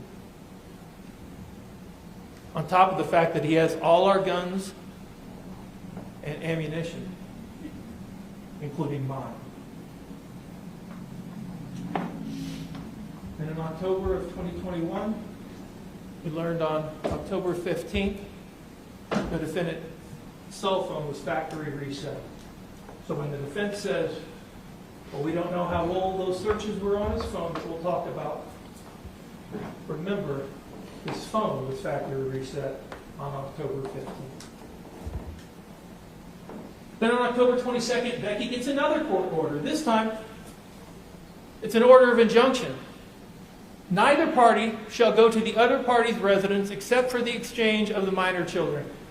I bring this up for this reason and this reason alone. It's perhaps possible that some of you are thinking, well, the defendant had a right to be at Becky's house still, so he can't commit home invasion because he had a right to be there. No, he did not. There was a court order that said, thou shalt not. And the defendant was told not to be there. He did not have a right to be at that house. That house on Kentucky Street, at that point, and until the divorce was settled, was Becky's and Becky's alone. And in October of 2022, October 22nd of 2021, the defendant was ordered to give Becky that CZ75. And if he couldn't, he was ordered to give her a Ruger LCS. Now, when he didn't give her that gun, Becky called the police. And the police went and talked to the defendant, and the defendant said, I don't know where the CZ is. The police told Becky that, and Becky said, then I want to report the gun stolen because the defendant stole it. He hasn't given it back to me. He hasn't. Late fall, early winter of 2021, Becky cries out to another friend. She tells Amber Whitmer, if anything ever happens to me, it was the defendant. And in March of 2022, she cries out to a friend from California. And she tells Christine Mendel, I feel safe right now, but I'm super nervous for when this ends. If he doesn't get his way, he might literally lose his mind.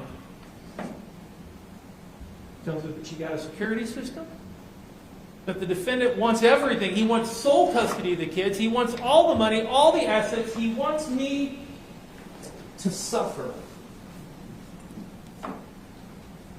But I've had some serious PTSD with all this and the things I found out. Plus, I've had not one but two coworkers get murdered by their exes in the last year, which has totally made me a nervous Nelly. I'd rather let him believe what he tells me and stay alive for my kids.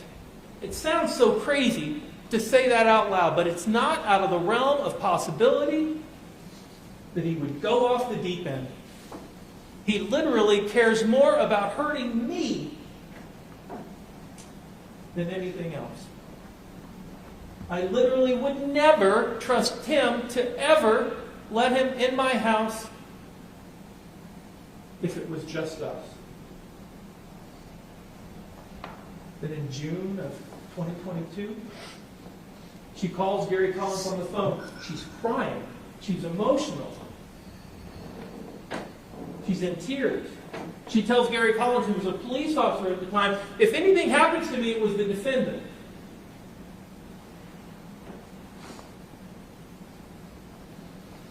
In August of 2022, Becky gets another court order. Neither party shall go to the other party's residence except for the exchange of the minor children. I bring that up for just what we talked about. The defendant had no right to be at that house on Kentucky Street.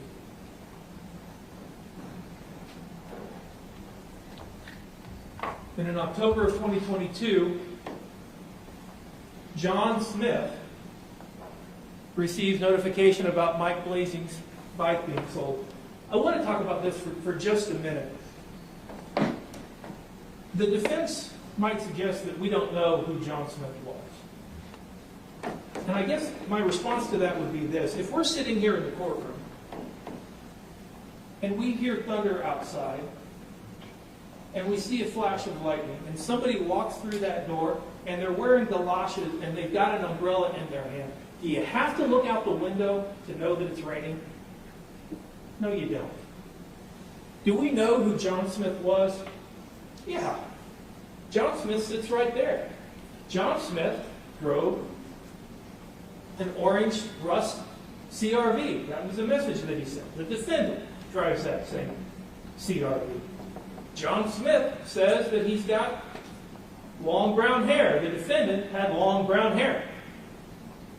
John Smith bought a black mongoose bike. There was a black mongoose bike in the defendant's garage. And John Smith got notifications on his phone about a blue bike with no reflectors that was sold by Mike Blazing to a tall, athletically built man. Do we have to look outside to know if it's raining?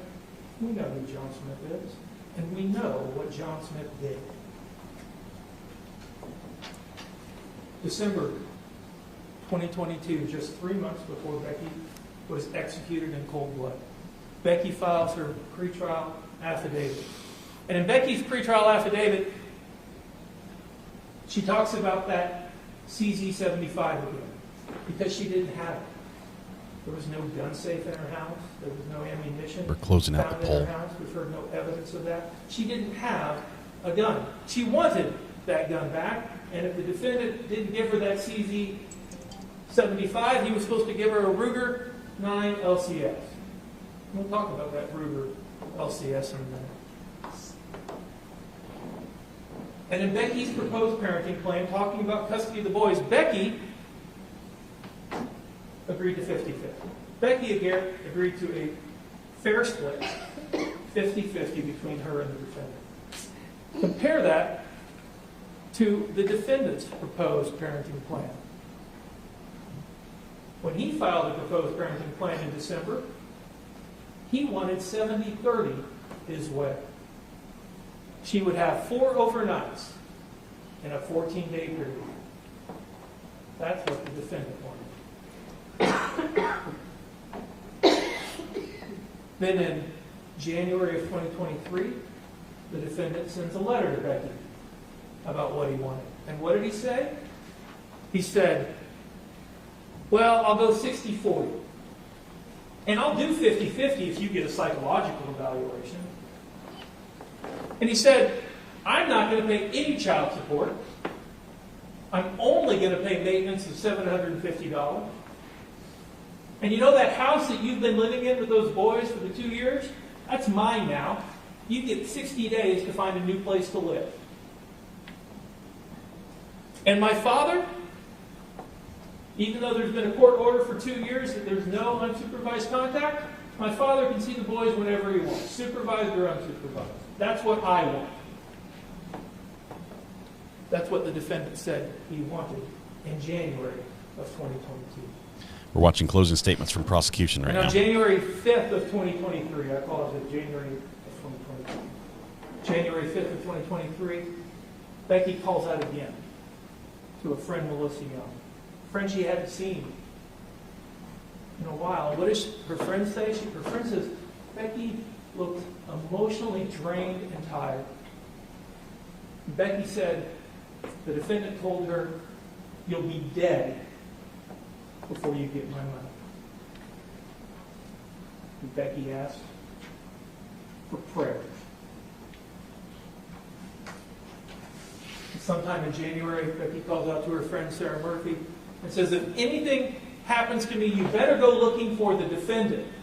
And the defendant told me, I'm tired of playing your stupid little game. And in January of 2023, weeks before Becky was left alone on that cold bathroom floor, the defendant's asking his next door neighbor, do you have any cameras that can see into my backyard? February of 2023, the month that Becky was killed. On Friday, February 10th, the defendant calls the Quincy Police Department and says that he's going through a brutal and contentious divorce. And he says, I've got to give a gun back to that crazy bitch.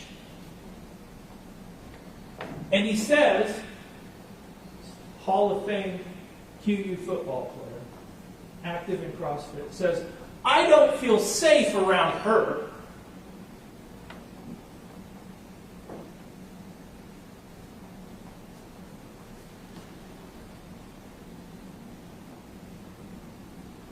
Let's focus on these 3 weeks. And let's start with February 13th and 14th of 2023.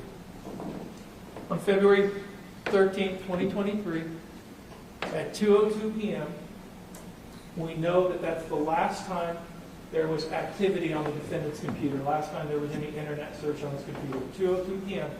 until 1:10 a.m. And we'll talk about that in a minute.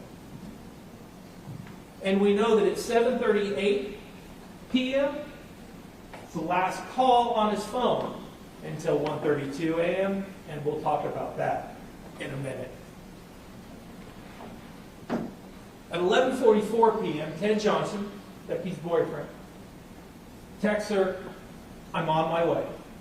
And we know that he arrived at the house at around midnight the next day, the 14th. And we also know that he parked his truck with that license plate and that VIN number on the back parking lot, back driveway of Becky's house. And we also know that on February 14th, at midnight, the defendant's Whoop armband loses connection. And what happens after that?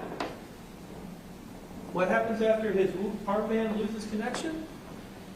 For the first time, we see this video at the Quincy Bus Barn.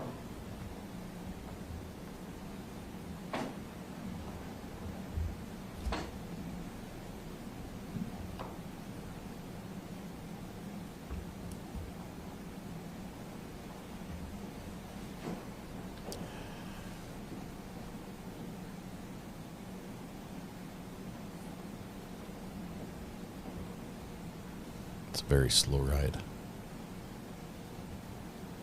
I didn't see it. A bike with no reflection. Just like was on John Smith's phone. And what happens just a minute and a half after that? Well, at 12:31 a.m., we see this video at 224 South 20th Street. The judge has allowed today's video to be live streamed today. So this is this morning's video. We're catching up with the closing.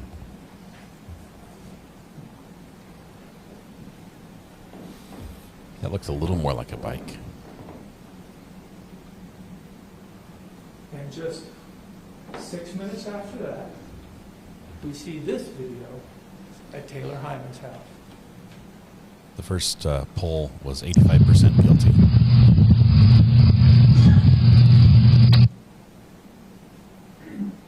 And what do you suppose we're going to see about 15 minutes later? This video. I'll take everything in back at the reverse Quincy Bus for 200, please, Alex.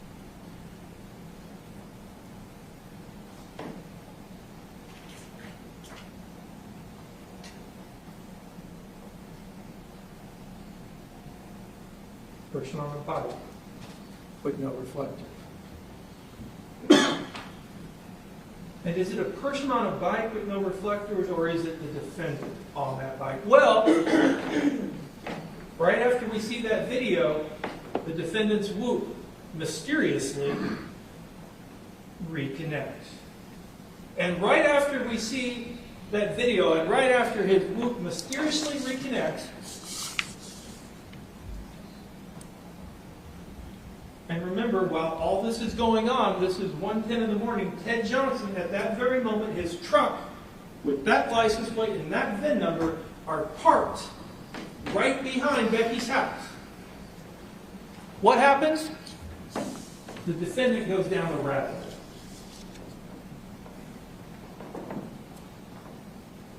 At 1:10 a.m., 1:10 a.m. in the morning, he starts searching all these things. At 1:10 in the morning, right after his whoop reconnects. And he's not just searching for license plates. There's a specific license plate that he's searching for. He's looking for ADC J55. Now, how else does he see it unless he's in her backyard? And how else does he see it in his backyard unless he gets there? And how did he get there? He rode that bike. And how do we know he rode that bike? Because his whoop wasn't connected when he was doing it. But if that's not enough, he looked up, how do I find the owner of a license plate in Missouri? And what does he do right after that? That's at 1:31 a.m. What does he do at 1:32 a.m.? He makes a cell phone call. Who does he call? The Missouri Department of Revenue at 1:32 in the morning. And if that's not enough, he's looking for a specific VIN number. I mean, maybe it's one thing to get a license plate number, but you gotta want that VIN number. The same VIN number that was on Ted's truck that was parked right there, right where the defendant saw it, after he rode a bike there, got caught on those two videos, and got caught on Taylor Hyman's video. He kept searching until 1:48 in the morning, over 200 searches, over 38 minutes. You know, Becky said if he didn't get his way, he might start to literally lose his mind. He started to lose his mind. We're going to close the poll for He the wasn't done. deliberation. A day later, he's still searching. He's still down that rabbit hole. And on the 15th of February, there's a court order. The matter set for trial. The end is in sight for Becky. She's going to testify about all those issues, about the hidden assets, the $500,000 in hidden assets, about the custody of the boys, who's going to, is it going to be 50-50, or is the defendant going to get what he wants, 60-40, 70-30? That's going to be settled. Is she going to get kicked out of the home like the defendant wants? Is he going to have to pay her alimony or not? He didn't want to pay her the alimony that she was requesting. And what about the defendant's dad? Was he going to be around those boys unsupervised or not? That was all coming to a head. She had her witnesses subpoenaed. They were there. They were going to testify on March 3rd at 1 p.m. It's in the order. All the presenting matters were going to be heard. The end was in sight. And what did Becky say? She was super nervous for when this ends. Because if the defendant didn't get his way, he might lose his mind. February 17th, the defendant's interviewed by the GAL, Rick Zimmerman. What did he tell us? The defendant didn't want 50-50. He wanted 60-40. At least 60-40. Becky was reluctant, but would go along with 50-50. She felt like that was best for the kids. Defendant? No, I want more. I want to win. On the 19th, Becky goes out for surgery. She's at the home of Brandon and Celia Gervais. We heard from them. And she doesn't come back until the 21st, but in between, the GAL report was filed. And what did the GAL say? Well, the GAL said 50-50. GAL said, defendant, you're not going to get what you want. I think it should stay the same 50-50 like Becky had agreed to, and like Becky had filed in her parenting report. February 20th, 2020, February 20th to 21st of 2023. Remember, at this point, Becky is still with New Gervais in St. Peter in St. Louis, Missouri. And at 12:44, on the 20th, the defendant's cell phone locks. And just a minute later, his Whoop again mysteriously loses connection. And right after that, we see a video at the Quincy Bus Barn.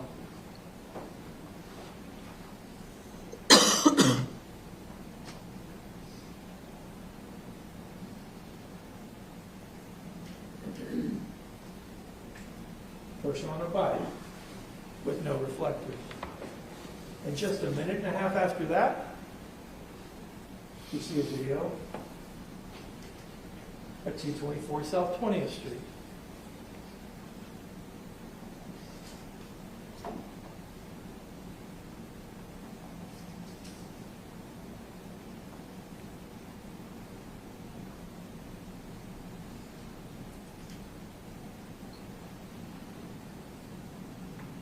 And 15 minutes later after that, you see a video at the bus barn.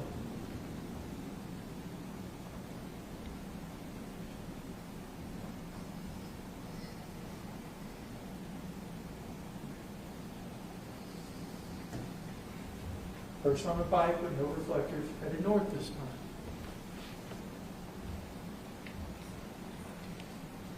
And after the bus barn video, about 25 minutes later, you see another video at the bus barn.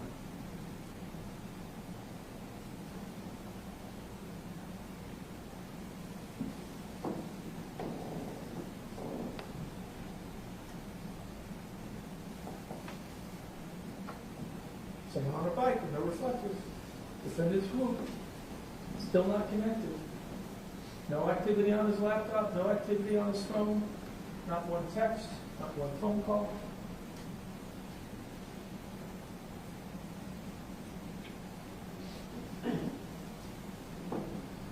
And 15 minutes after that,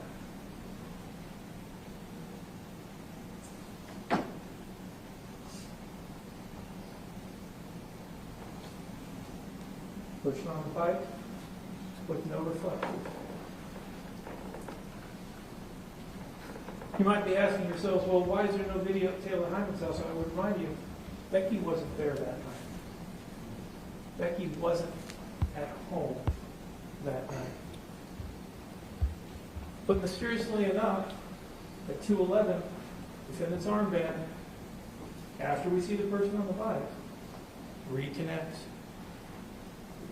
And the cell phone unlocks. Becky gets home on the 21st at 11:30 that day. I'm sorry, 11:03 that day.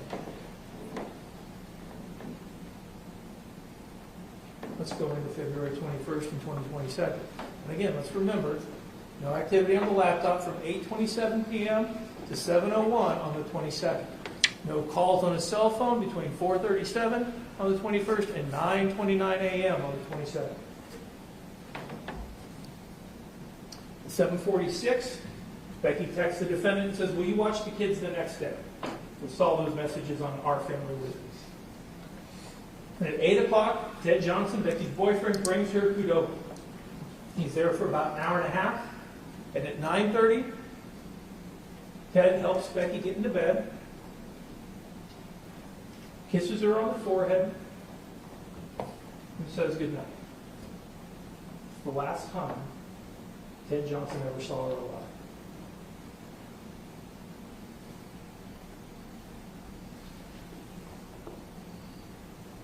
At 12:42, the defendant's Whoop loses connection. What do you think is going to happen next? If you guess that his cell phone locked, You got it right. What do you think happens next? If you guess, will there be video from the Quincy bus barn? You got it right. 12:57.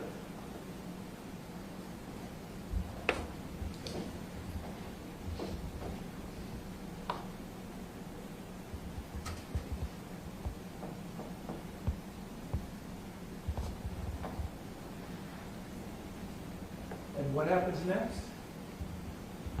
If you guessed, video at South 20th Street at 224, you got it right. I'm good at this guessing game. But I'm also having to guess what's in the video, because I'm just not seeing it.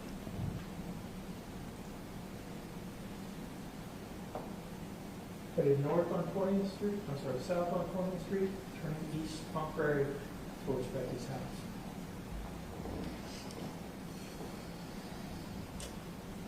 And what do you think happens after that?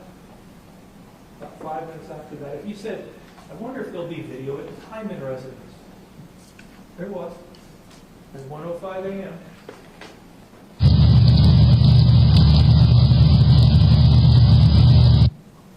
Saw that one. No ghost.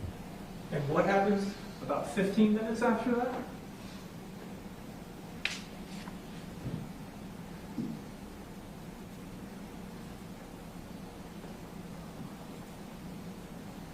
(1:10 a.m.)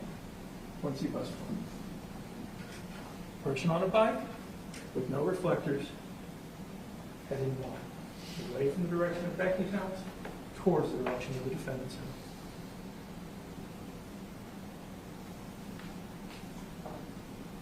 What's going to happen next?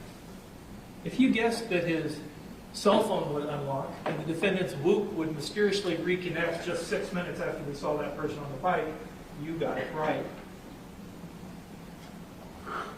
What's my prize? And then at 1:39, his cell phone locks again, and his whoop loses connection again.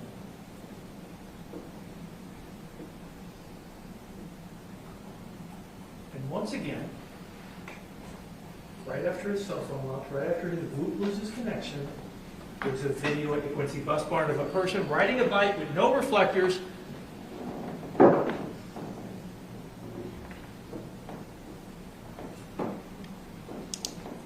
south on 20.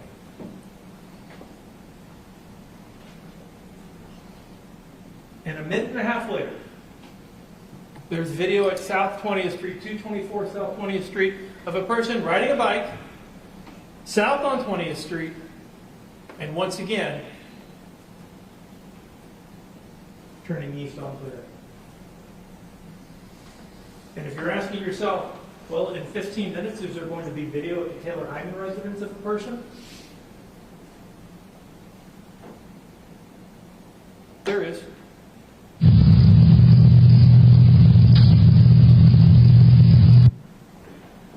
And if you're asking yourself, well, after that, is there going to be video at the bus barn again of a person on a bike with no reflectors headed north on 20th Street, away from the direction of Becky's house and towards the direction of the defendant's house?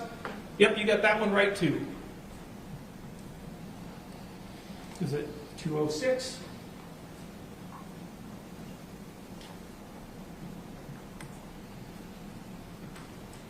There you go.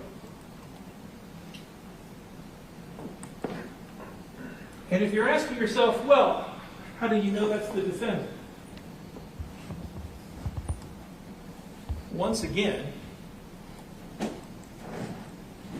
right after you see that person on the bike, his whoop reconnects and his phone unlocks. 14th, 20th, 21st, and 22nd. Same thing. Every day. And on the days when we don't see the person on the bike, where we don't see, you know what, not a person, the days when we don't see the defendant on a bike, his whoop's fine. It's not losing connection then. The only time we see those losses, those times when the whoop isn't connected, those gaps, are when he's on a bike and he's headed to Becky's house. February 23rd. That's a mistake about the connect. That's when it was taken off. Day Becky was wearing. It's not gathering data during that time. On the 22nd, at 1:15, Kelly Bleefnick goes to the defendant's house. She stays there about half an hour. They have sex, and she leaves around 1:45 or 2 o'clock. Now, I understand that Kelly didn't like talking about that, and I understand that. It's embarrassing to talk about those things, and I wouldn't bring it up if it wasn't important. It's not important right now. It will be important in about 10 minutes. So bear with me. Just remember, at 1:45, 2 o'clock on the 22nd, the day before Becky was murdered, and when the defendant had to pick up his boys, at 1:45, 2 o'clock, he's not picking up his boys, he's having sex with Kelly Bleefnick. February 22nd into the 23rd. 8:15 on the 22nd to 6:02 on the 23rd. No activity on his laptop. No calls on his phone between 12:32 p.m. on the 22nd and 8:01 on the 23rd. No activity on his laptop. No calls on his phone. At 7:16, Ted texts Becky. And we saw those text messages. And at 9:47, he calls Becky, and they talk for about 26 minutes. And at 12:36, the defendant's whoop loses connection. And at 12:38, his cell phone wires. 12:53, Becky's on Facebook.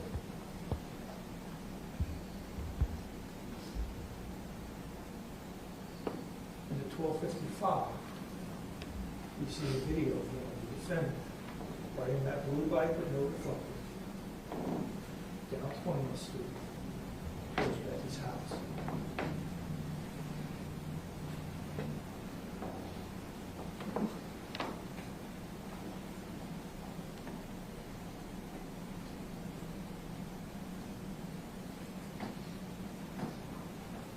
And a minute and a half after that, we see the video at 224 South 20th Street of the defendant riding that same blue bike that he bought on Facebook and headed south on 20th and turning east on Prairie towards Becky's home. He goes to Becky's house, climbs up that shed. He climbs onto the pergola, and he climbs onto the roof. And he goes past these windows. He goes past these windows. And he goes to this window, the window that he knows goes to a bedroom that's empty. Because the little boy who sleeps in that room is asleep at his house at that moment. The random burglar just got that lucky. The random burglar went past 4 other entry points, get to an entry point all the way across on the other side.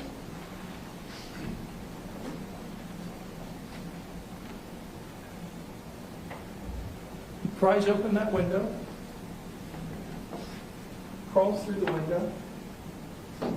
Becky hears the noise, tries to slam her door shut. The defendant kicks in that door, breaks in that door, and Becky's trying to dial 91126, and the phone falls out of her hand because he breaks in that door, knocking the phone out of her hand, and it's found right there. And Becky runs into the bathroom, and she turns around, and she falls to the ground, and the defendant looks down at her, and she looks up at him, and he points the gun down at her, and he pulls the trigger again, and again, and again, and again.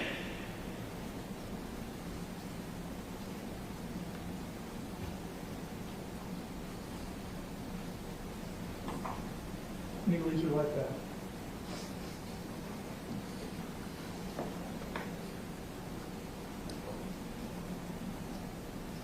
And at 1:12 a.m. he runs away. And while Becky is still in that dark, cold bathroom, completely alone, she can't move from the waist down. because her spinal cord's broken. She can't breathe because one of her lungs has been punctured. She's bleeding internally for minutes as she slowly and agonizingly bleeds to death. While that's going on, she's surrounded by evidence of the crime. She's surrounded by pieces of the plastic bag that the defendant used in an attempt to make a homemade silencer, in an attempt to try to catch those shell casings that are ejected from the gun.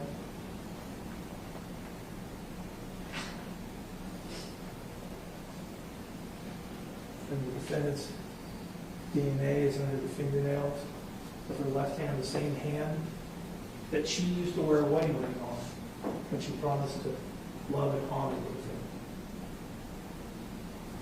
That hand was no protection from the bullets that he fired at her.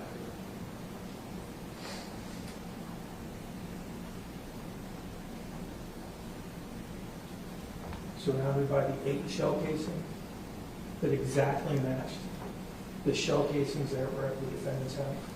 Not the same type of gun, not the same type of ammunition, not the same brand of gun, the exact same fingerprint on all those shell casings and all those shell casings in his basement. And while Becky is slowly dying, the defendant is riding that blue bike with no reflectors furiously home, pedaling furiously away from what he just did, running away from facing what he did. And after he got rid of the gun and the clothes and the evidence of his crime, or almost all the evidence of his crime, his whoop reconnects and his self unlocks. The defendant didn't commit the perfect crime, but his mistakes kept going into that morning. From the morning of the 23rd, between 7:30 and 9:30 a.m., Amy Schmiedeskamp told me that she saw the defendant bring a little tight suit over to his father's house. Now remember, the defendant's father, had had no unsupervised contact with those boys for over 2 years. They hadn't been over there. Amy Schmiedeskamp said she hadn't seen the boys over there for 2 years. Why does he bring a little tight suit over there unless he knows that's not going to be a problem for him anymore? Unless he knows what nobody else knows at that point, that at 7:30 in the morning, Becky's body is still less than a block away from where he's dropping off that little tight suit. Because he knows that he's not going to be around to put up a fight now. I'm going to get what I want. My dad's going to be able to have unsupervised contact because Becky's dead, because I killed her. Is Amy Schmiedeskamp lying about what she saw?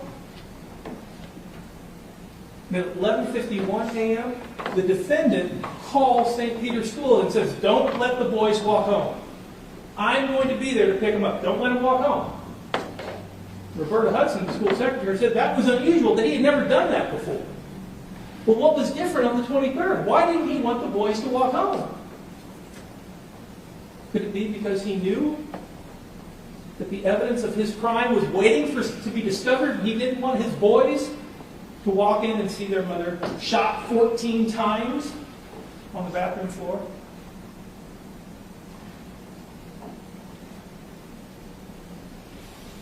He gets to St. Peter's School an hour early to pick up the boys, and Roberta Hudson said that was unusual. There were no other parents waiting that early. And I would remind you, the day before when he was picking up the boys, what was he doing at 1:47? He wasn't getting to school that early. He was doing something else. So what's different about the 23rd? Well, what was different is he didn't want those boys walking home, walking into that house, and seeing what he did.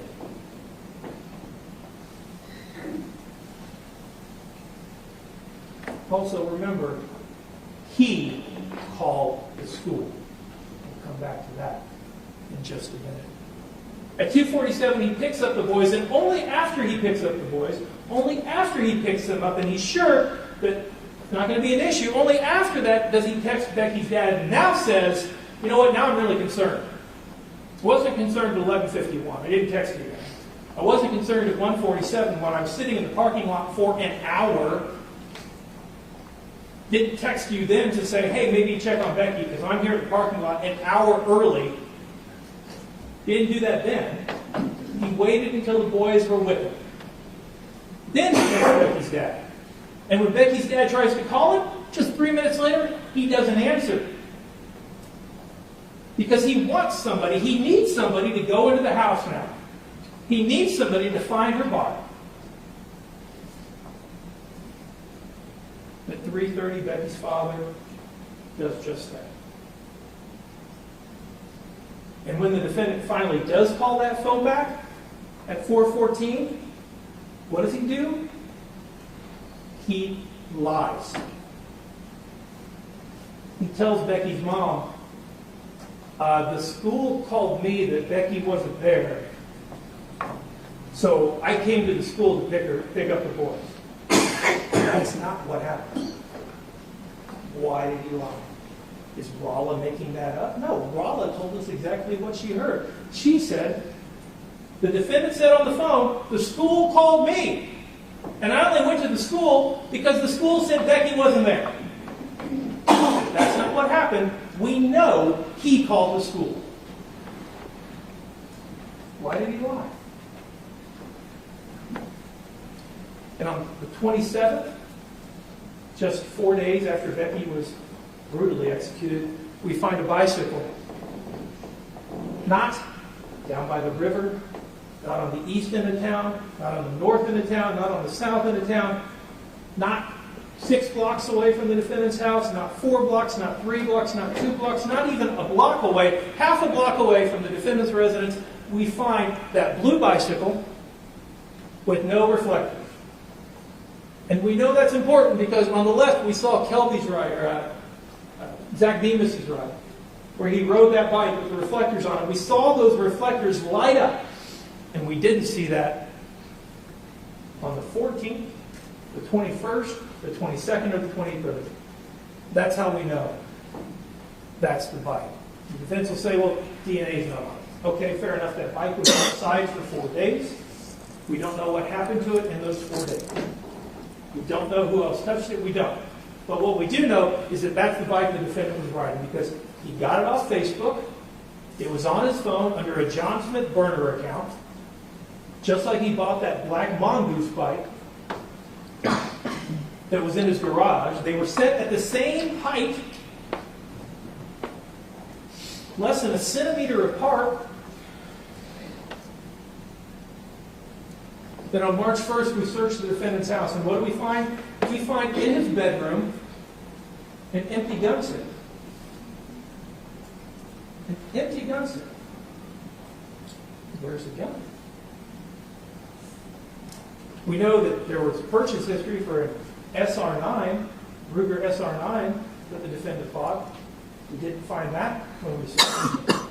We know that Becky wanted a CZ75. Didn't find that when we searched. In fact, the only gun we found was that Ruger LCS that he was supposed to give to Becky, and he never did. And where did we find it? We found it downstairs in a gun safe. If you're going to use a gun for personal protection, and you have a quick access gun safe, you store the gun there.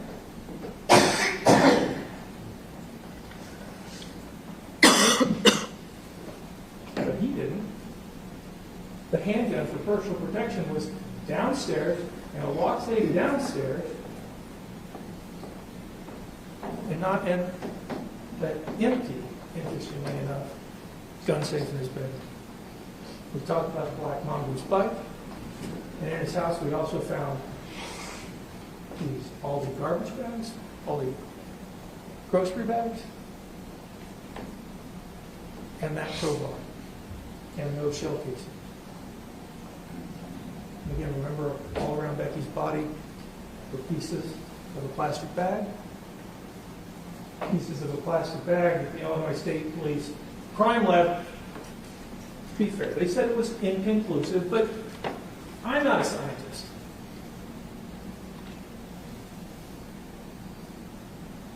All they can say is that that's inconclusive but consistent.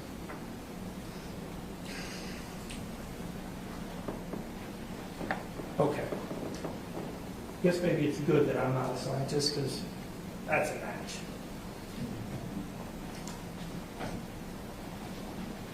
And the tool marks that were left on that window that the crime lab analyzed with this pry bar. And what did they say about the tool marks and the pry bar, the crowbar? There were microscopic consistencies between the two of them. She had to call it inconclusive because she couldn't exactly replicate the manner that tool marks were made, but there were microscopic consistencies. It was inconclusive, but consistent. Just like that is inconclusive, but consistent. And remember, on those pieces of plastic bag, there was DNA. And Ted Johnson, in case you're thinking, well, maybe Ted Johnson has something to do with it. Ted Johnson was exclusive. In fact, Ted Johnson's DNA wasn't found in the house. It wasn't there. But the defendant couldn't be excluded. In fact, it was 8 times more likely that it was his DNA on that piece of plastic than 2 unrelated individuals.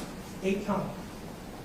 And under Becky's fingernails of that left hand, 3 times more likely it was the defendant or one of the boys. But also remember, she hadn't been around the boys since she left for surgery on the 19th. She had to scrub in for surgery. You have to clean yourself off for surgery. So, boys' DNA under fingernails, defendant's DNA under her fingernails. And the shell casing. The 8 shell casings that were around Becky's body and the 27 shell casings that we found in his basement. And the exact match. Defense may say, well, we don't have any fingerprints. Yeah, we do. These are the fingerprints. The same gun fired all those bullets. Not the same brand, not the same model, the exact same gun fired every one of those bullets. The defense may say, this case is circumstantial. And you may be thinking in your mind, well, it's a circumstantial case. But the key word in circumstantial evidence isn't circumstantial, it's evidence. Circumstantial evidence is evidence. It's proof of facts or circumstances which give rise to a reasonable inference of other facts which tend to show the guilt or the innocence of the defendant. Let me put it to you like this. There's an old game show that I used to watch. I don't know if it's on anymore. You spin the wheel and you pick letters. I think it's called Wheel of Fortune. I don't know if it's still on, but let's play Wheel of Fortune. Let's play Wheel of Fortune in the Family Feud case. That says happy birthday. Well, each letter is another piece of the puzzle that you use to solve it. And just like you don't have to have every letter to be convinced beyond a reasonable doubt that says happy birthday, you don't have to have every piece of the puzzle. You don't have to have the gun to convict him of murder. You don't have to have a confession to convict someone of murder. You don't have to have an eyewitness to convict someone of murder. Those are nice letters to have, but you can solve it without it. So let's take a few minutes to go through the circumstantial evidence in this case. Sarah Riley, Sarah Murphy, Melissa Young, Nicole Bateman, Christine Moore, Amber Whitler, Christine Mandel, Becky Spots, Gary Collins. All these people told us the same thing. I'm not going to go through all their statements again. All these people told us that Becky was scared of the defendant, that she thought he was going to do something to her, and that she thought if anything ever happened to her, it'd be the defendant that did it.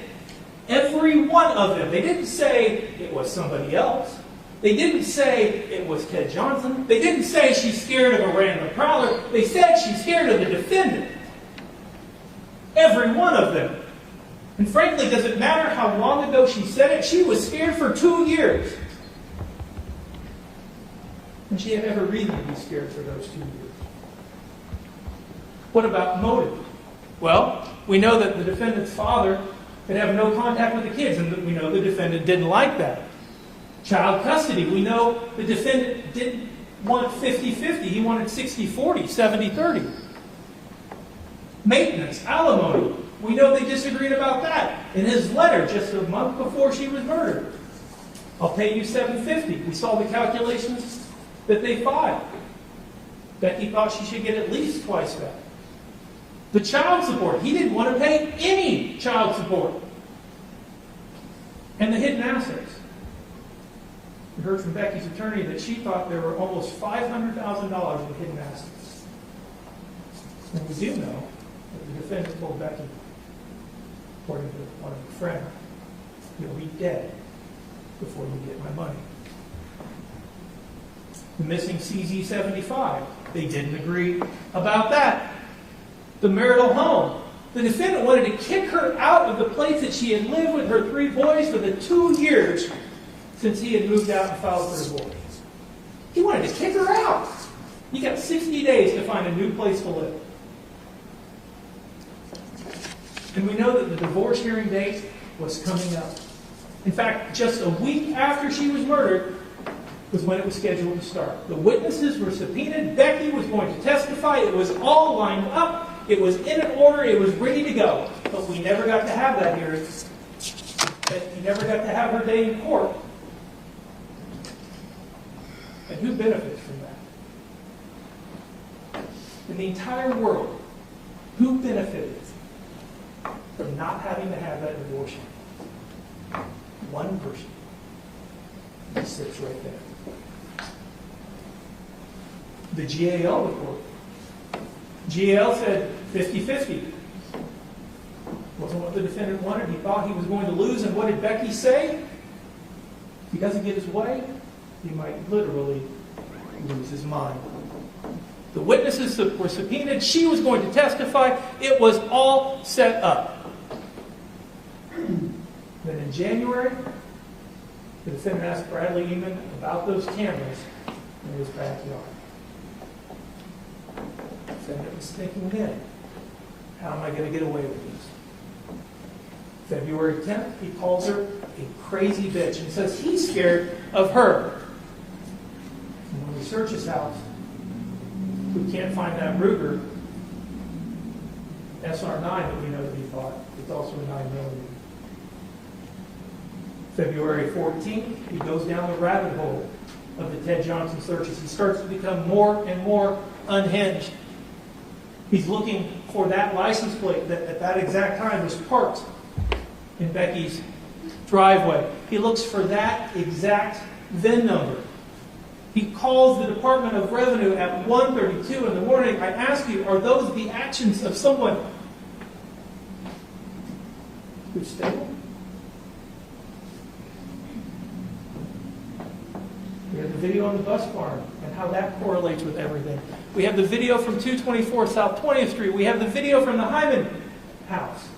But not just that. We know that after Becky's murder, there were no more midnight bike rides with a bike with no reflectors. And we know that after Becky's murder, there were no more midnight bike rides at 224 South 20th Street. And Taylor Hyman said after Becky's murder, there were no more issues in the driveway there either. The John Smith Facebook account, we've talked about that. Mike Blazing, he sold that blue bike to a tall, athletic white man. John Smith, who, can we all agree, is the defendant. It was on his phone. We saw the messages where John Smith described himself. No reflectors on that bike. The bike was found less than half a block from the defendant's house.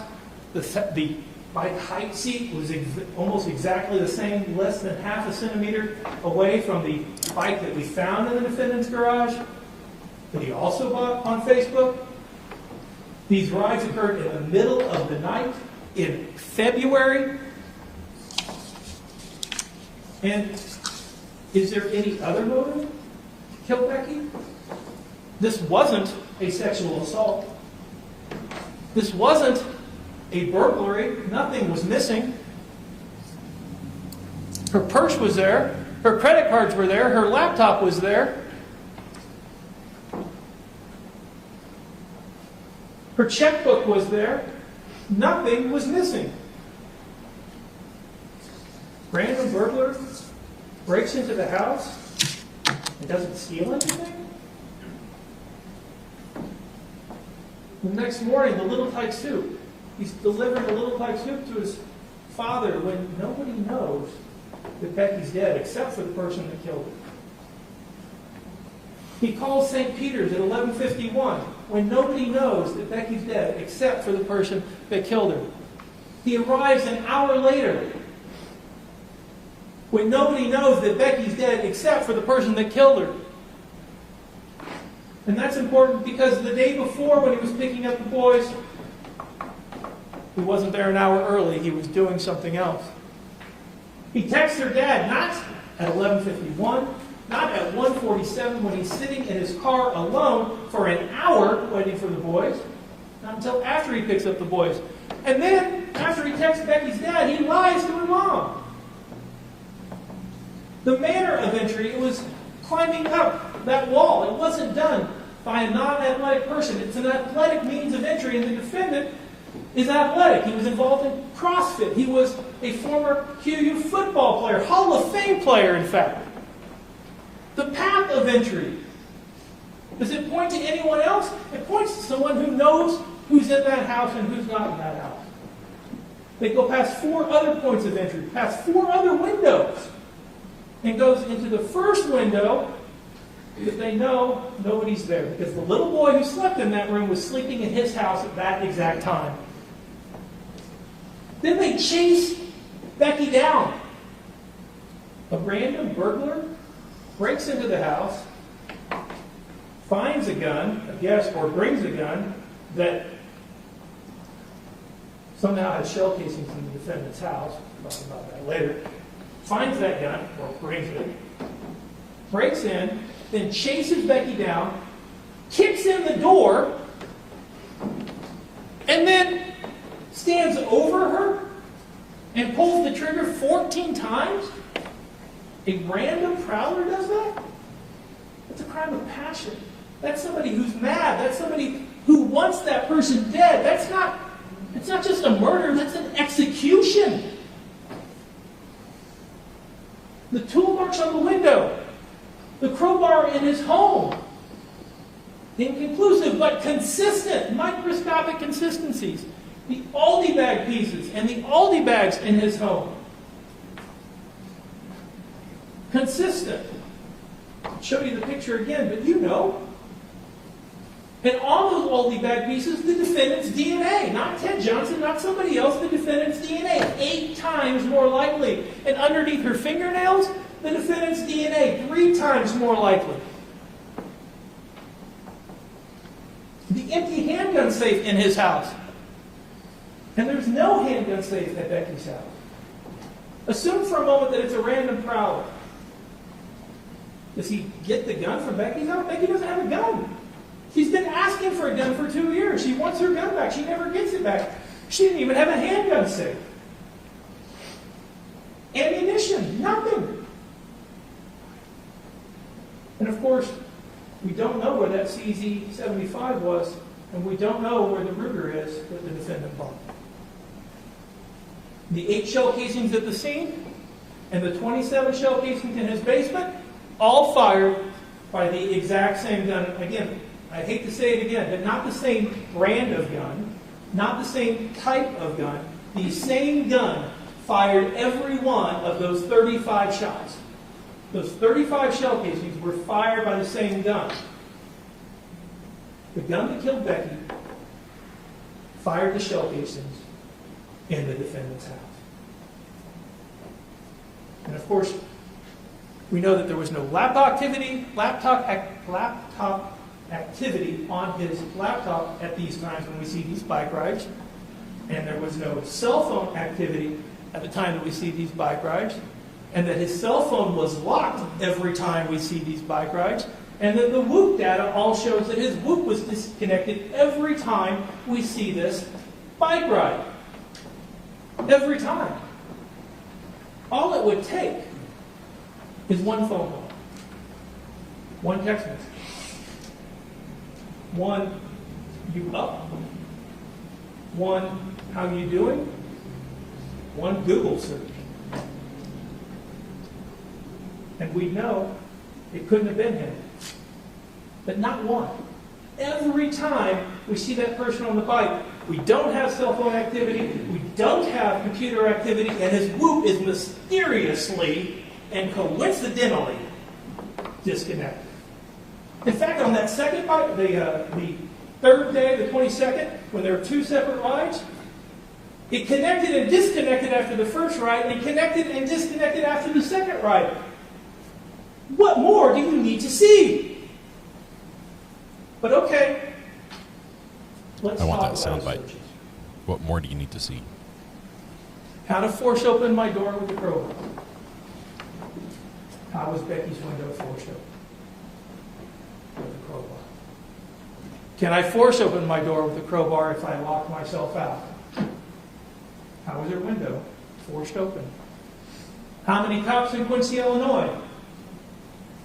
Respectfully enough to catch her. How to make a homemade pistol silencer? None of the neighbors reported hearing a shot. And he's looking up how to make a homemade pistol silencer.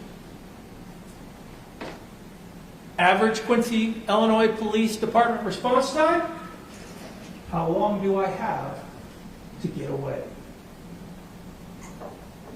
How can I check if a gun is registered to me?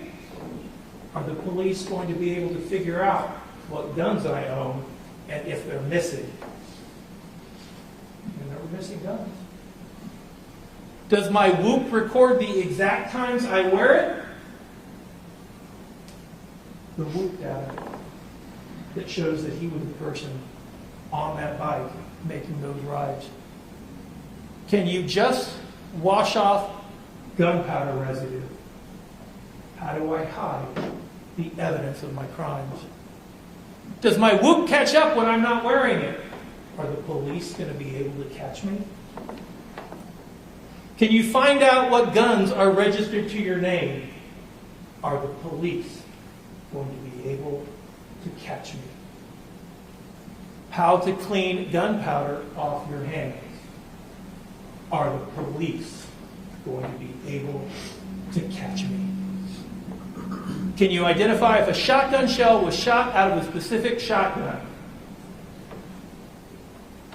What did we learn over the last 7 days about shell casings? Fingerprint. He was on websites for improvised silencers. He was on websites for how to open windows from the outside, just like Becky's window was forced open. How to unlock privacy locks. He was on websites for easy lock picking tricks. He was on websites for how to use a crowbar to open a door. He was on websites for can gunshot residue be washed off or wiped off. He was on a website that says gunshot powder residue not always a smoking gun. Well, we know that's true. We learned that over the last 7 days. But after 6 hours, there's really no point. Are shotgun rounds traceable? We learned the answer to handgun rounds.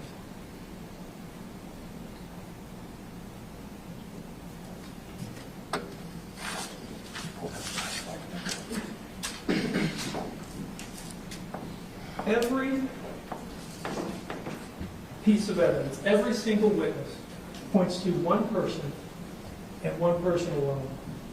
Nothing you have seen or heard over the past 7 days shows that anyone other than the defendant committed this brutal and heinous crime. Nothing you have seen or heard over the past 7 days shows that anyone else fired those 14 bullets into Becky's body. Nothing you have heard or seen over the last 7 days shows that anyone else had a motive to kill Becky. In fact, only the defendant had a motive to kill, to execute Becky.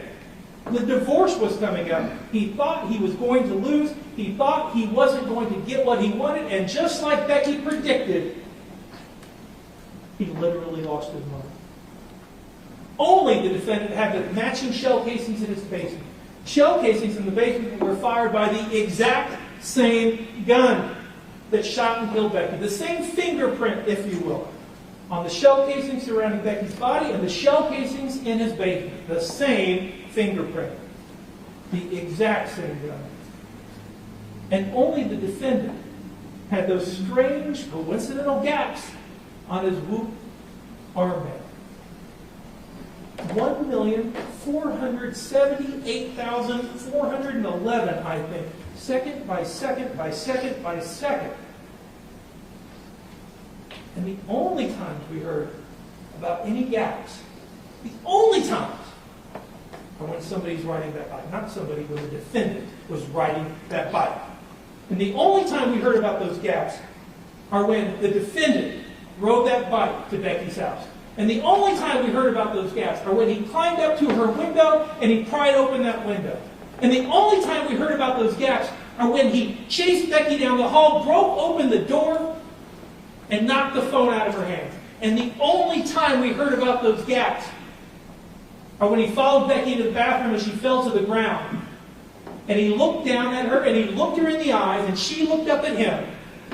And he pointed the gun down at her and he pulled the trigger once, twice, 3 times, 4 times, 5 times, 6 times, 14 times. Only the defendant is to blame for executing Becky. And in this case, there can be only one verdict. Sign the verdict form that finds him guilty of home invasion. Sign the verdict form that finds him guilty of first-degree murder. Sign the verdict form that says that he used a firearm to commit that offense. There can be only one verdict. One verdict that the evidence supports. One verdict that the law requires. And one verdict that justice demands. Find the defendant guilty. That was a powerful closing. Thank you, Mr. Jones. Before we start with the defendant's closing statement, I'm going to let everybody take a break. So we're going to take a 20-minute recess so everybody can refresh themselves. We will be in recess. All right. We're going to try to skip this break.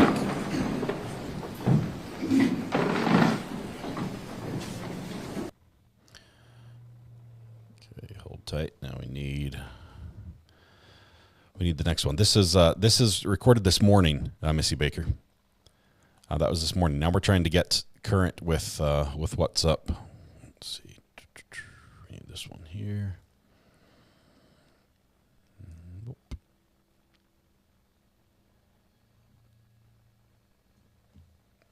Got lots of gaming videos. Those are not the ones we want.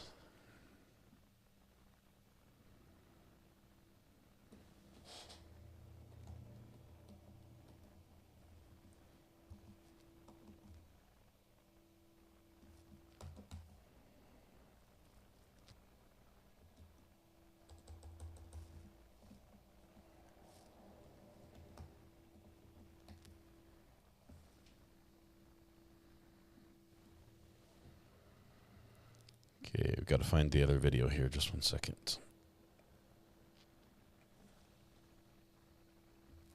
You guys are seeing some fun Facebook stuff on the screen here.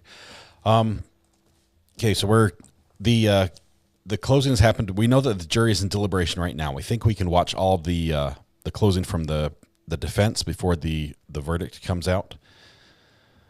That was a great closing, but it was long. The gun could hold 15, I think. They were married for 14 years, though, so maybe it was a symbolic number of shots.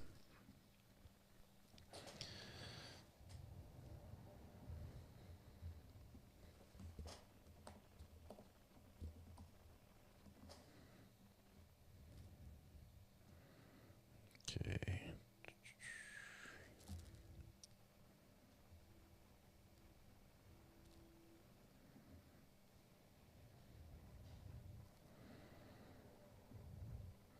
Make sure I've got the right closing statements here.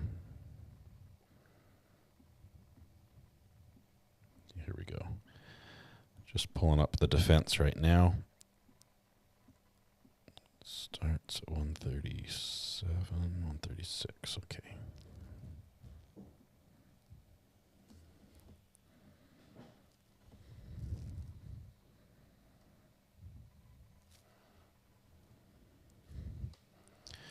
Okay, we're getting there.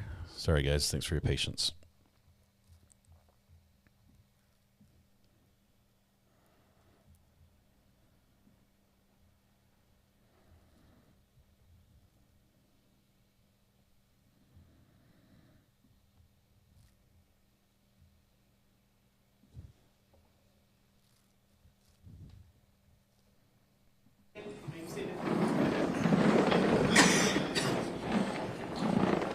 There we go. Ms. Schnuck, you may be heard. Thank you.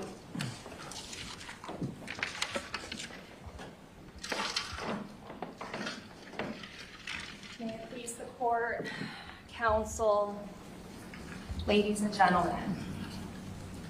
Proof beyond a reasonable doubt. What a term that is. We've heard a lot about proof beyond a reasonable doubt since last Monday. We heard proof beyond a reasonable doubt when we were picking the jury. We heard about proof beyond a reasonable doubt during our opening statements. And you're hearing about proof beyond a reasonable doubt now. And you're hearing about it over and over, time and time again, because it's important. It is an important principle of law. I would suggest to you probably one of the most important principles of law that you will consider in your deliberations today. Beyond a reasonable doubt is a high burden. It is a very high burden. It is a monumental burden.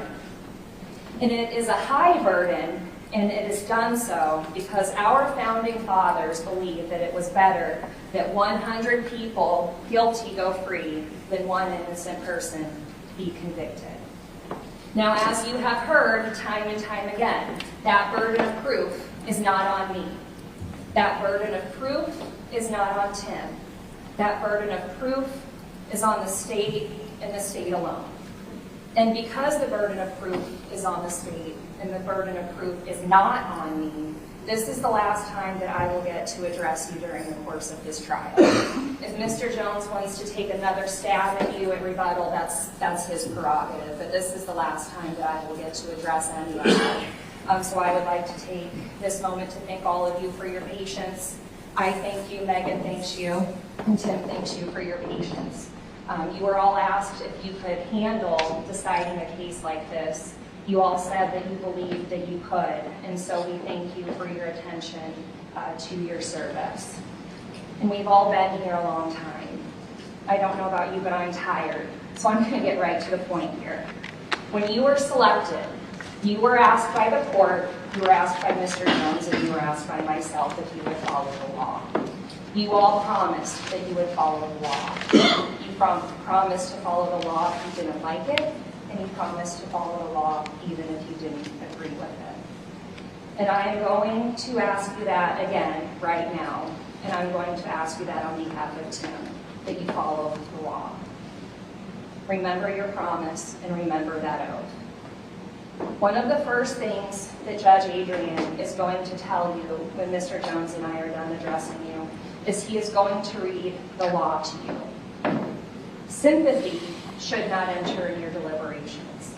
You will not hear anything from the judge that sympathy is a factor in any of this. As a matter of fact, you will be told that sympathy should not enter in your deliberations, and it is not something that should be considered by you when you go back into that jury room. We all feel sorry for Becky, and we all feel sorry for her family. This is sad. When somebody dies, it's sad. When somebody dies with kids, it's sad. When somebody dies tragically, it's sad. But we're not here to decide if this is sad. We're not here to prey on your sympathy. Sympathy has its place. It has its place in the theater, but it doesn't have its place in a courtroom, and it doesn't have a place in your deliberations. And I say that because sympathy is not evidence, and it cannot be considered by you, and the judge will tell you that. And the reason that I'm addressing that right now is because when you listen to the state's opening statement, and when you listen to their closing argument, both of which are not evidence, may I add, it is dripping with sympathy. It is lacking in any hard evidence. So when Mr. Jones talked to you about Becky's death and the manner in which he thinks it occurred, that should not enter in your deliberations. And I say that because it is simply a cry for sympathy, because the case is lacking substantive evidence. The state is asking you to do something today.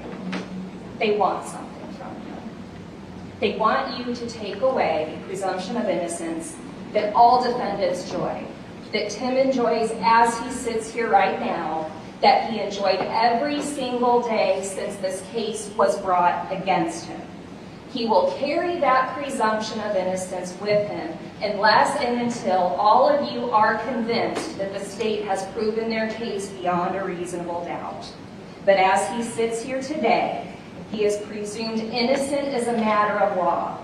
All of you promised that you agreed to that and that you would accept that.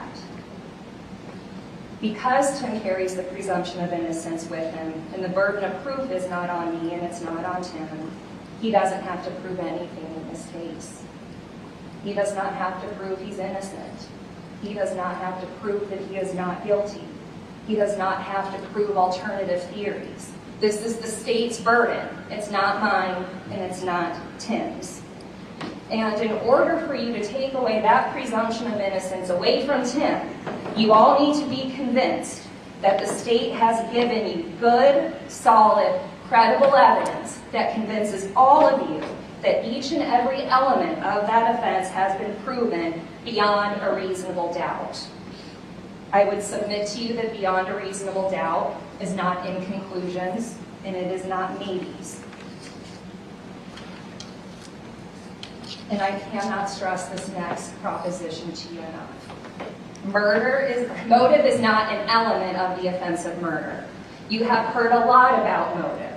You have heard evidence or lack of evidence about motive, but you are not going to be given an instruction about motive. The judge isn't going to tell you to consider motive. The judge isn't going to tell you that it is an element of the offense that has to be proven.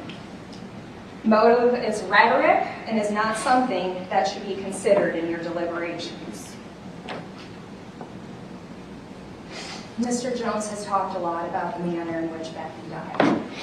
The fact that she won't have parenting time with her kids, that she won't receive alimony, and that she won't receive child support.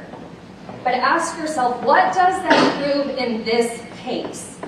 The answer is nothing. It proves nothing. It proves that they were getting divorced. It proves that there were court orders entered. And all it is a request for sympathy. It does not prove anything. It certainly doesn't prove that Tim murdered her. We heard from her friends. We've heard from Becky's family members. We've heard from co-workers. They all got on the stand and they testified that sometime after the time of filing, at this point going back to 2021 now, Becky said something to the effect of, if anything happens to me, look at Tim. We heard about this from friends, from work colleagues, from people that knew Tim, from people that didn't know Tim, from people that hadn't seen Tim in years, from people that took Becky's side in the divorce. But regardless of who these people are, where they came from, or when they heard what they heard, I ask you, I want you to join in their request. I ask you, look at Tim. Look at Tim right now and ask yourself, What does the evidence prove? Look at Tim and ask yourself, what hasn't been proven? Look at Tim and ask yourself, what is the lack of evidence here? What have we been shown? What evidence has been presented? And what, if anything, does that prove to sustain the state's burden of proof? I suggest and I submit to you that the state has come up woefully short in their quest to prove Tim guilty beyond a reasonable doubt. Now, we've talked about DNA. You heard about transference of DNA. You heard about how DNA of one person could get into the home of another person. And the example was the backpack.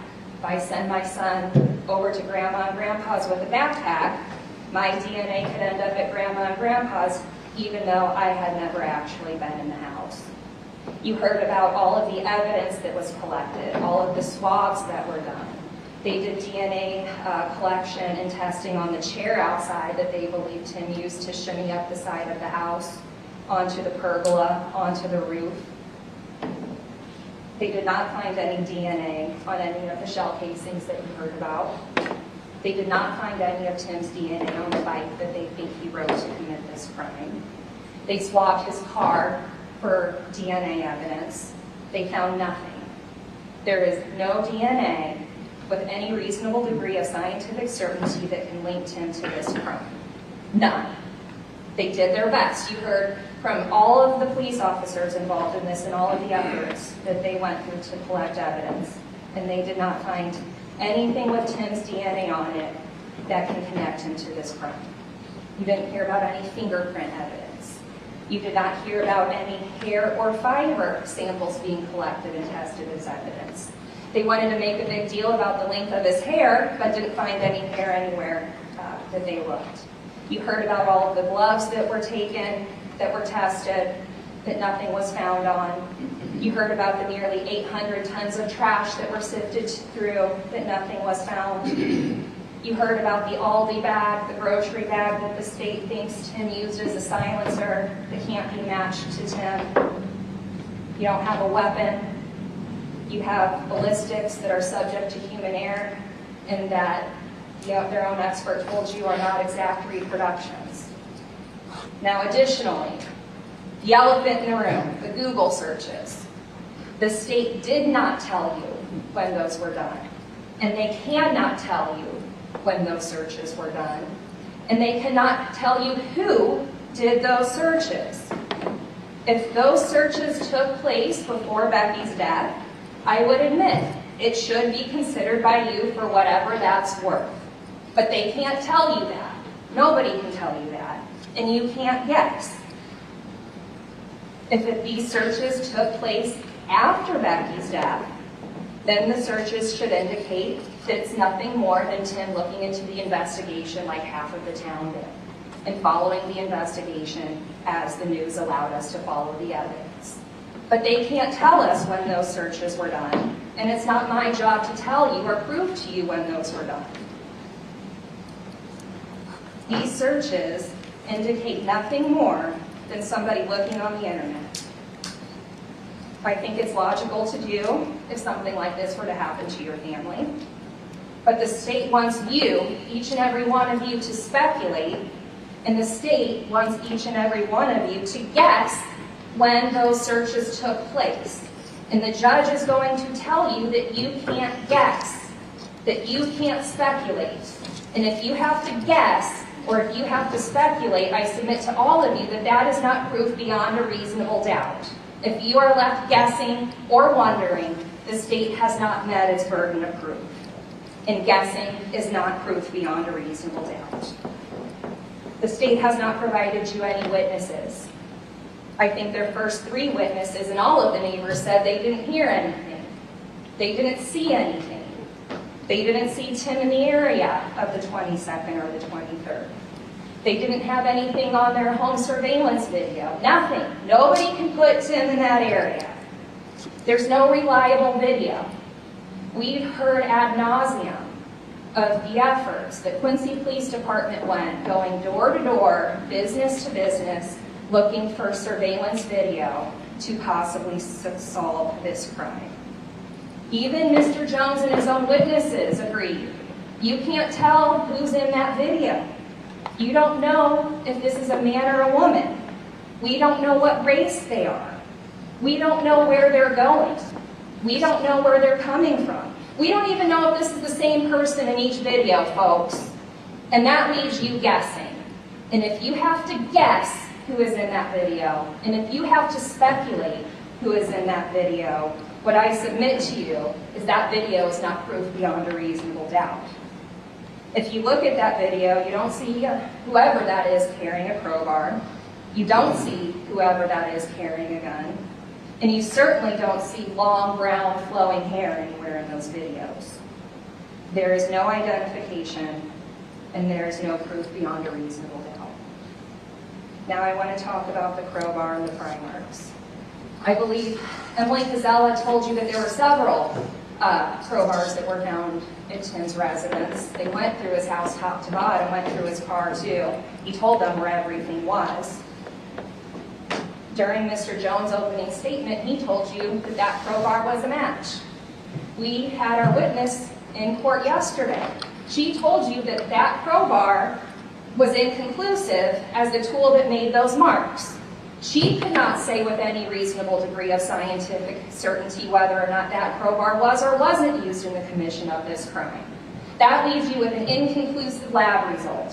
Inconclusive results, folks, is not proof beyond a reasonable doubt. That leaves you guessing, and that leaves you speculating, and you cannot do that. That crowbar, nobody can say one way or another if that crowbar opened that window, and that is not proof beyond a reasonable doubt.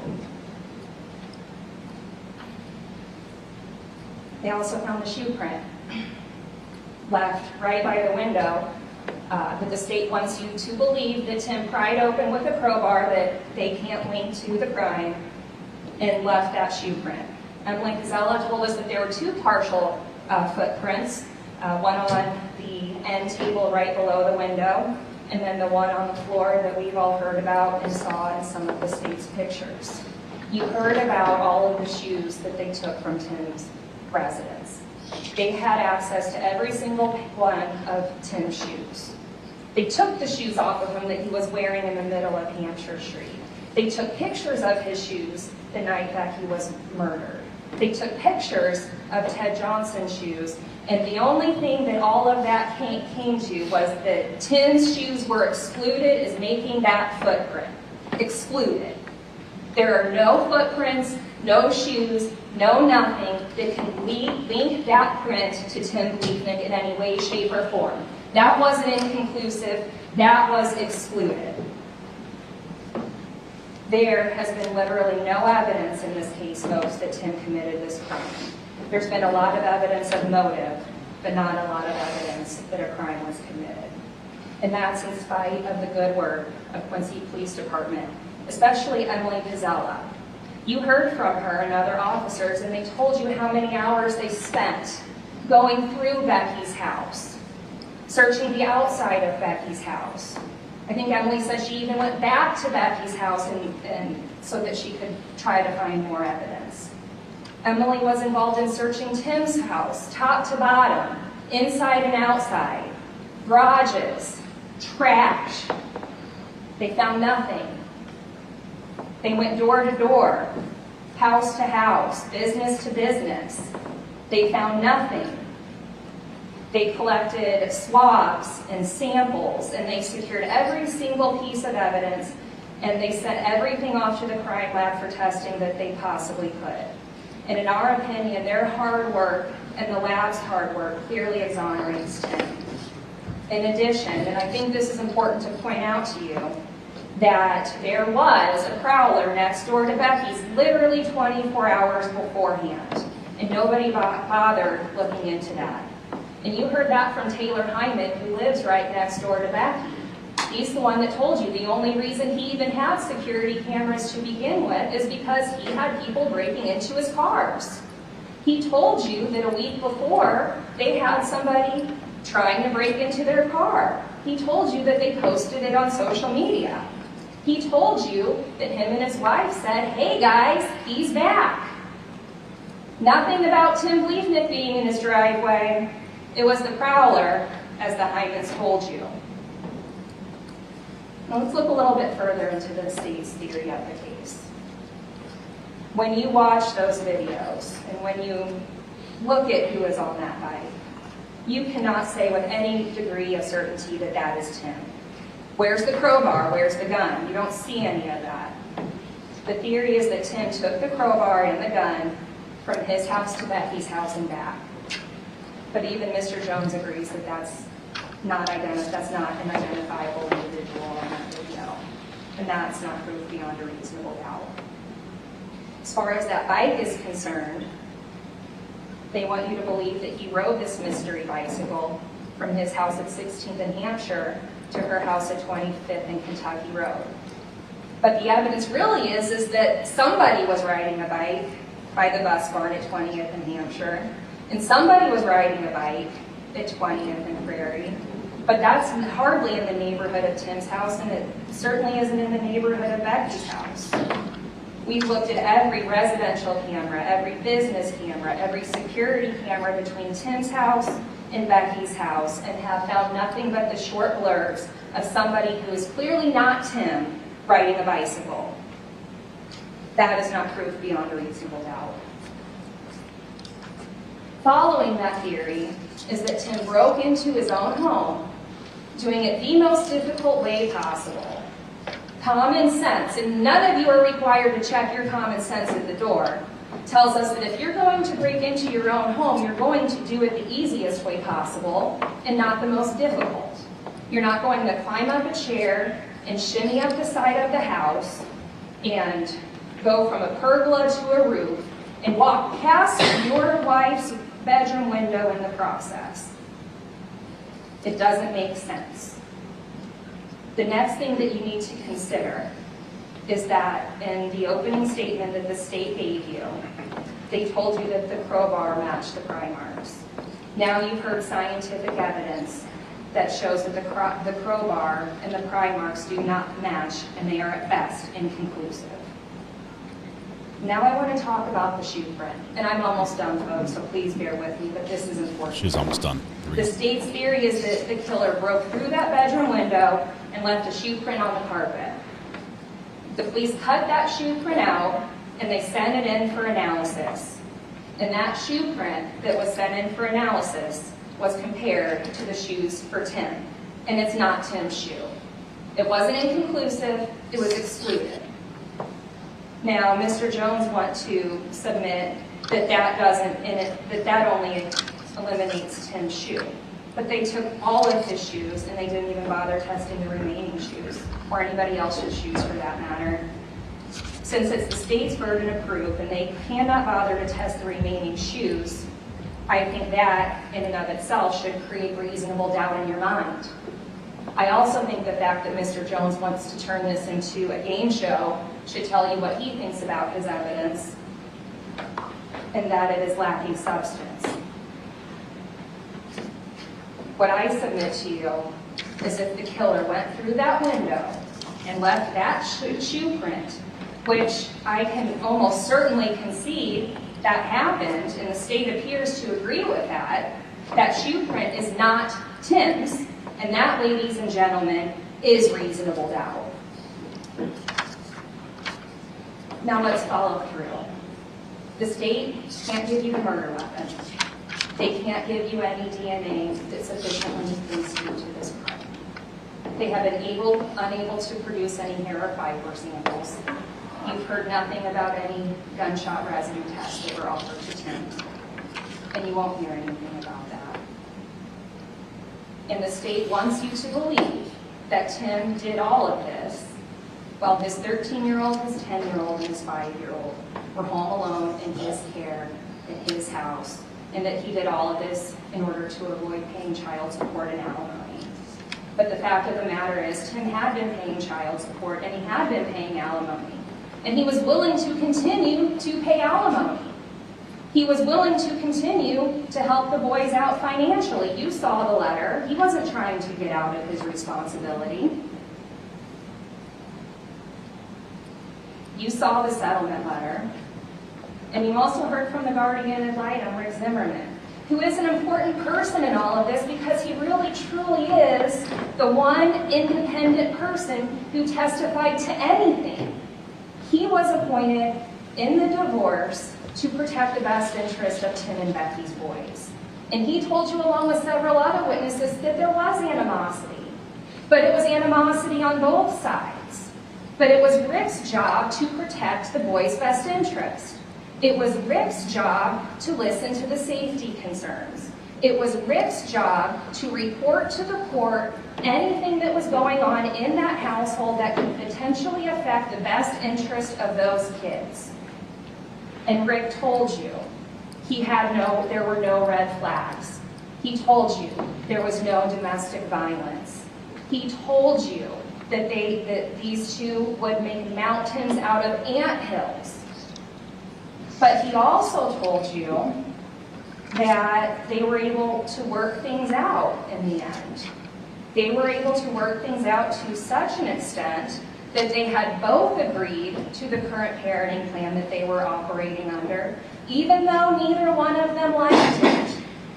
And they agreed to that schedule without attorney involvement. They agreed to that schedule without court involvement. They agreed to that schedule without the input of the guardian ad litem. And they did it because it was working for the boys. Neither one of them liked it, but they were willing to go along with it. And when both parties are unhappy in a divorce, you probably have a fair agreement. And that's what Mr. Zimmerman told you. In addition, there were no orders of protection that you heard about. There was no police involvement that you heard about. You didn't hear about the police having to come to Becky's house to break up a fight. You didn't hear about the police having to go to Tim's house because he was refusing to send them out. You didn't hear about any of that. The only thing that you heard was divorce talk. The girl talk at work, blowing off steam about her husbands, blowing off steam about the divorce. Joking, I think is what Sarah Murphy said, that they were joking. You heard from Ted Johnson, he was unaware of anything that Becky was scared of leading up to her murder. All of that is divorce talk, folks. It's rhetoric. It doesn't prove anything to you other than what we already know, and that's that they were getting divorced and there was animosity. But what does it prove in this case? Ask yourself that. What does it really prove? And what I submit to you is that hearsay statements that are nearly 2 and 3 years old are simply divorce talk. They are rhetoric. They are not proof beyond a reasonable doubt. Listen to Rick Zimmerman. No red flags. He was the one person or a person that Becky could have gone to during any of this and said, I'm scared, and this is why. She could have gone to Jerry Timberwolke. I'm scared. This is why. You didn't hear any evidence of that happening. No red flags. That is not proof beyond a reasonable doubt. And finally, I want to draw your attention to the last conversation that Tim and Becky had. She told Tim, not her mom, not her dad, not her coworkers, not her sisters. She told Tim that she was ill and asked him if he could keep the boys. And he said, yes, I will. Do you want me to take them to school in the morning? And he said, yeah, I would, or some words to that effect. There's no hate there. There's no fear there. This is how you want divorcing people to act. You want divorcing people to be able to handle scheduling changes. You want divorcing people to be able to handle their kids at the last minute. That's not murder, folks. Becky went to Tim when she needed him as one of her last acts, and he accommodated her. He accommodated her without argument. He accommodated her without question.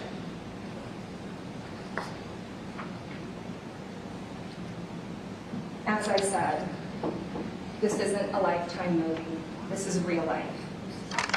The state has given you a great motive, but they haven't given you any substantive evidence to back that up. I suggest to you that the only verdict in this case should be not guilty.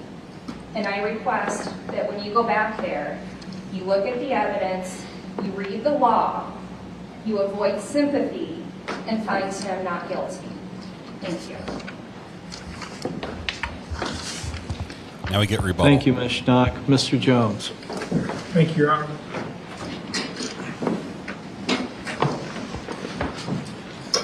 This will be shorter. We have less than half an hour left, including the judge, and the jury. I know it's been a long day. I know you've had a lot thrown at you in the past 7 days. I have 7 points that I want to make in rebuttal and an end to that, and then we'll be done. The first point I want to make is what the defense just touched on, that Becky texted Tim on our family video about the boys and said, not feeling well, you watch the boys, and that's what we want divorcing people to do. I don't know, but what I do know is that when Becky sent that message, she showed weakness to her predator. Ethan knew she wasn't feeling well, and he knew she'd be home alone, and he knew he'd have an opportunity. The second point I want to talk about is something that the defense said about the prologue and my opening statement. And that I said, I think if you think about what was said, what I said was exactly what the witness said, that there were microscopic consistencies between the tool mark and the tool. Nobody said it was a match. She can't say it's a match. Just like Jim Riggins could say the Aldi bag was a scientific match. But just like you saw those Aldi bag pieces on top of the Aldi bags and saw what that meant to you, the crime lab individual who looked at the tool and the tool mark said that there were the same microscopic consistencies between that crowbar and the tool mark. And the only reason she couldn't call them matches because she couldn't recreate the exact, precise conditions that the mark was made in. My third point about the shoe print. It is correct. We took all the shoes that the defendant had on him. You know what he didn't have on him? The shoes that he used when he climbed through that window and cut the shoe print. We can't test against those shoes because he got rid of them. The defense says that the burden of proof is high, and it is. But it's a burden of proof that is met every day through courtrooms across this great nation. The defense says that we are lacking in evidence, and we submit to you that WHOOP data, lack of cell phone activity, computer data, the video, the bike, the DNA, Becky's statements, all that is evidence. Is each piece of evidence in and of itself enough to convict the defendant? Absolutely not. The videos that you saw, just those videos, if that's all we had, you should absolutely go out here and find him not guilty if it was just the videos. But it's not just the videos. It's the videos and how they relate to the WHOOP data, and how they relate to the cell phone data, and how they relate to the computer activity, and how they relate to the searches that he made at 1 o'clock in the morning on February 14th. Yeah, there was a prowler in Taylor Hyman's yard. The prowler's right there.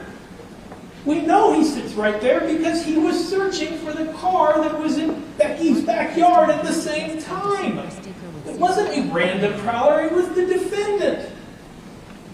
And we know that because every piece of evidence fits together to show it. The defense says we're lacking in evidence. What about the shell casings? The defense says, well, the shell casings, that's human error. Human error? First, it was a peer review process. Other people had to confirm her testimony, and she told you in 26 years, every proficiency test that she took, 100%. Every test she took, she had to score 100% or she got fired. 26 years. Human error?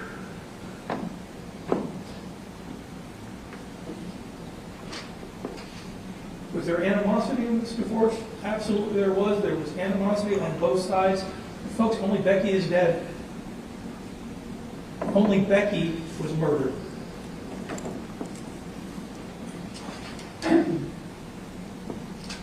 The last point I will make is this, and it goes to the searches on his cell phone. The defense says maybe the searches were done after Becky was found murdered. One of the things about this trial that's been complained about is how tight-lipped we've been. Information hasn't been released to the public. If he was searching for this information after Becky was murdered, how did he know that the crowbar was used? He just got lucky and guessed. How did he know to even look about gunshot powder residue? He just got lucky and guessed. Nobody knew that a crowbar was used. That wasn't released to the public. Nobody knew that a window was used. That wasn't released to the public. Nobody knew that the neighbors didn't hear shots, that an improvised silencer might have been used. That wasn't released to the public. None of those things were released to the public, but they all appeared on his phone. They all appeared on his phone. Searching for Quincy police response time? He's searching for whoop data? And it just so happens to turn out coincidentally, by some stroke of bad luck for the defendant, that his whoop is not recording every single time we see the person on the bike. Every single time. If there was one time when that didn't happen, one time, then he's not the guy. If there was one cell phone call when any of that happened, then he's not the guy. If there was one Google search when those things happened, then he's not the guy. If there was one text message when all those things happened, then he's not the guy. But there's not. And do you know why there's not? Because he's the guy. That's another good soundbite. When this trial started on May 23rd, 2023, exactly 3 months after the defendant shot and killed Becky, shot her 14 times on that bathroom floor. 14 times. One time for every year that they were married. And he left her for dead to slowly bleed to death. Unable to move from the waist down, unable to breathe because a bullet pierced her lung, but still alive. We talked about how we could never know what was going on in her mind. We'll never know what Becky's last thoughts were. We know she was in pain. We know she was scared, but we don't know what she was thinking. Was she thinking about her mom and dad burning Bill? Her sister Sarah? Her boyfriend Ted? Was she thinking about her 3 boys, Deacon, Braylon, and Arlen? Was she thinking about how she'd never hold them again, never kiss them goodnight again, never see them again? We won't ever know. But you do know what we do know? You know what she wasn't thinking? She wasn't thinking, how could this happen? She wasn't thinking, how did I get here? She wasn't thinking, how could my husband do this to me? She wasn't thinking that because, folks, she predicted it. She knew this was going to happen. She was scared of the defendant. She was scared that he was going to hurt her, that he was going to kill her. She asked for help. This strong alpha female pleaded for help. The single mother who would rather struggle than to look weak, she begged for help. She begged for protection from the defendant, and her pleas, her prayers, her tears, they all went unanswered. We failed. Her friends, her family, the community, the system, we failed Becky Bliefnick. She called Gary Collins, a police officer, in tears. And she told him, if something happens to me, it's going to be the defendant that did it. You know what she got? She got a pat on the head. There, it's going to be okay. He'd never do that to you. But Gary was wrong. She called out to her friends across the country. And she said the defendant was going to eliminate her as a choice. that the defendant was becoming more vengeful and unpredictable, and that it was a fucking nightmare. That if he didn't get his way, he might literally lose his mind. That he wanted her to suffer. That he was going to go off the deep end. She told her friends that if anything happens to her, it was the defendant that did it. I don't know. Maybe your friends thought it was all divorce talk, girl talk, gossip. But it wasn't. It was a woman crying out. She needed help from her attorneys. She told them she needed help. She told them she needed protection. Protection from the defendant. What did she get? She got court orders, continuances, and delays. I don't know. Maybe your attorneys thought this doesn't happen in Quincy. People don't get murdered in divorces. But her attorneys were wrong. She needed protection from the defendant. She cried out to her family. She knew the defendant was going to harm her. She put it in writing that she was scared of him, that the defendant was going to do something to take her away from her kids, or the kids away from her. That the defendant would lie about her and try to paint her as something she wasn't. She told them that the person who would do something to her was the defendant. And while the only person to blame for what the defendant did to Becky, the only person to blame for pumping 14 bullets into her body while she lay on the floor with her hands in front of her face, the only person to blame for that sits right there in front of you, but we all failed her. Her friends, her family, her community, we failed her on February 23rd, 2023. When she wept, we turned a blind eye. When she cried out, we turned a deaf ear. When she asked for help, we turned our backs and walked away. But it's not February 23rd, 2023 anymore. Today is May 31st, 2023. 98 days since Becky was left alone in that dark, cold bathroom in pain and terror, slowly bleeding to death. Today is May 31st, 2023 anymore, and Becky isn't calling out for help. She isn't calling out for sympathy. She isn't calling out for you to feel sad. She's calling out for justice. Today is May 31st, 2023, and Becky isn't calling out to us anymore. She's calling out to you. She's calling out for justice from you. She's counting on you to hold her killer accountable. She's begging you to find the defendant guilty of first-degree murder. Do a better job on this. Don't let her down. Find that man guilty of what he did. Boom.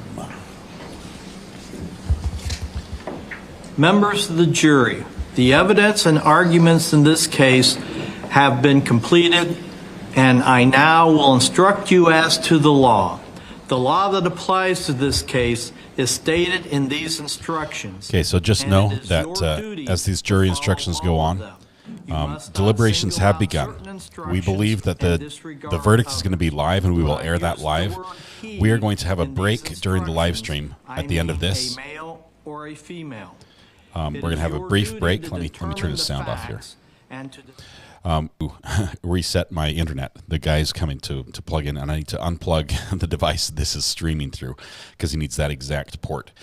So we're going to have a little break. We are going to do live verdict watch tonight. We're going to continue this just to see if it comes back quickly. We'll be answering some questions. We'll be talking about a little bit of what happened today. We'll try to get a couple sound bites. I think you guys have asked for correct. Do you guys want to be able to trigger that one yourselves, or just have me have control over it? I think you guys want that. So we're going to handle that. The judge right now is charging the jury in this video, but the jury is currently deliberating. So they started deliberating about let's see, 12:48. So it's about an hour ago, right?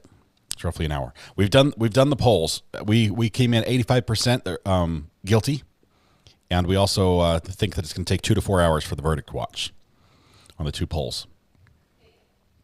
The correct sound would only be able to be triggered every 60 seconds, and that's going to be the command. He nailed that. The closing, 100%. I have to fight with the Fiberman. The Fiberman's coming here. He's super excited. He's like, if I have to sit there and wait, that's fine. I can do that. I'll sit there and wait. It's not a problem. So he's coming here, but once he's here, I need to have the live stream down. I am working on getting the sound bite brought up. I've got the clip here. Yeah. So if there's no Bluetooth connection, the data can't sync. Is that correct? That would be my. I think that was like the one I wanted. Is that correct? Or you just want? Do you want correct, or is that correct? Anyway, the definition of Fiberman changes when you're over 80. I assume it does. The fiber is running and working well, so it just needs to work 4 times as fast as it's working right now, and then I'll be happy. So, hey, Mrs. R.A., how you doing? Are we going to buy a car this week? I don't know either. I just transferred the money and it just went to the void. Yes. Crowbar emoji, says DMB. All right. Jury instructions are still ongoing. You don't want to hear these very much, right? Because we can wrap this up, and then we'll start with the verdict watch here in just a minute. Is that all right? Based on personal likes or dislikes. You must not let biases, prejudice, He's still or giving public the instructions. Get a cigarette and a drink, and I don't do either, says Jill. Yeah, the closing was good. The closing was really good. The fiber is super fast. He doesn't need to even take down the fiber. All he needs to do is connect his computer to my router to make sure the speeds are configured properly in the router. But he has to have a physical connection, and that physical connection is the one I'm using on my desk straight to my streaming device. The length of the crowbar, I looked like it was probably about 18 to 20 inches, I'd say, roughly, and I have one just like it. I was going to bring it in and show you, but it would probably match the microscopic markings on the window. You guys are funny. All right, fiber makes all things run freely. Mostly the internet is what we're talking about, though. All right, so this is what we're going to do. As the judge wraps up here, we're going to skip forward just a tiny bit. And how we make important decisions. Give me just a minute. Let's see what we've got. You are asked to make important decisions in this case. You must resist jumping to conclusions based on personal likes or dislikes. You must not let biases, prejudice, or public influence. It's just more jury instructions. Or public opinion influence your decision. You must not be biased in favor or against any person because of his or her race, ethnicity, national ancestry, religion, gender, sexual orientation, age, disability, just come back with the verdict. That's what we're going to do. Socioeconomic status. Your verdict must be. Yeah, we're gonna switch to right here as the judge is still going on and on. That's a tacit agreement. Yes, we're going to come back with the verdict watch. We are on verdict watch. We'll have a new stream. It will just be for verdict watch on here. I'm hoping it will come in today because I think this is open and shut. I realize it's all, almost everything is circumstantial evidence, but there is so much circumstantial evidence. I was joking a little bit earlier when I'm saying I don't know how the jury can convict based on the videos. We're joking about the ghosts. As the DA said in his closing, his rebuttal, if that's all they had, that would be a not guilty. That would be a big not guilty if that's all they had for me. But there is so much evidence. The technology that tattled on him was very, very damning. The matching the firearm tool markings, the crowbar, the everything. The 14 shots. There's so many things that just speak out to me that say this man is guilty. That's the way I voted personally. It won't let me, but I tried. It is a lot of circumstantial. We'll see what the jury thinks, and we'll go with that. We don't know why the father can't see the boys. All we know was in 12 days after she was murdered, she was supposed to have a court hearing where she would have people testify as to why the father should not be allowed to see the boys. Those people were lined up. That paperwork, everything about that has been sealed by the judge that was handling that. So nobody knows or is allowed to talk about it currently. If verdict is late, can we come to court in our PJs? I'll give you a one-time pass for that, Brown Barn. We can do that. Yes, if you do want to watch the verdict with us live, and we'll finally be live. We finally caught up with where the court is after a week of being delayed. Please click the subscribe button, ring the bell, and then watch for that notification because we'll go live as soon as we have that video feed with the live verdict. But jury's deliberating now. I think they've deliberated for a little over an hour and 15 minutes, roughly, right now. So this is all good. Don't think the jury will take that long. I don't think so either. I think we might get notice here pretty quick. I've got a soundbite to make really quickly. I've got the fiber guy who's going to be here in 30 seconds, and then we'll be all good. So let's see. We need some outro music so we can do that. All right, we are on Verdict Watch. Thank you very much. We're going to wrap this one up. For those who watched this all the way through from the beginning and are still confused, we have a Q&A session coming up just in a little bit. Give me a bit. We're going to set up the Verdict Watch placeholder. We're going to take the internet down just for a second so they can check my speed and get it turned up, and then we'll be good to go. So if you're not able to return and join with us on the Verdict Watch this afternoon, please tonight when you go home, please hug the people you love, smile at someone to make their day just a little bit better. Please stay safe till we go live again, which will be probably less than an hour. That's my prediction, less than an hour. So thank you all. You guys are amazing. Amazing mods. Thank you so much for the great work you do, support. Even when you throw me under the bus, Weather Watch, I'm looking at you. Just kidding. Thanks, guys. We'll see you in a bit.